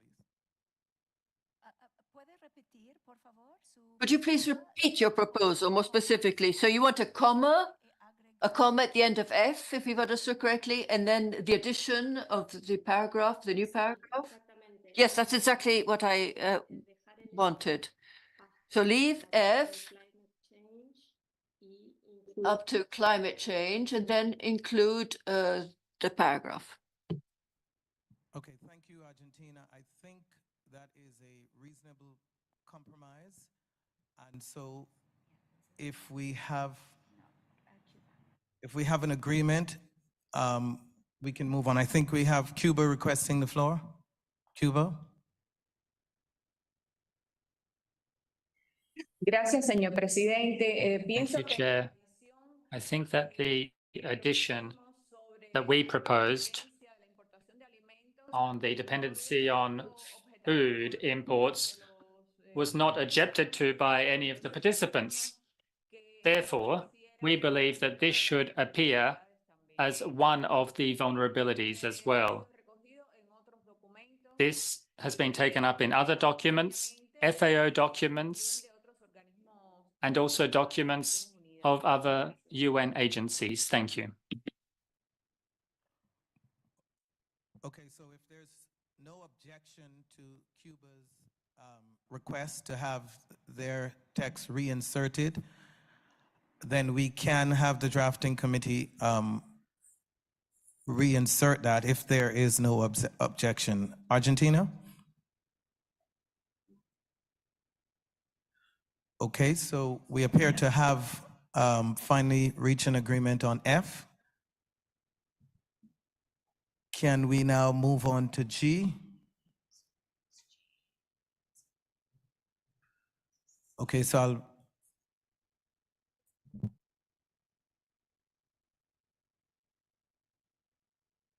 so now we go to new G. Recognize the urgent need to work together to address the main drivers of undernourishment and food insecurity in the region, such as extreme and more frequent climate events and climate change conflicts, internal and external displacement, economic slowdowns, downturns and persistent inequalities, as well as the determinants of malnutrition in all its form. Do we have any objection to G? Brazil. Muchas gracias, señor Thank you very presidente. much indeed, Chair, Rapporteur, rather. I would like to add at the end of this paragraph, or maybe in the middle, where it says persistent inequalities, if possible, if everyone agrees, we should talk about persistent poverty and growing inequalities. I think that inequalities are growing, and we do have data to show this. Thank you. Thank you, Brazil. We now go to Venezuela.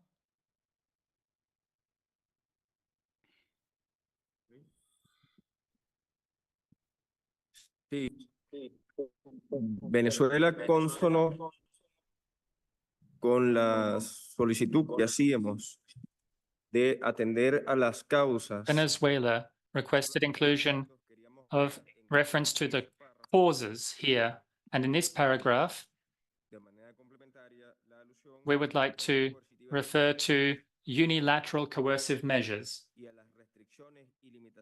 and the restrictions and limitations on trade when it comes to food and also raw materials. This was supported by the Cuban delegation in their statement, and it was also included in the statement made by our delegation. Thank you. Okay, I was not quite clear, Venezuela, as to where you wanted that insertion. Would that be at the end of the para, G? Al final del párrafo G. At the end of the paragraph, yes. Exactamente donde se lee Where it says persistent inequalities.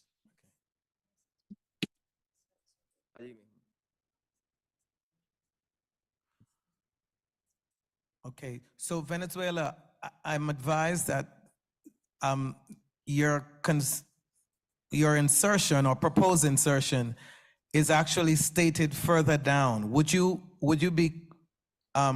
mind holding the insertion until we get to the end of the Venezuela? Nos gustaría que lo señaláramos previamente, si luego está. We would like to see this drafted. If it's drafted as we mentioned it in our delegation, we would have no problem with that. Any objections?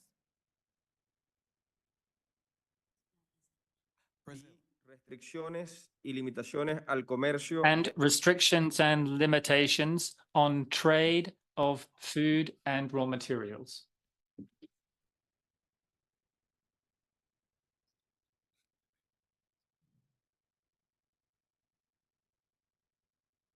Restrictions on trade and raw materials. And raw materials.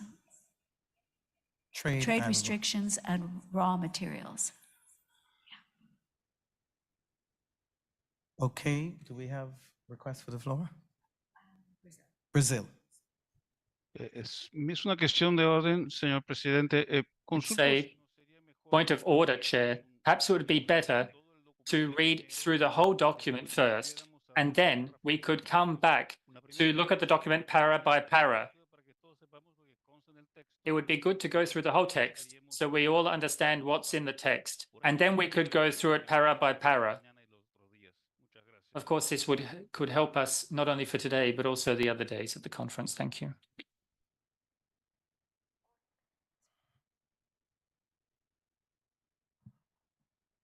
I believe it's simpler to address the issues para by para Brazil, as we do in council. And I think it simplifies. And I know there's a point to what you made, which would clarify that. But I would prefer for us to stick to the addressing each para.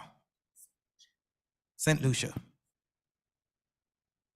I was thinking along the same lines with my colleague from Brazil, in that if we go through the document, you may be able to get better context in terms of understanding what is there, because we may be spending a lot of time on a particular paragraph only to find out that, portions of it are addressed in more detail at a later paragraph. Although we stand corrected or informed by you, you probably know what's in the rest of the document. But we may well be spending quite a bit of time trying to sort out one paragraph when the issue is perhaps being considered or reviewed at a later paragraph. But it's just for a recommendation. Thank you, Rapporteur.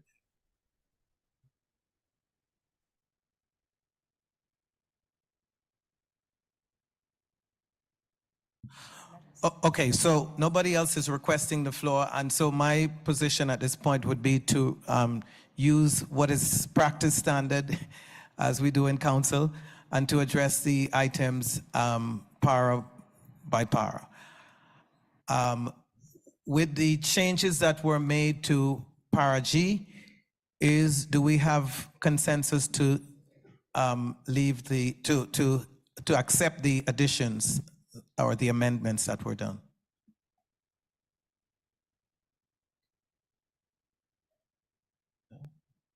Okay, so with that being accepted, we'll move on to H. Positivas unilaterales.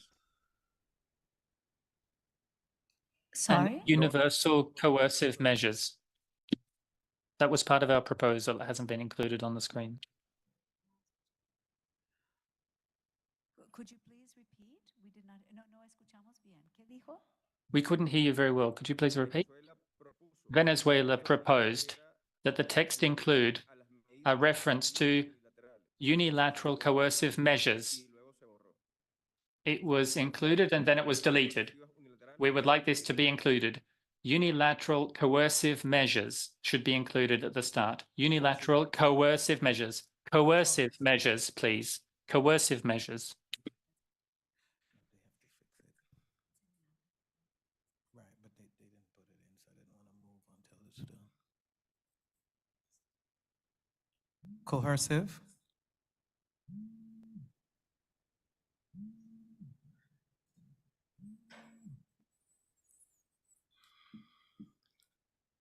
Gracias. Okay, so I take it that's satisfactory. We move on from G. Cuba is requesting the floor. Gracias, señor presidente. Thank you, Chair. We would like to support the proposal made by Venezuela. That's all we wanted to say. Thank you. Thank you, Cuba. So we'll move on from G to H.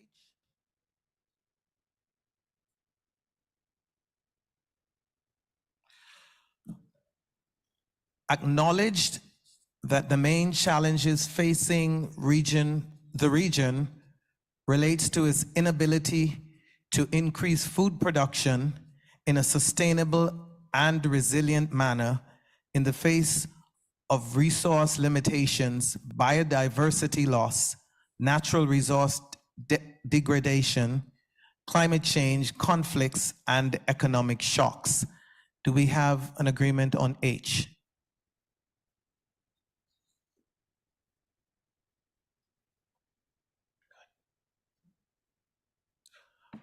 If there is Brazil. Thank you, Mr. Chairman. Gracias, señor relator. Thank you, Rapporteur. Brasil no está confortable con el concepto de inhabilidad o incapacidad. We're not comfortable with the word inability. We think we should have a more positive word here. In this context, we'd like to suggest a text, if you would be agreeable to that, Rapporteur. Proceed. Acknowledge that one of the main challenges of the region, which represent also an opportunity, is to increase, etc.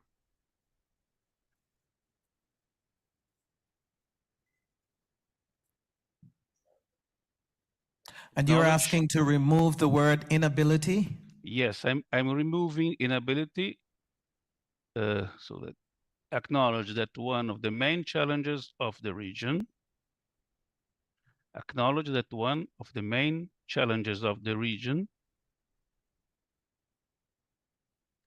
which represents also an opportunity. So you're asking to remove facing. No, I will change that.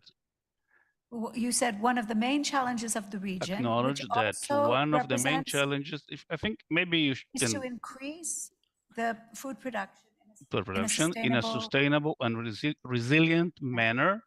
I would take out in the face of and put to overcome resource or to avoid. Overcome sounds better. So I would take out, I would change it with the order.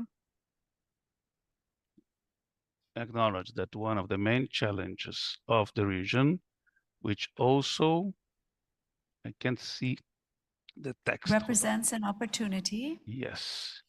Relate opportunity to increase food, and I would take out this relates to its inability. Is to increase. Is to increase. That's correct. Take out relate also, yes. Take off relate to its inability and put is to increase. Resilient manner. I can't see the rest of the text. If Okay, you can show let me me. read it for you with the new, with that insertion to see if you're comfortable with that. Yes. So it would read, acknowledge that one of, no, we're taking out one of. Okay, acknowledge that one of the main challenges of the region, which also represents an opportunity to increase food production, is to increase food production in a sustainable and resilient manner in the face of resource limitations to overcome resource limitations, biodiversity loss, natural resource degradation, climate change, conflicts, and economic shocks. Is that acceptable? For us, yes, but let's hear the others. Okay. So we open the floor to see if that amendment by Brazil is acceptable.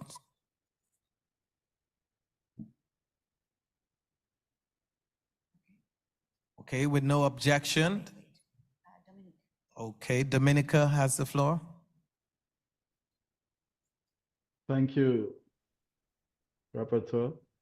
While I understand the intervention by my colleague that this provides an opportunity, but we have challenges. These challenges impact our food production. It's important that it is represented as a challenge that hamper and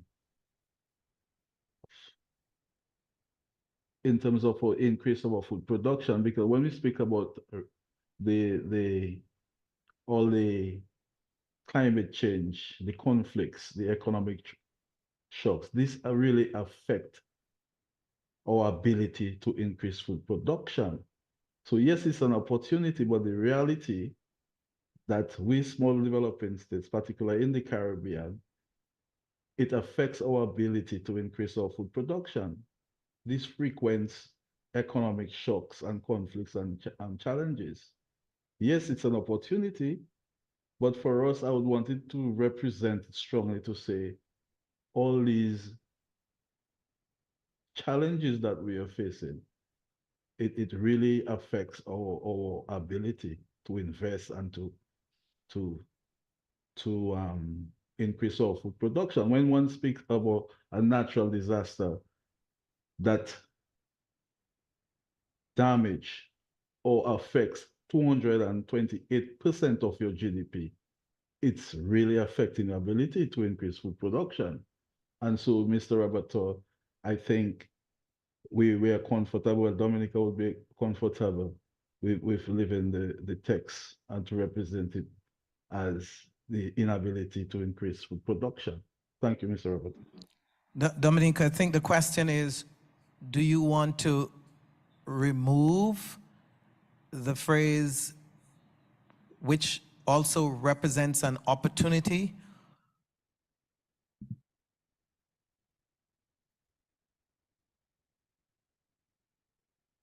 Dominica? Thank you, Rapporteur. I would, it's, as I indicated, it's an opportunity, but at the same time, we need to keep the phrase, the inability to increase our food production. So I can compromise by saying, I don't have the phrase, but I can compromise by saying it poses the ability to increase food production at the same time is an opportunity. So as I said, apologies for not having the phrase, but I would strongly suggest that we keep the phrase, the inability to increase food production, because the reality is when the natural disasters, the wars, the conflict, the economic shocks, it's really your inability to increase food production. What if we change the language to say acknowledge that one of the main challenges is in the region, which also represents an opportunity, is the ability to, so you're stating it without using a negative language, if you will, from the thoughts from Brazil. Is that another way to not lose the essence of what is desired by you and also have a more positive outlook, if you will, or way of putting it? Is that acceptable?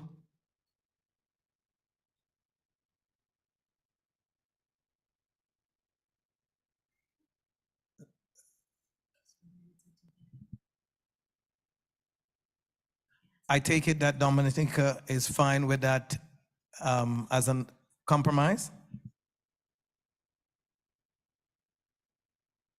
If so, we'll give the floor to Antigua and Barbuda. Thank you again, Rapporteur.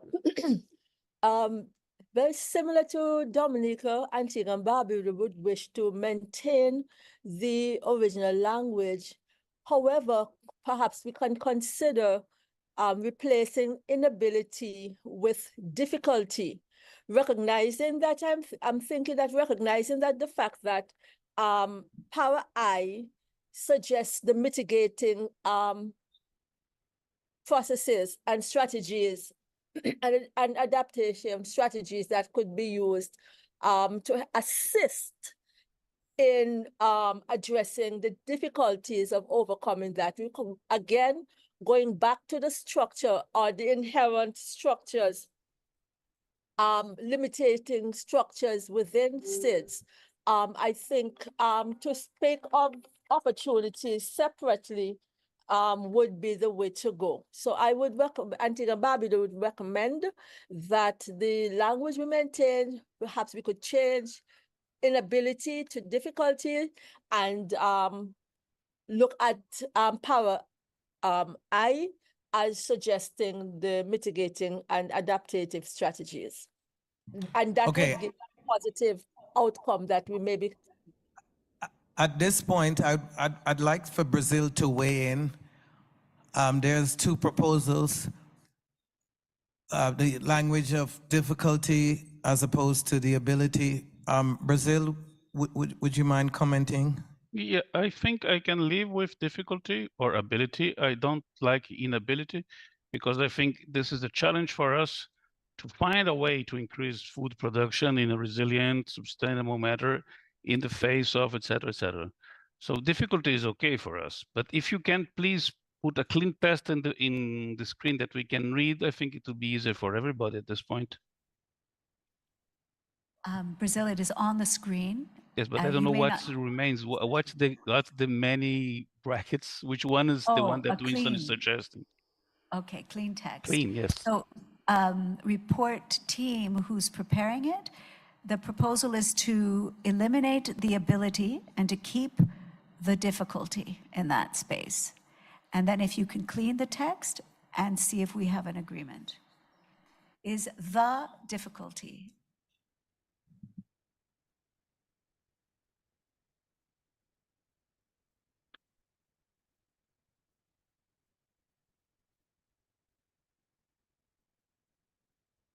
I can live with that if my colleagues from the Caribbean can.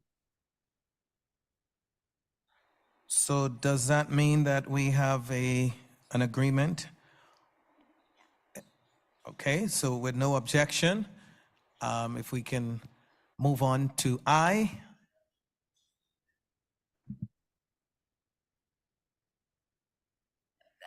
Reporting team, the rapporteur is requesting that you accept those changes so that it's clean, please, in paragraph H.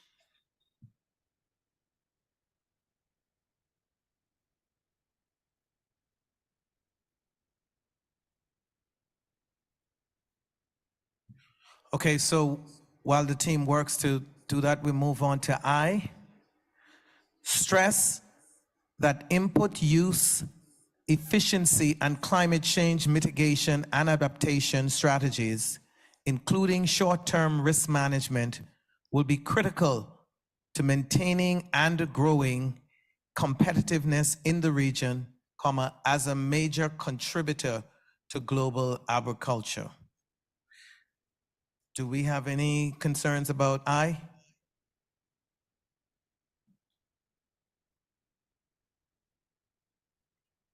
Okay, with no objection to I, we move on to J.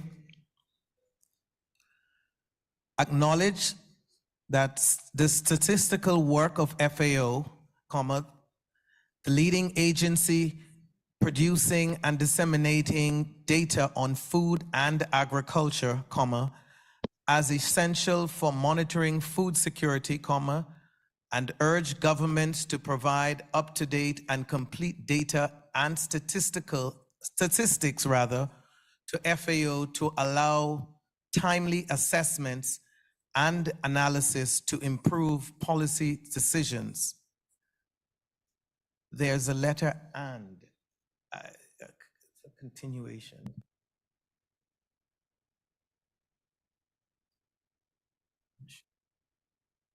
Reporting team, the rapporteur wants to know if at the end of J, the and needs to remain there, or if it can be removed. Okay. We should have a period at that point. Okay, so J, is there any concerns or objection to J, item J? With no objection, seems like we're doing well, so we move on to K. Recognize the role of the region as an important agri-food exporter, working towards the reduction of trade restricting measures and market uncertainties to ensure access and availability of food for the most vulnerable, particularly for net food importing developing countries. Item K, do we have an agreement on K?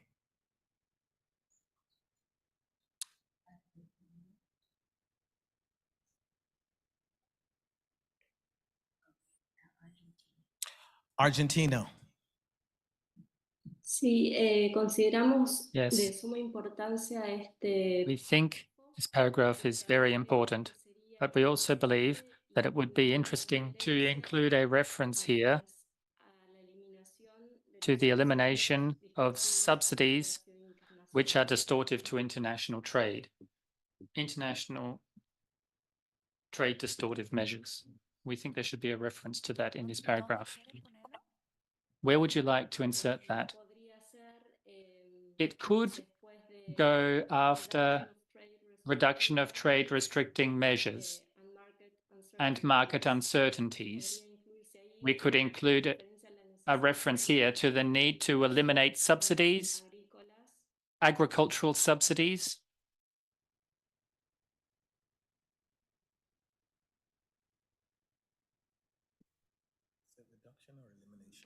She's saying the need to eliminate agricultural subsidies.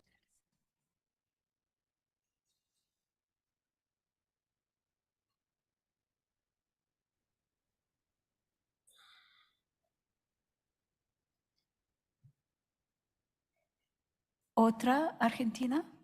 And the other one, Argentina?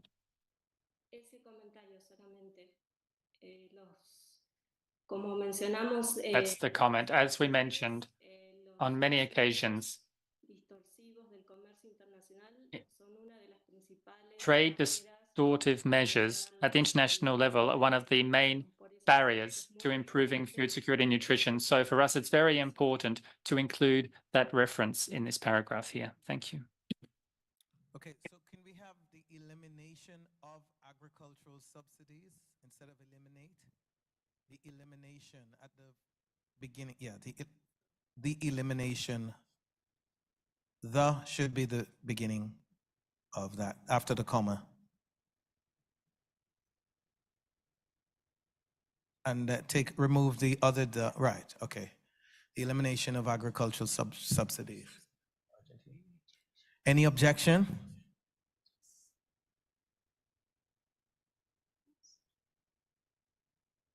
Okay, so we have an agreement on K. So we move on to L.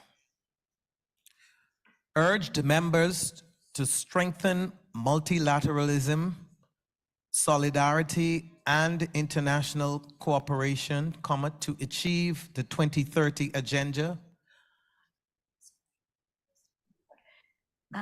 There's a point of order. I apologize. We missed a comment. I think that the original request of Argentina was the elimination of agricultural subsidies in international trade. So that has been added, just to be sure that that's okay. Right, I'm sorry about that. Okay, so we go back to K just for clarification. Is there any, Jamaica? Thank you, Chair. Just to have some clarity around this, because again, what we understand from this exercise is to really find a way to streamline the major points from the discussion and to include them in this text as a summary. For that reason, we're not clear on the impetus for the inclusion of the elimination of agricultural subsidies in international trade. I'm not sure if that is really consensus language for Jamaica. It does strike us as a little bit unsettling, and we'd be grateful to have some more views on the inclusion of that sentence. For us so far, it's not something we'd be too willing to support. Thank you, Chair. While we seek clarification, is there any further objection to K?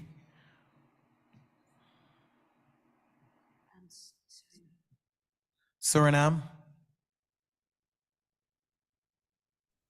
Thank you, Chair. I was also in the opinion why we have that the elimination of agricultural subsidies in international trade. I don't know if it was discussed in the plenary, but if it was discussed in the plenary, it is, I think we have to put that the elimination of agricultural subsidies in international trade to maybe improve the competitiveness, because I see there to ensure access and availability to food for the most, what is there? I can see it. But is it not something Vulnerable. about the competitiveness? To increase the competitiveness, I think we have to put something like competitiveness to improve the competitiveness. I'm a little concerned, though, of moving away from what was agreed to. And I noted the point from Jamaica, or the concern about the insertion. Can we see if we can find if there's any additional objections or concerns with this before we move on?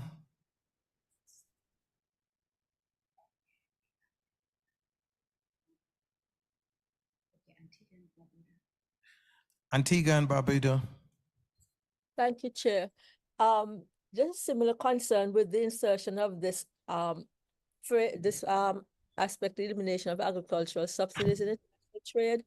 Just thinking perhaps that when we speak of restricting trade restricting measures, they can be very direct or indirect, and so agricultural subsidies are included in that phrase. So I'm just thinking that, just wondering at the utility of including that as a separate carve out within this. I'm not sure of the utility at all.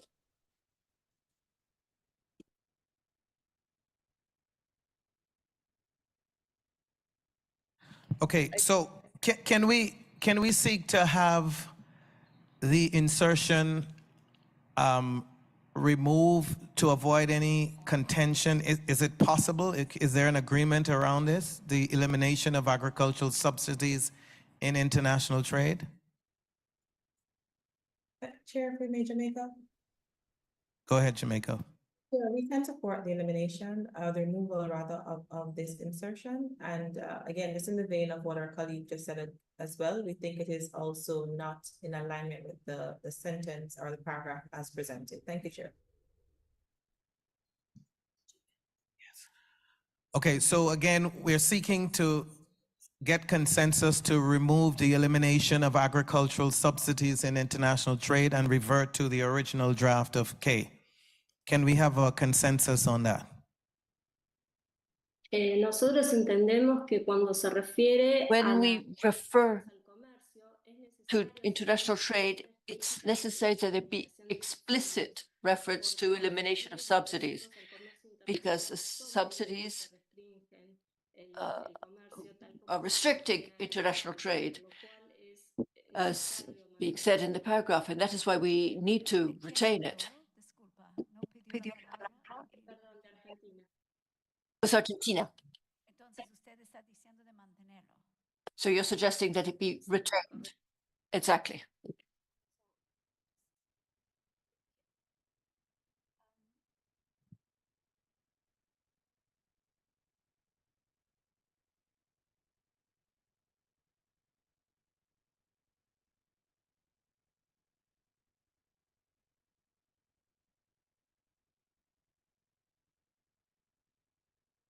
Again, for the last time, I appeal to members, if it's possible, to leave the text as it was originally agreed. Can we have a consensus to remove the elimination of agricultural subsidies in international trade? Would that be acceptable? Rapporteur St. Lucia here, I would concur that we should remove the inserted phrase, as the other colleagues would have indicated, that the issue of trade restrictions would be encompassing subsidies as well. Thank you.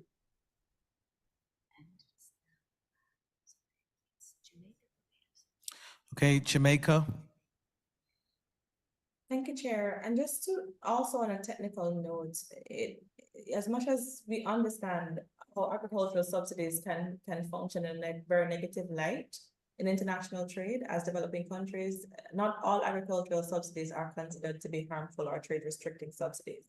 So that's again, the context and the inclusion of this could also prove to be problematic and borderline erroneous, to be real frank, Chair, in relation to the sentence and the objective of the paragraph. So just for that purpose, we again recommend and agree with your recommendation for the removal of the elimination of agricultural subsidies in international trade. Thank you, Chair. Barbados.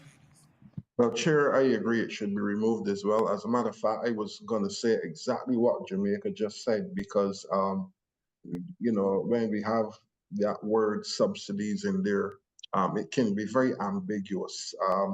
And then the point was made earlier, you have a general point that speaks about trade restricting measures, unless you say, example, the elimination of agricultural subsidies, and there's no need for that. It is implicit in the concept of a trade restricting measure. So I don't see the value in putting it explicitly there, unless there's some, I don't know, desire to open another can of worms, as we would say in Barbados. I think we can do without it. Brazil. Gracias, señor presidente. Sin querer abrir una Thank caja you, de Chairman. Without opening up a can of worms and seeking consensus, what if we add distorting to this paragraph? I think to the suggestion to Argentina. This, I think, could win the acceptance, approval of others. Is to call the elimination of distorting agricultural subsidies in international trade. Dejo el inglés para ustedes, pero es el Yes, that's the idea. You can put it better in better English, but that's the idea. Yes. Okay, so if any of the other countries wish to agree with this compromise to the elimination of distorting agricultural subsidies in international trade.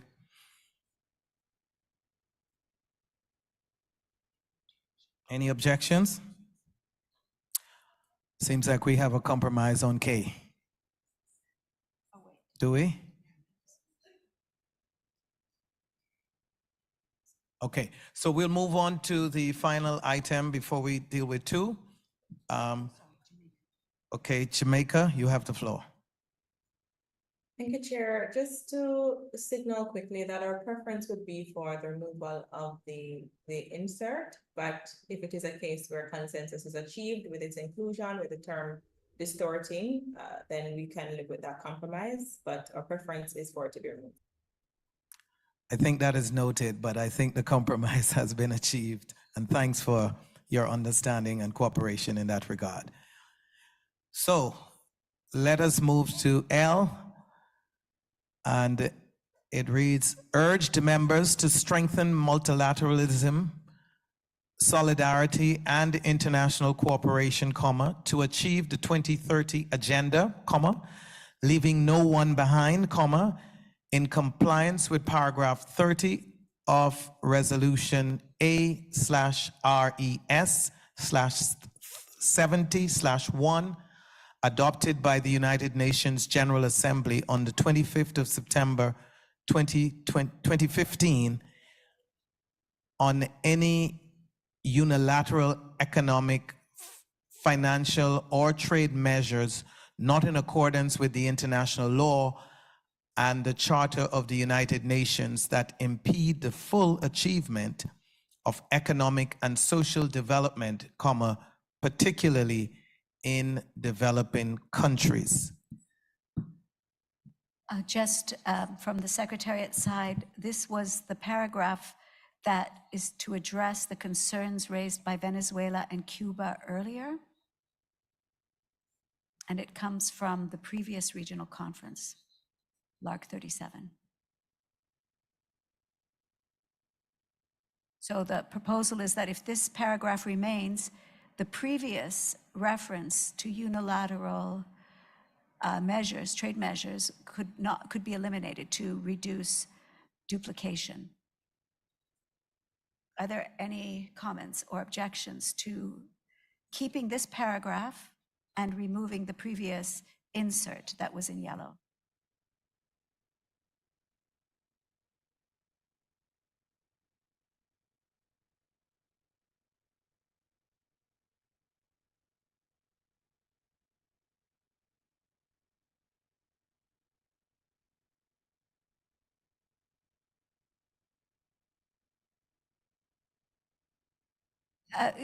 Reporting group, can you show us the previous paragraph, please, where there was the mention to the unilateral? So the proposal is to remove coercive unilateral measures, restrictions, and limitations of trade in food and raw materials from here because it is addressed in L. So we'd like to know if governments have any objections. Here you can see it says, states are strongly urged to refrain from promulgating and applying any unilateral economic, financial, or trade measures not in accordance with international law and the Charter of the United Nations that impede the full achievement of economic and social development, particularly in developing countries. Okay, let me just see if there are any. Okay, so in light of there is an agreement. Oh, Venezuela?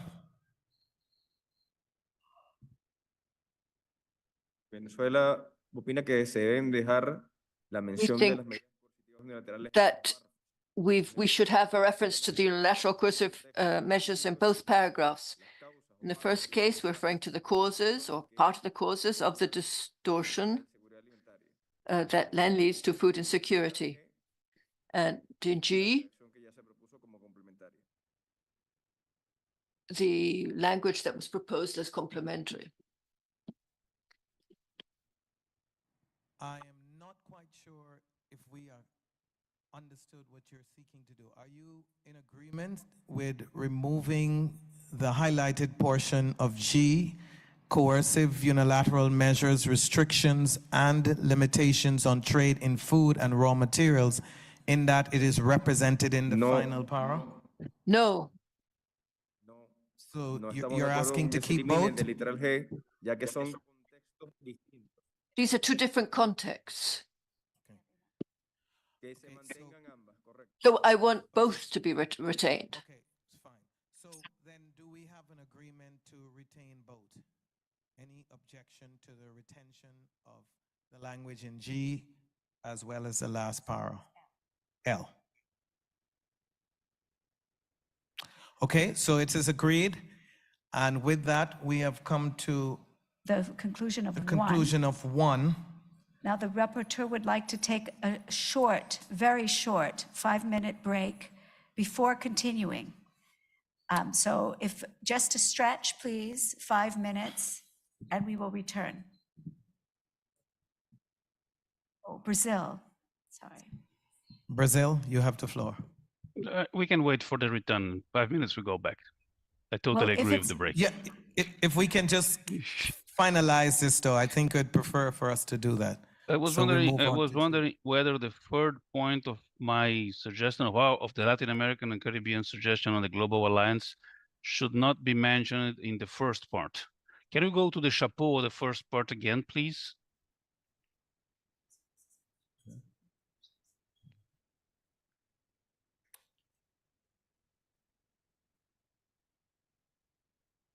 Because mi punto es que de los tres párrafos que la región Of the three paragraphs that the region proposed, the first two are requests addressed to FAO. The third is an expression of the Latin American and Caribbean Conference. And therefore, I think the third on the Global Alliance Against Poverty and Hunger would fit in better here. So that was my idea. So specifically what you suggest, 3 of the paragraphs that we said should remain here in part 1 and not in part 2. I think it would be better to have it in part 1 of the report of this, the report of this session. So I think it should be in part 1. The countries of Latin America and the Caribbean expressed the support for Brazil's initiative, etc. Y eso me parece estaría mejor en la parte I 1. think it would be better to have it in part 1 rather than part 2.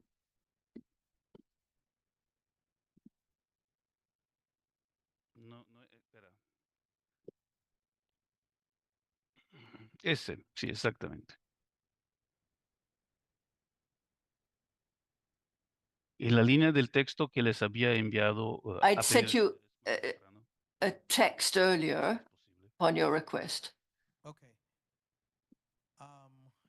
Don't see why there should be any objection to that. If there is there any objections? It's the same language, just a matter of placing it. The language was larger. If you can put back the original language, the one I sent to you, I would thank you. Or I can send it again, no problem.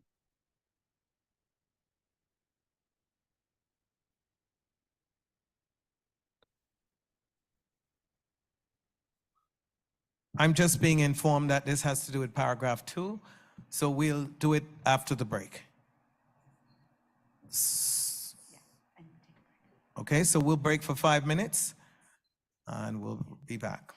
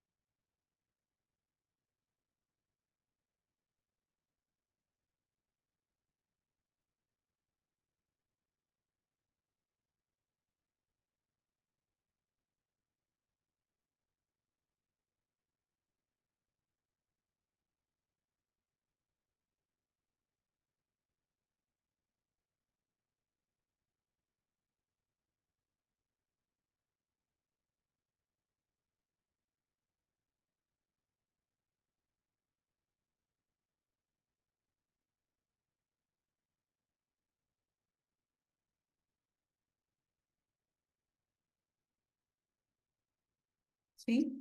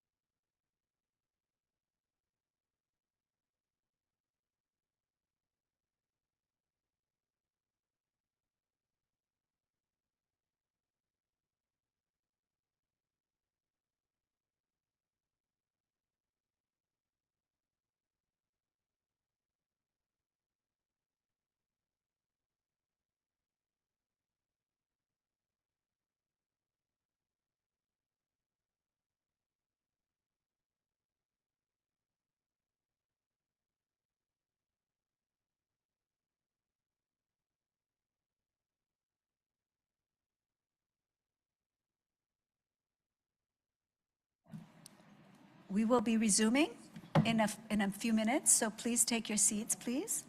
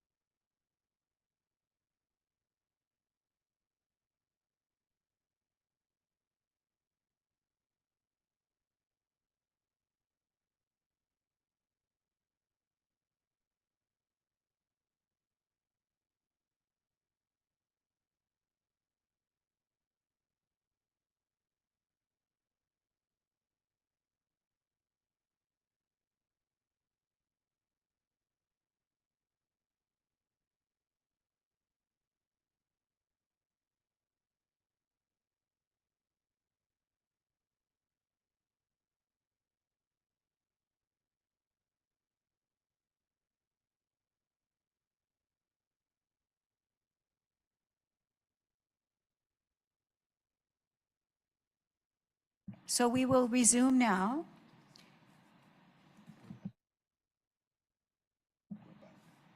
Okay. So we will be resuming now with the proposal that was made by Brazil. And would you like to read the proposal?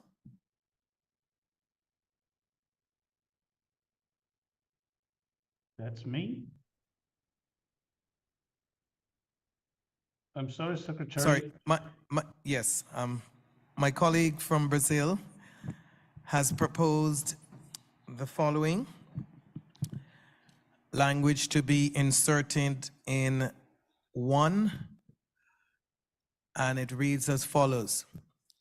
Express its support for Brazil's initiative under its pro tempore presidency of the G20 to establish a global alliance against hunger and poverty as a broad international mobilization to support the implementation and expansion of actions, policies, and programs to combat hunger and poverty at national, regional, and global levels with the aim of accelerating the achievements of the Sustainable Development Goals 1 and 2.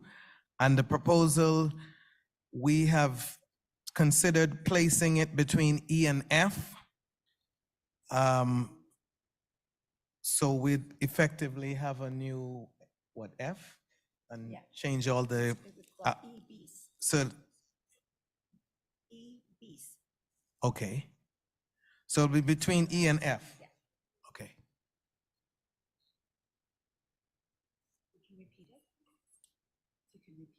Okay, so let me go ahead and read it so that the report team can have it. Express its support for Brazil's initiative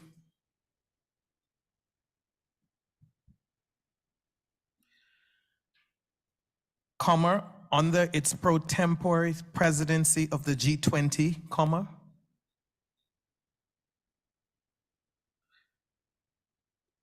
to establish a global alliance against hunger and poverty,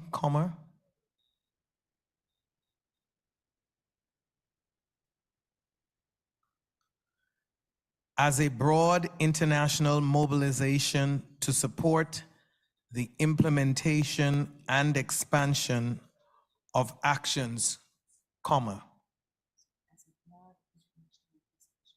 as a broad international mobilization to support the implementation and expansion of actions,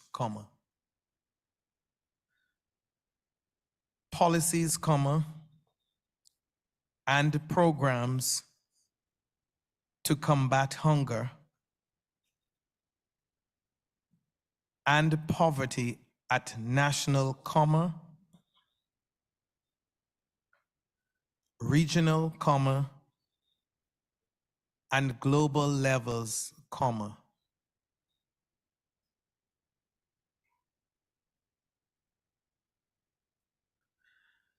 with the aim to accelerating the achievement of the Sustainable Development Goals 1 and 2.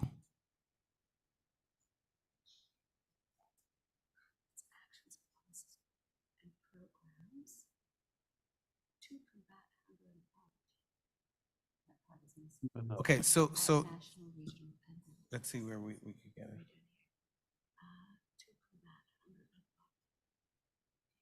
Okay, so we go back at the point where it says to combat hunger and poverty. And after that, it should be at national, Reporting team, they're referring to after programs. So where you say expansion of actions, policies, programs, right there. To combat hunger and poverty at national, regional, and global levels, Okay, so the rest is good.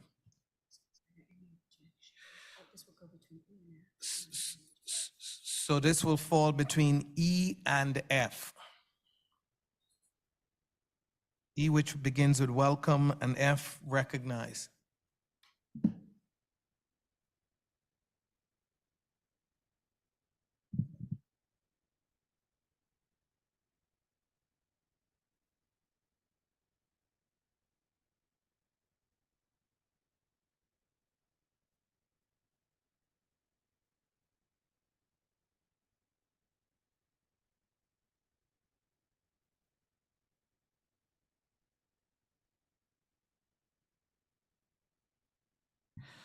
Okay, that said, with that insertion, do we have an agreement? Is there any objection?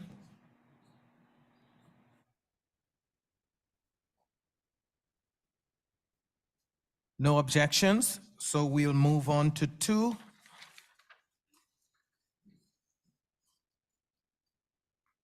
So that's the regional conference recommended that FA. Okay, so we're on 2A.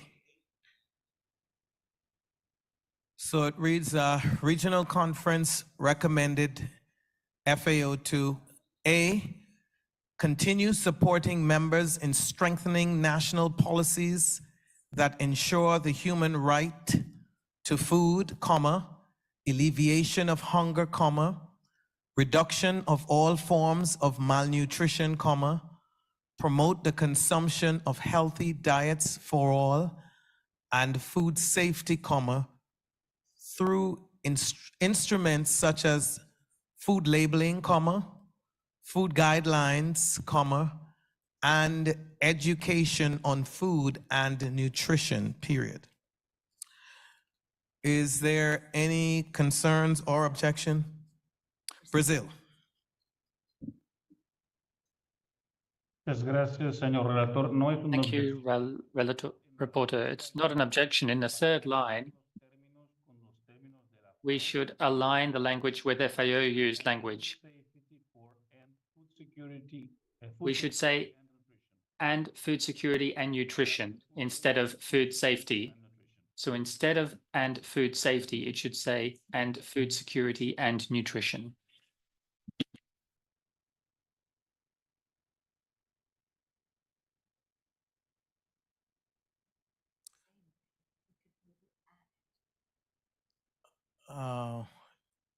Yeah, so I'm not quite sure if it means the same thing. An option is to add Brazil. That's okay for me. Okay. Food security, So- nutrition. That's, I think that's the idea. So if you can add, it's okay for me. It's perfect. Okay, okay. So with the addition of food security and nutrition, is that acceptable?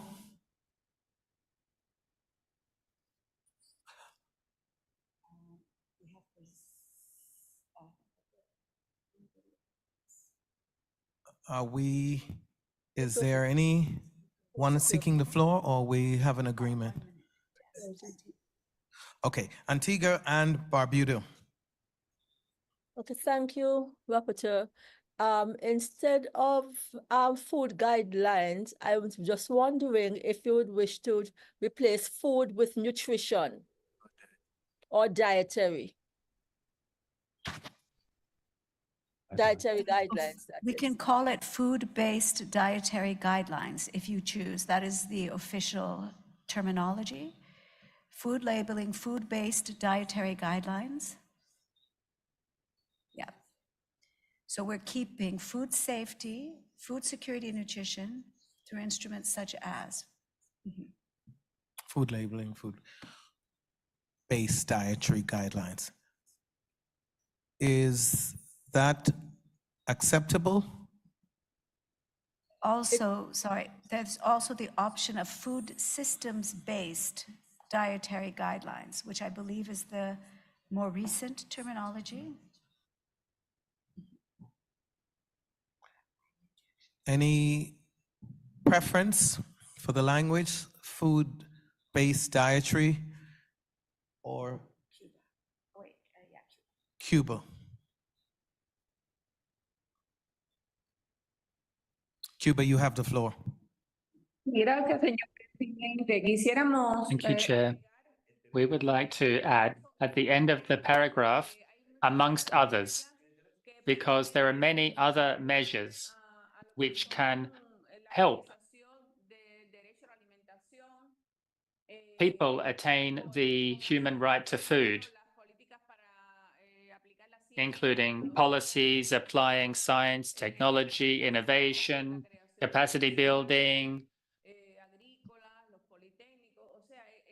polytechnical institutes, for example. This area has a whole range of measures which can apply these instruments. So amongst others at the end of the para. Thank you.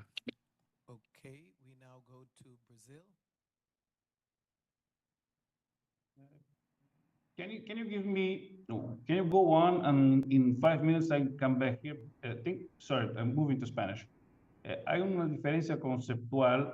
I think there's a conceptual difference between food safety and food security and nutrition. We think there's a conceptual difference here. I think we're talking about concepts that go along different paths. I think here we're talking more about food security and nutrition than we are talking about food safety. I could be mistaken. There are specialists here and experts here, but I think here we're talking more about food security and nutrition.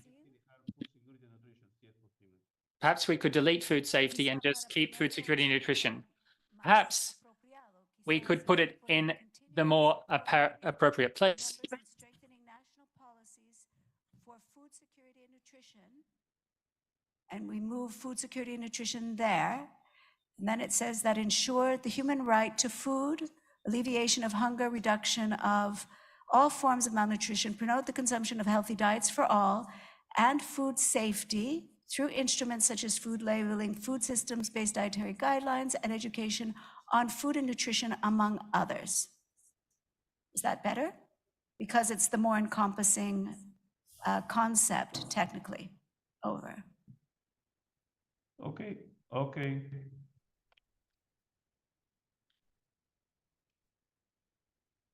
And then reporting group, the food security and, yes, exactly, good.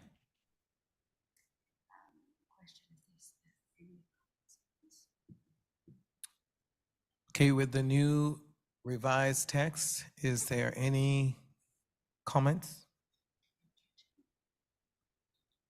Oh, no comments or objections, so we'll move on to item B. Support the implementation of the Community of Latin America and Caribbean State, in brackets CELAC, Plan for Food Security and Nutrition and the Eradication of Hunger. My screen is disappearing on me. The Eradication of Hunger 2030, with emphasis on strengthening legal policies and institutional frameworks,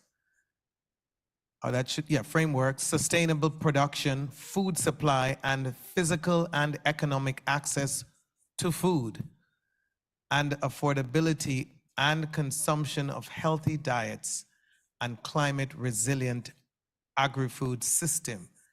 B. Do we have consensus on B? Argentina. Sí, quisiera sugerir una Yes, I would aclaración. like to suggest a clarification here. After frameworks, I would include as appropriate.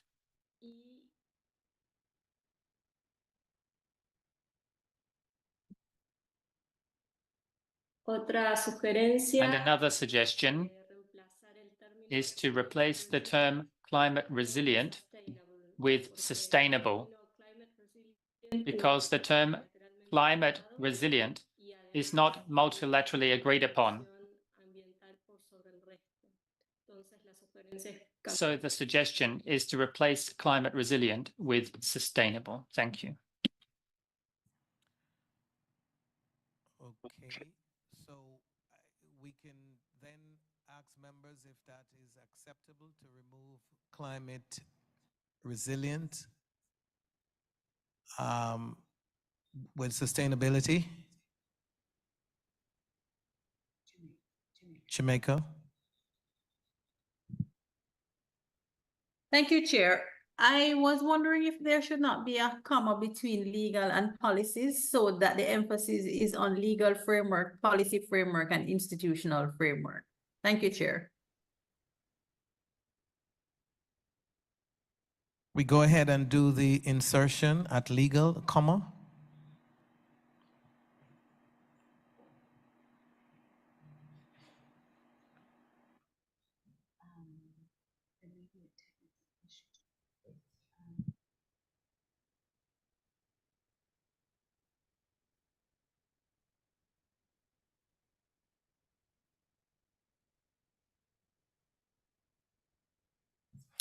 Okay, is there any other comments?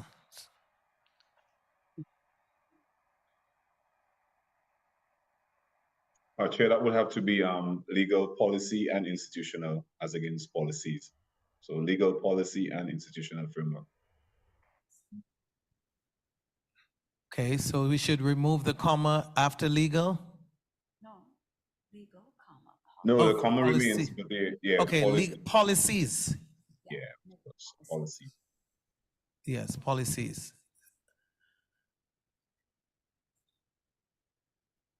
The new text would read, support the implementation of the Community of Latin America and Caribbean States, CELAC, plan for food security and nutrition and the eradication of hunger 2030 with emphasis on strengthening legal policies. So we're removing policies and having policy, why? And institutional frameworks as appropriate, sustainable production, comma, food supply, and physical and economic access to food and affordability and consumption of healthy diets and climate resilient. And so we're between climate resilience or removing climate resilience with sustainable agri-food system.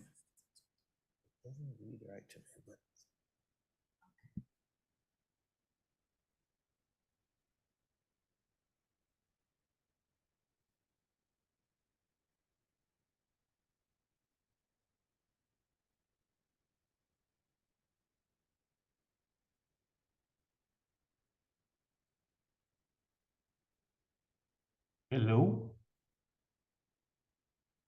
Okay, if there's no objection to B as revised,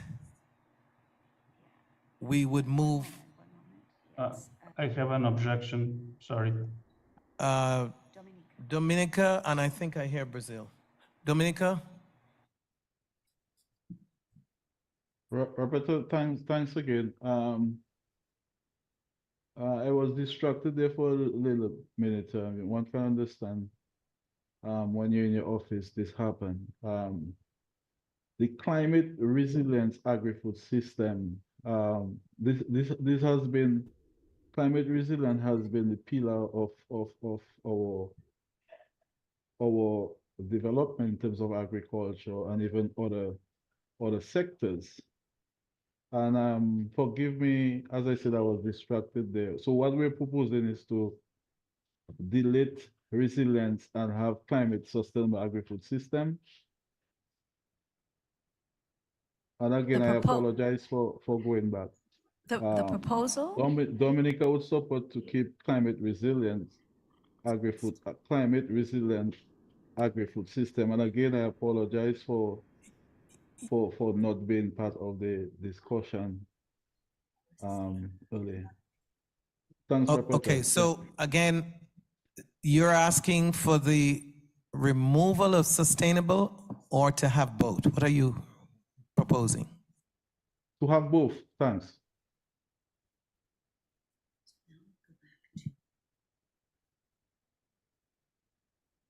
Was Brazil asking for the floor? That's correct. Okay, we'll have Brazil and then Antigua. Okay, Antigua and Brazil, Bermuda, and then Brazil. I think if I may suggest a different writing, I would not like to make the exegesis of what the plan says, especially since they were endorsed by our heads of state and government in March 2024. So if you allow me, Mr. Rapporteur, I would suggest a totally new paragraph, a more simple one, that would read, and I will try to read it slowly, request FAO, okay, I can send it also, request FAO to support the states in the implementation of the 4 pillars. Can you read slow for us so that the request report team can request. Go ahead. Request FAO to support the states in the implementation of the 4 pillars of the quotation mark select plan for food security. Pause, Brazil, just for a second. Of the 4 pillars, yes, I'm pausing. Okay. 4 pillars of the Not in, off. Of the quotation mark before select because it's a name. Yes, and after? Select plan for food security,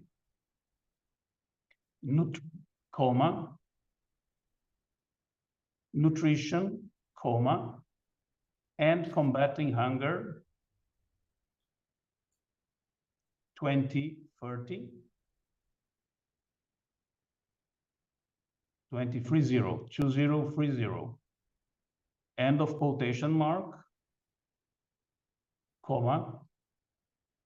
endorsed by the heads of state and government of the region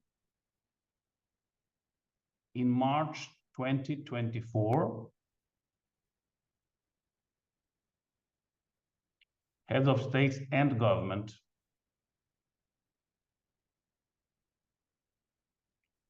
of the region in March 2024, and their respective lines of action. Are you saying there or the? There. Where? Their respective lines? There, you're okay. Right. There. Yeah, just wanted to be corrected.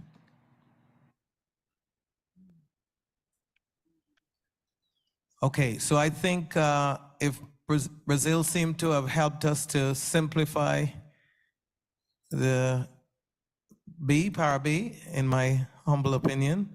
So do we have an acceptance of the new B? Dominica?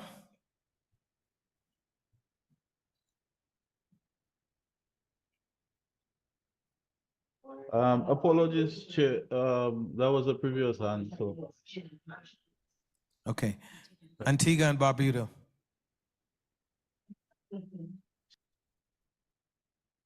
Chair, we are you hearing me, please? We are. All right, so we will concur with the new language that was just proposed. Okay, great. As I said, I think Brazil did us a favor. So if we can remove, if there are no objections, we can remove the original text and have the new text selected as B. And we'll move on to C. Rapporteur, if I might, just for clarification. Is this St. Lucia? Yes, St. Lucia. I'm sorry. Because of the way the section was introduced, if you go back to the top, number 2, you probably may need to just review the first word there. If you go, it says the conference requested FAO2, right? The regional conference recommended FAO2. So we just need to revise the introductory words of that new statement that Brazil introduced. It is very welcome, just for proper language. So it says FAO seems to the regional conference recommended FAO2. Reporting group you would delete request FAO2 from the beginning of B. So your first underlined word might want to Newbie. be support. Yeah. So you might Yes. have, yeah, well, thank you. Right. Thank you. Is there anyone else asking for the floor before we move on to C? Okay. With that, we move on to C. Provide technical assistance for the design, implementation, evaluation, and monitoring of policies and programs to strengthen family farming in the context of the United Nations Decade of Family Farming in bracket 2019 to 2028. Is there consensus on C as written? No objections, and we move to D. Deleted. Was there a comment? Okay, so D reads, support the Global Alliance Against Hunger and Poverty to raise resources and knowledge for the implementation of public policy and social technologies that are proven to be effective in reducing hunger and poverty across the world. I see Brazil has its hand raised. Was that relating to C? No, or to D. To D. Okay. Okay, so Brazil, you have the floor. I think we put this paragraph in the first section. I think we can delete it from here.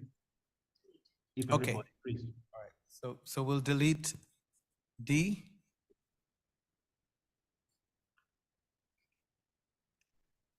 And we are on to the new D. I was about to say. Strengthen the capacity of governments to respond to the changing needs of trade, to increase transparency and support SMEs, cooperatives and family farmers to improve their capacity to achieve and maintain their access to markets and participation of global supply chains. SMEs refer to small and medium enterprises.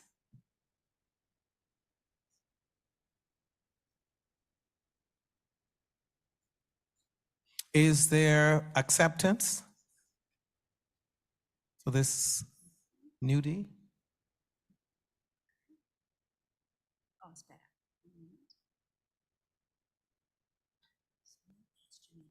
Okay, Jamaica.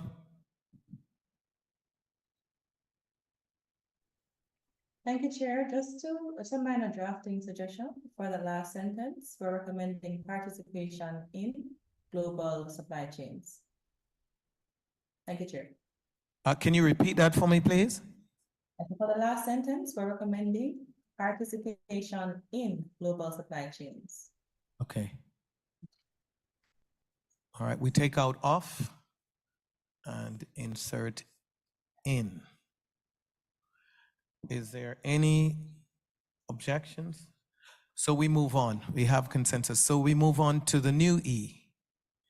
Continue mobilizing resources towards climate change adaptation and mitigation, should that be adaptation? I read it as adaptation. Okay, so reading again, continue mobilizing resources towards climate change adaptation and mitigation, as well as conservation and restoration of ecosystems, biodiversity, sustainable water management and soil conservation to improve the sustainability, resilience and efficiency of agri-food system. E seems quite simple. Is there any objection? Okay, with that, there being no objection, we move on to F. Support the strengthening of social protection systems in both rural and urban areas, which includes the strengthening school feeding program, as well as the improvement of humanitarian and resilience measures to prevent, mitigate, and respond to adverse events on agri-food systems and vulnerable populations such as women, youth, indigenous people, and other vulnerable groups. Any objection or concerns to to F? No objections to F. Seems like we're on a roll. So we move to G. Expand efforts to promote science, technology, and innovation in agriculture and sustainable management of natural resources along the value chain, as well as technical, financial and institutional support to resilience and efficiency in agricultural production. And here again, we have an and that I believe should be removed. Aquatic foods and products, and continue to provide inclusive, effective, and sustainable pathways to reduce poverty, secure livelihoods, and underpin food security and nutrition. H, any objection to H as stated? So with that, I believe we have completed 2. I've just been informed, this is for the vice chair from Brazil, that the delegate from Guyana to chair has returned, so he would be available to chair the final session, for your information. So, I'm assuming we are all good now. We've agreed on the text. Are there any other comments on that?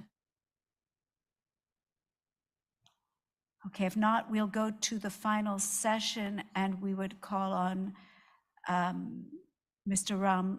Mandanlal Ramraj, the Director Thank General. you. Thank you very much. Thank you very much. And thank you all, delegation. Having concluded the agenda of the day, we'll now proceed with some final announcement before the closing of today's session. I would like to remind delegates that the drafting committee is open to all member countries and ideally should have some representation for each sub-region.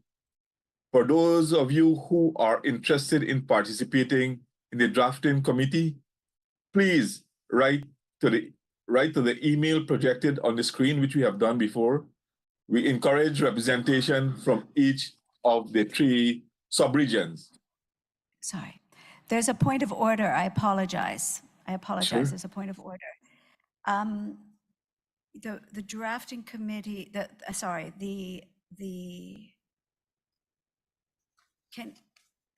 reporting group, have we completed? No, we're missing the section on results. I apologize. Yeah, I hadn't seen that. Sorry, we're missing a whole section.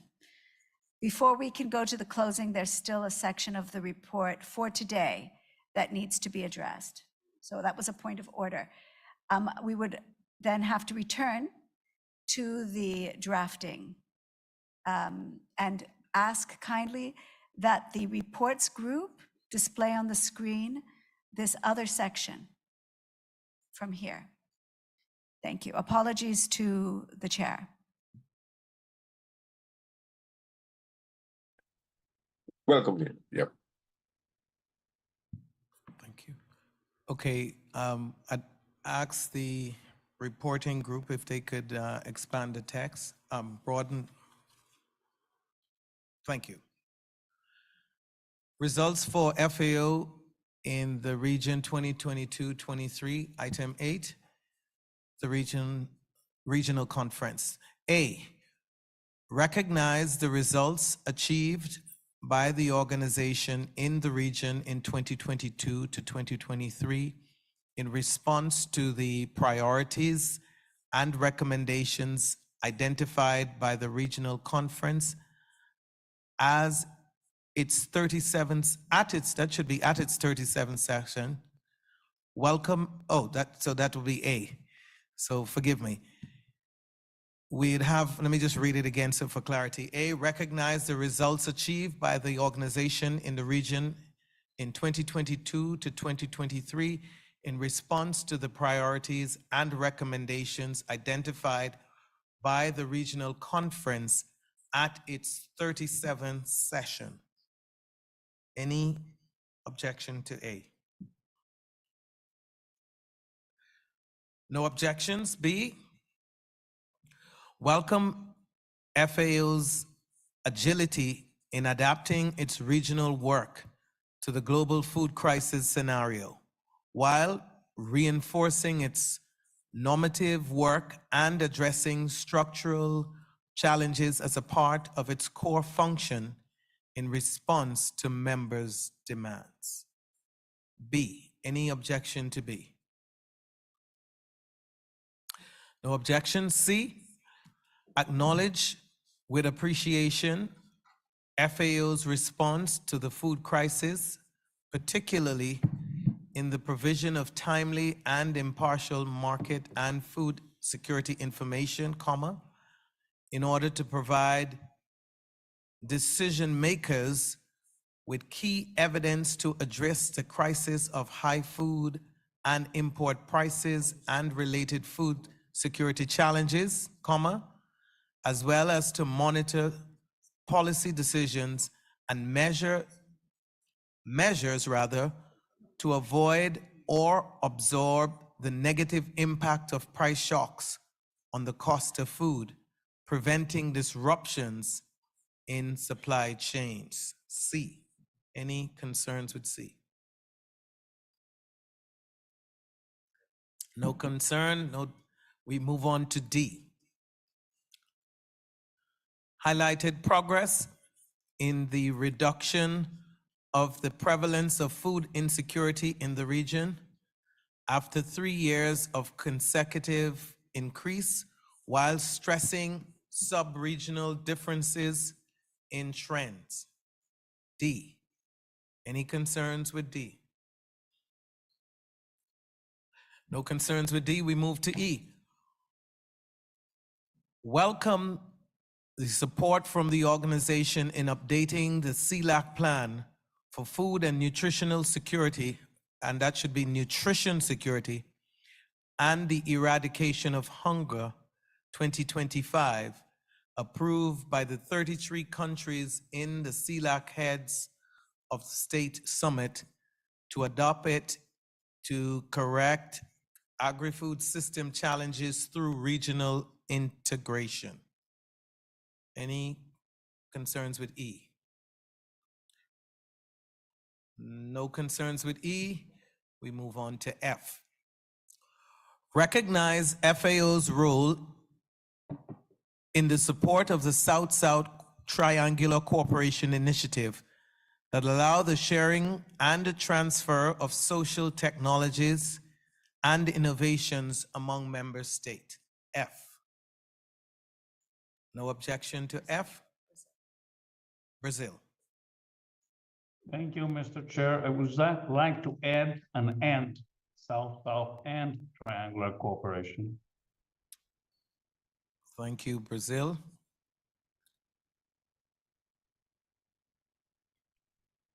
After South-South, and? Okay, any objections? There being none, we move on to G. Recognized FAO's contribution in improving national capacities to implement legal, regulatory, and programmatic frameworks to address FSN and FSN.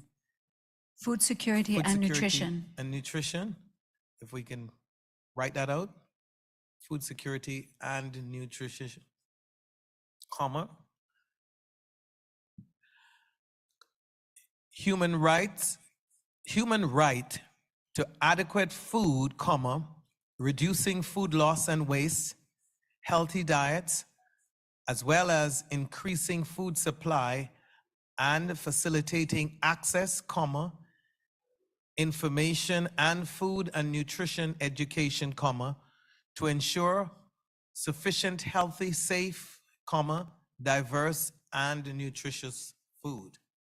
G. Any concerns or comments on G? There being none, we move on to H. Recognize the importance of FAO's support in the improvement of multi-risk monitoring, comma, early warning systems and rapid recovery of agricultural livestock measures, as well as anticipatory actions to protect livelihoods against climate and non-climate related risk. Any objection to H? No objection, we move on to I. Recognize FAO, should that be FAO's contributions? Recognize FAO's contributions regarding the promotion of technical inputs aligned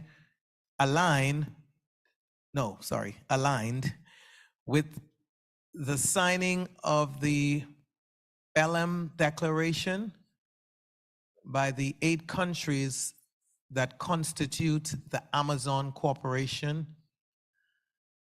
The Amazon Corporation Organization, ACTO in bracket, comma, and the relevance of strengthening regional cooperation with regard to climate action and inclusive rural transformation. I. Any objection to I?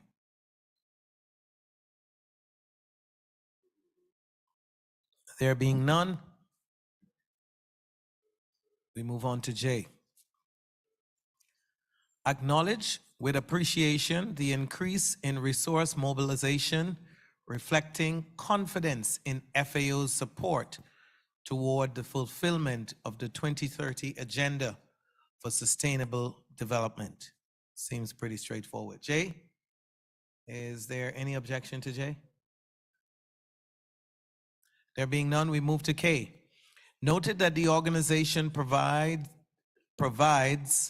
technical assistance for the implementation of 375 field projects with a budget of USD 824 million, comma, projected to US 1.98 million, that's 1,098 million in the coming months. K, any objection to K? No objection to K. L, noted that FAO supported the design of International Financing Institution, IFI, in bracket, approved public investment projects in 10 countries and provided support to 51 ongoing investment projects financing government-led programs aimed at achieving their national development goals and SDGs. L, any concerns or objections to L? No. M, acknowledge FAO's support in facilitating the development of investment plans to strengthen agricultural value chains with committed investment of USD 771.42 million in the region and the Special Investment Plan in Central America, dry corridor and arid zones of the SICA region. Building resilience, that's the writing of that, the word, the way it's phrased. Can we clean that up?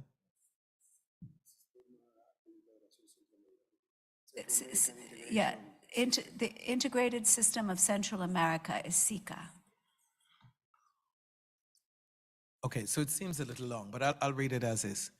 Building resilience with committed investment of USD 268 million, comma, under the Hand in Hand initiative, M. No objections to M, so we move to N. Expressed appreciation for the implementation of FAO's corporate initiative in the region, including the HIH initiative, which is Hand in Hand initiative, if you want to spell that out, Hand in Hand initiative.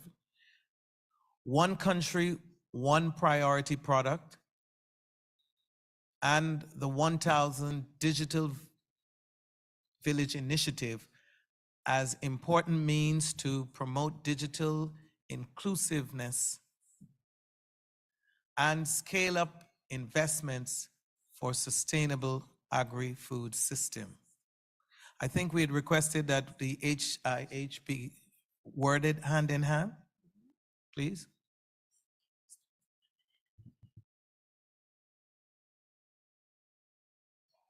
We are just replacing the microphone of the rapporteur to facilitate sound quality.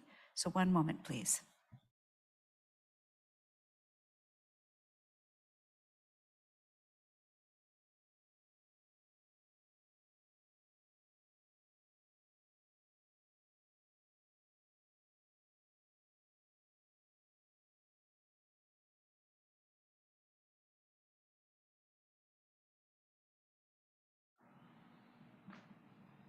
Okay, I think we were at N. We are removing HIH and use hand in hand. So, yes. Any concerns or objections to the wording of N? There being none. O.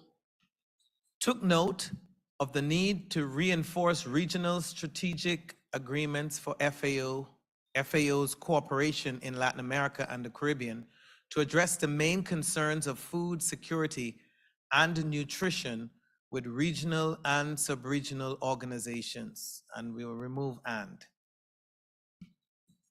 Any objection to O? No objection to O. P. Commended FAO on the celebrations and achievements of the International Year of Artisanal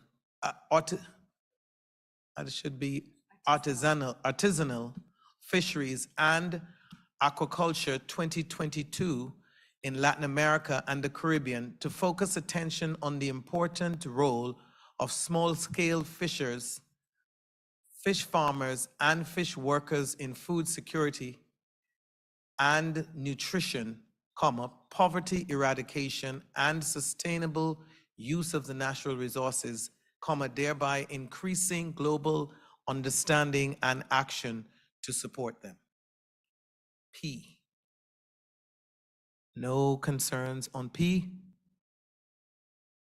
We move on to Q. Acknowledged FAO's support on school feeding programs in the region, enhancing governments, expanding budgets, improving regulatory frameworks and increase student coverage, promoting food procurement, strengthening policies and implemented educational actions. Q. Any objections or concerns on Q?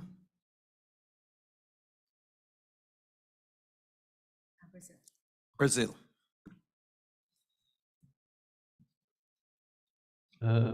Thank you, Chair. I think there's a word missing after governments, isn't it?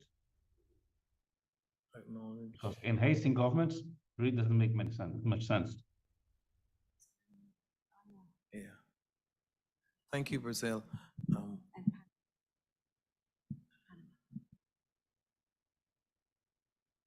Enhancing government capacities? Yes, enhancing government capacities, expanding budgets, that's better. Panama. Panama.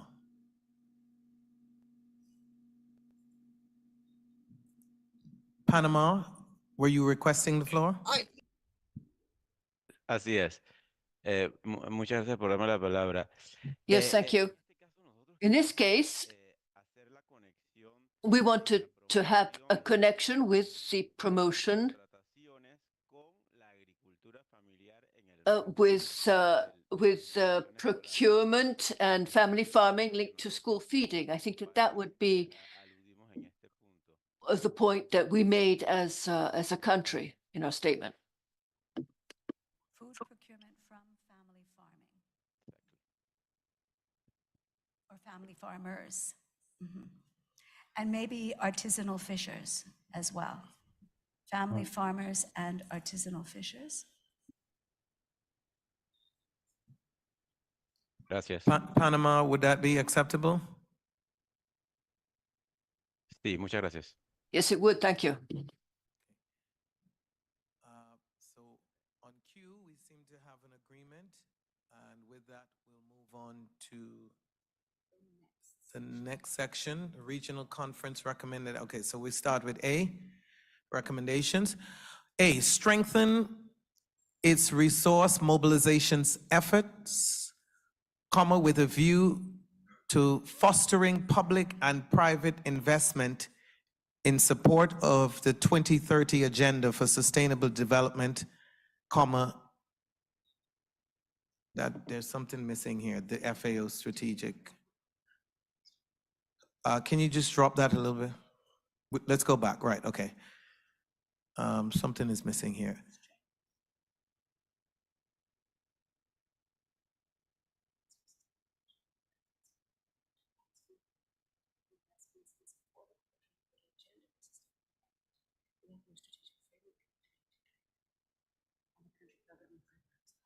Okay.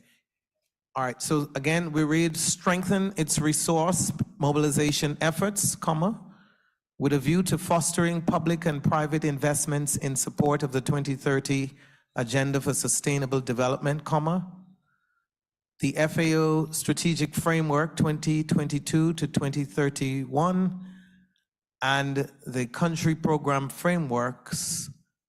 Should that be framework or frameworks? Frameworks.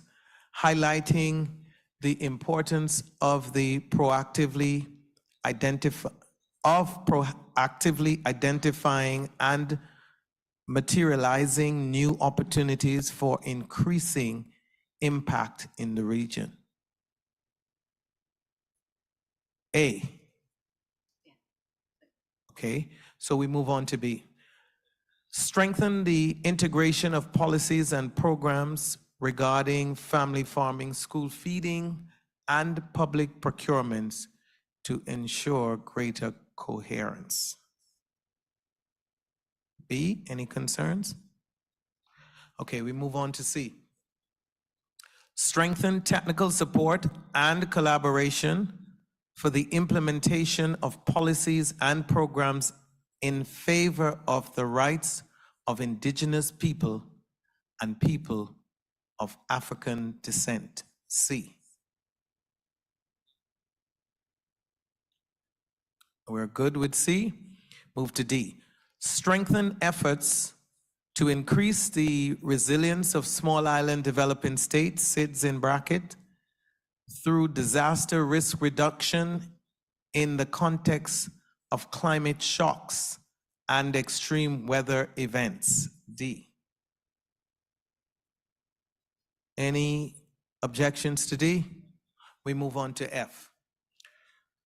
Support the generation of disaggregated statistical data regarding food security and nutrition, agricultural production, comma, and food loss and waste. Are we good with F? G, strengthen and expand territorial development policies and programs that enhance the participation of vulnerable rural populations, particularly, women, youth, indigenous peoples, and people of African descent in the decision-making process. G. We are all clear with G. And that brings us to the end of this section. So if there are no further comments on the draft of this report, I understand it is concluded, so I turn the floor over to the chair in Guyana. Another time. Thank you. Thank you very much. Once again, thank you all delegations. For some final announcement before the closing of today's sessions, one being a kind reminder for the draft to be part of the drafting committee. It will be very helpful so that we can have members from the different sub-regions to be part of the drafting committees. Now I will give the floor over to the conference secretary to provide updates on various matters. Right, there are actually no updates, but please, if you could project on the screen one last time the rlc-conferencia@fao.org.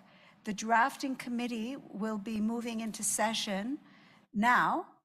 So we are strongly encouraging any delegates who are interested in participating in that to do so. There are already a number of governments registered. We want to make sure that there's a good balanced representation across the different subregions.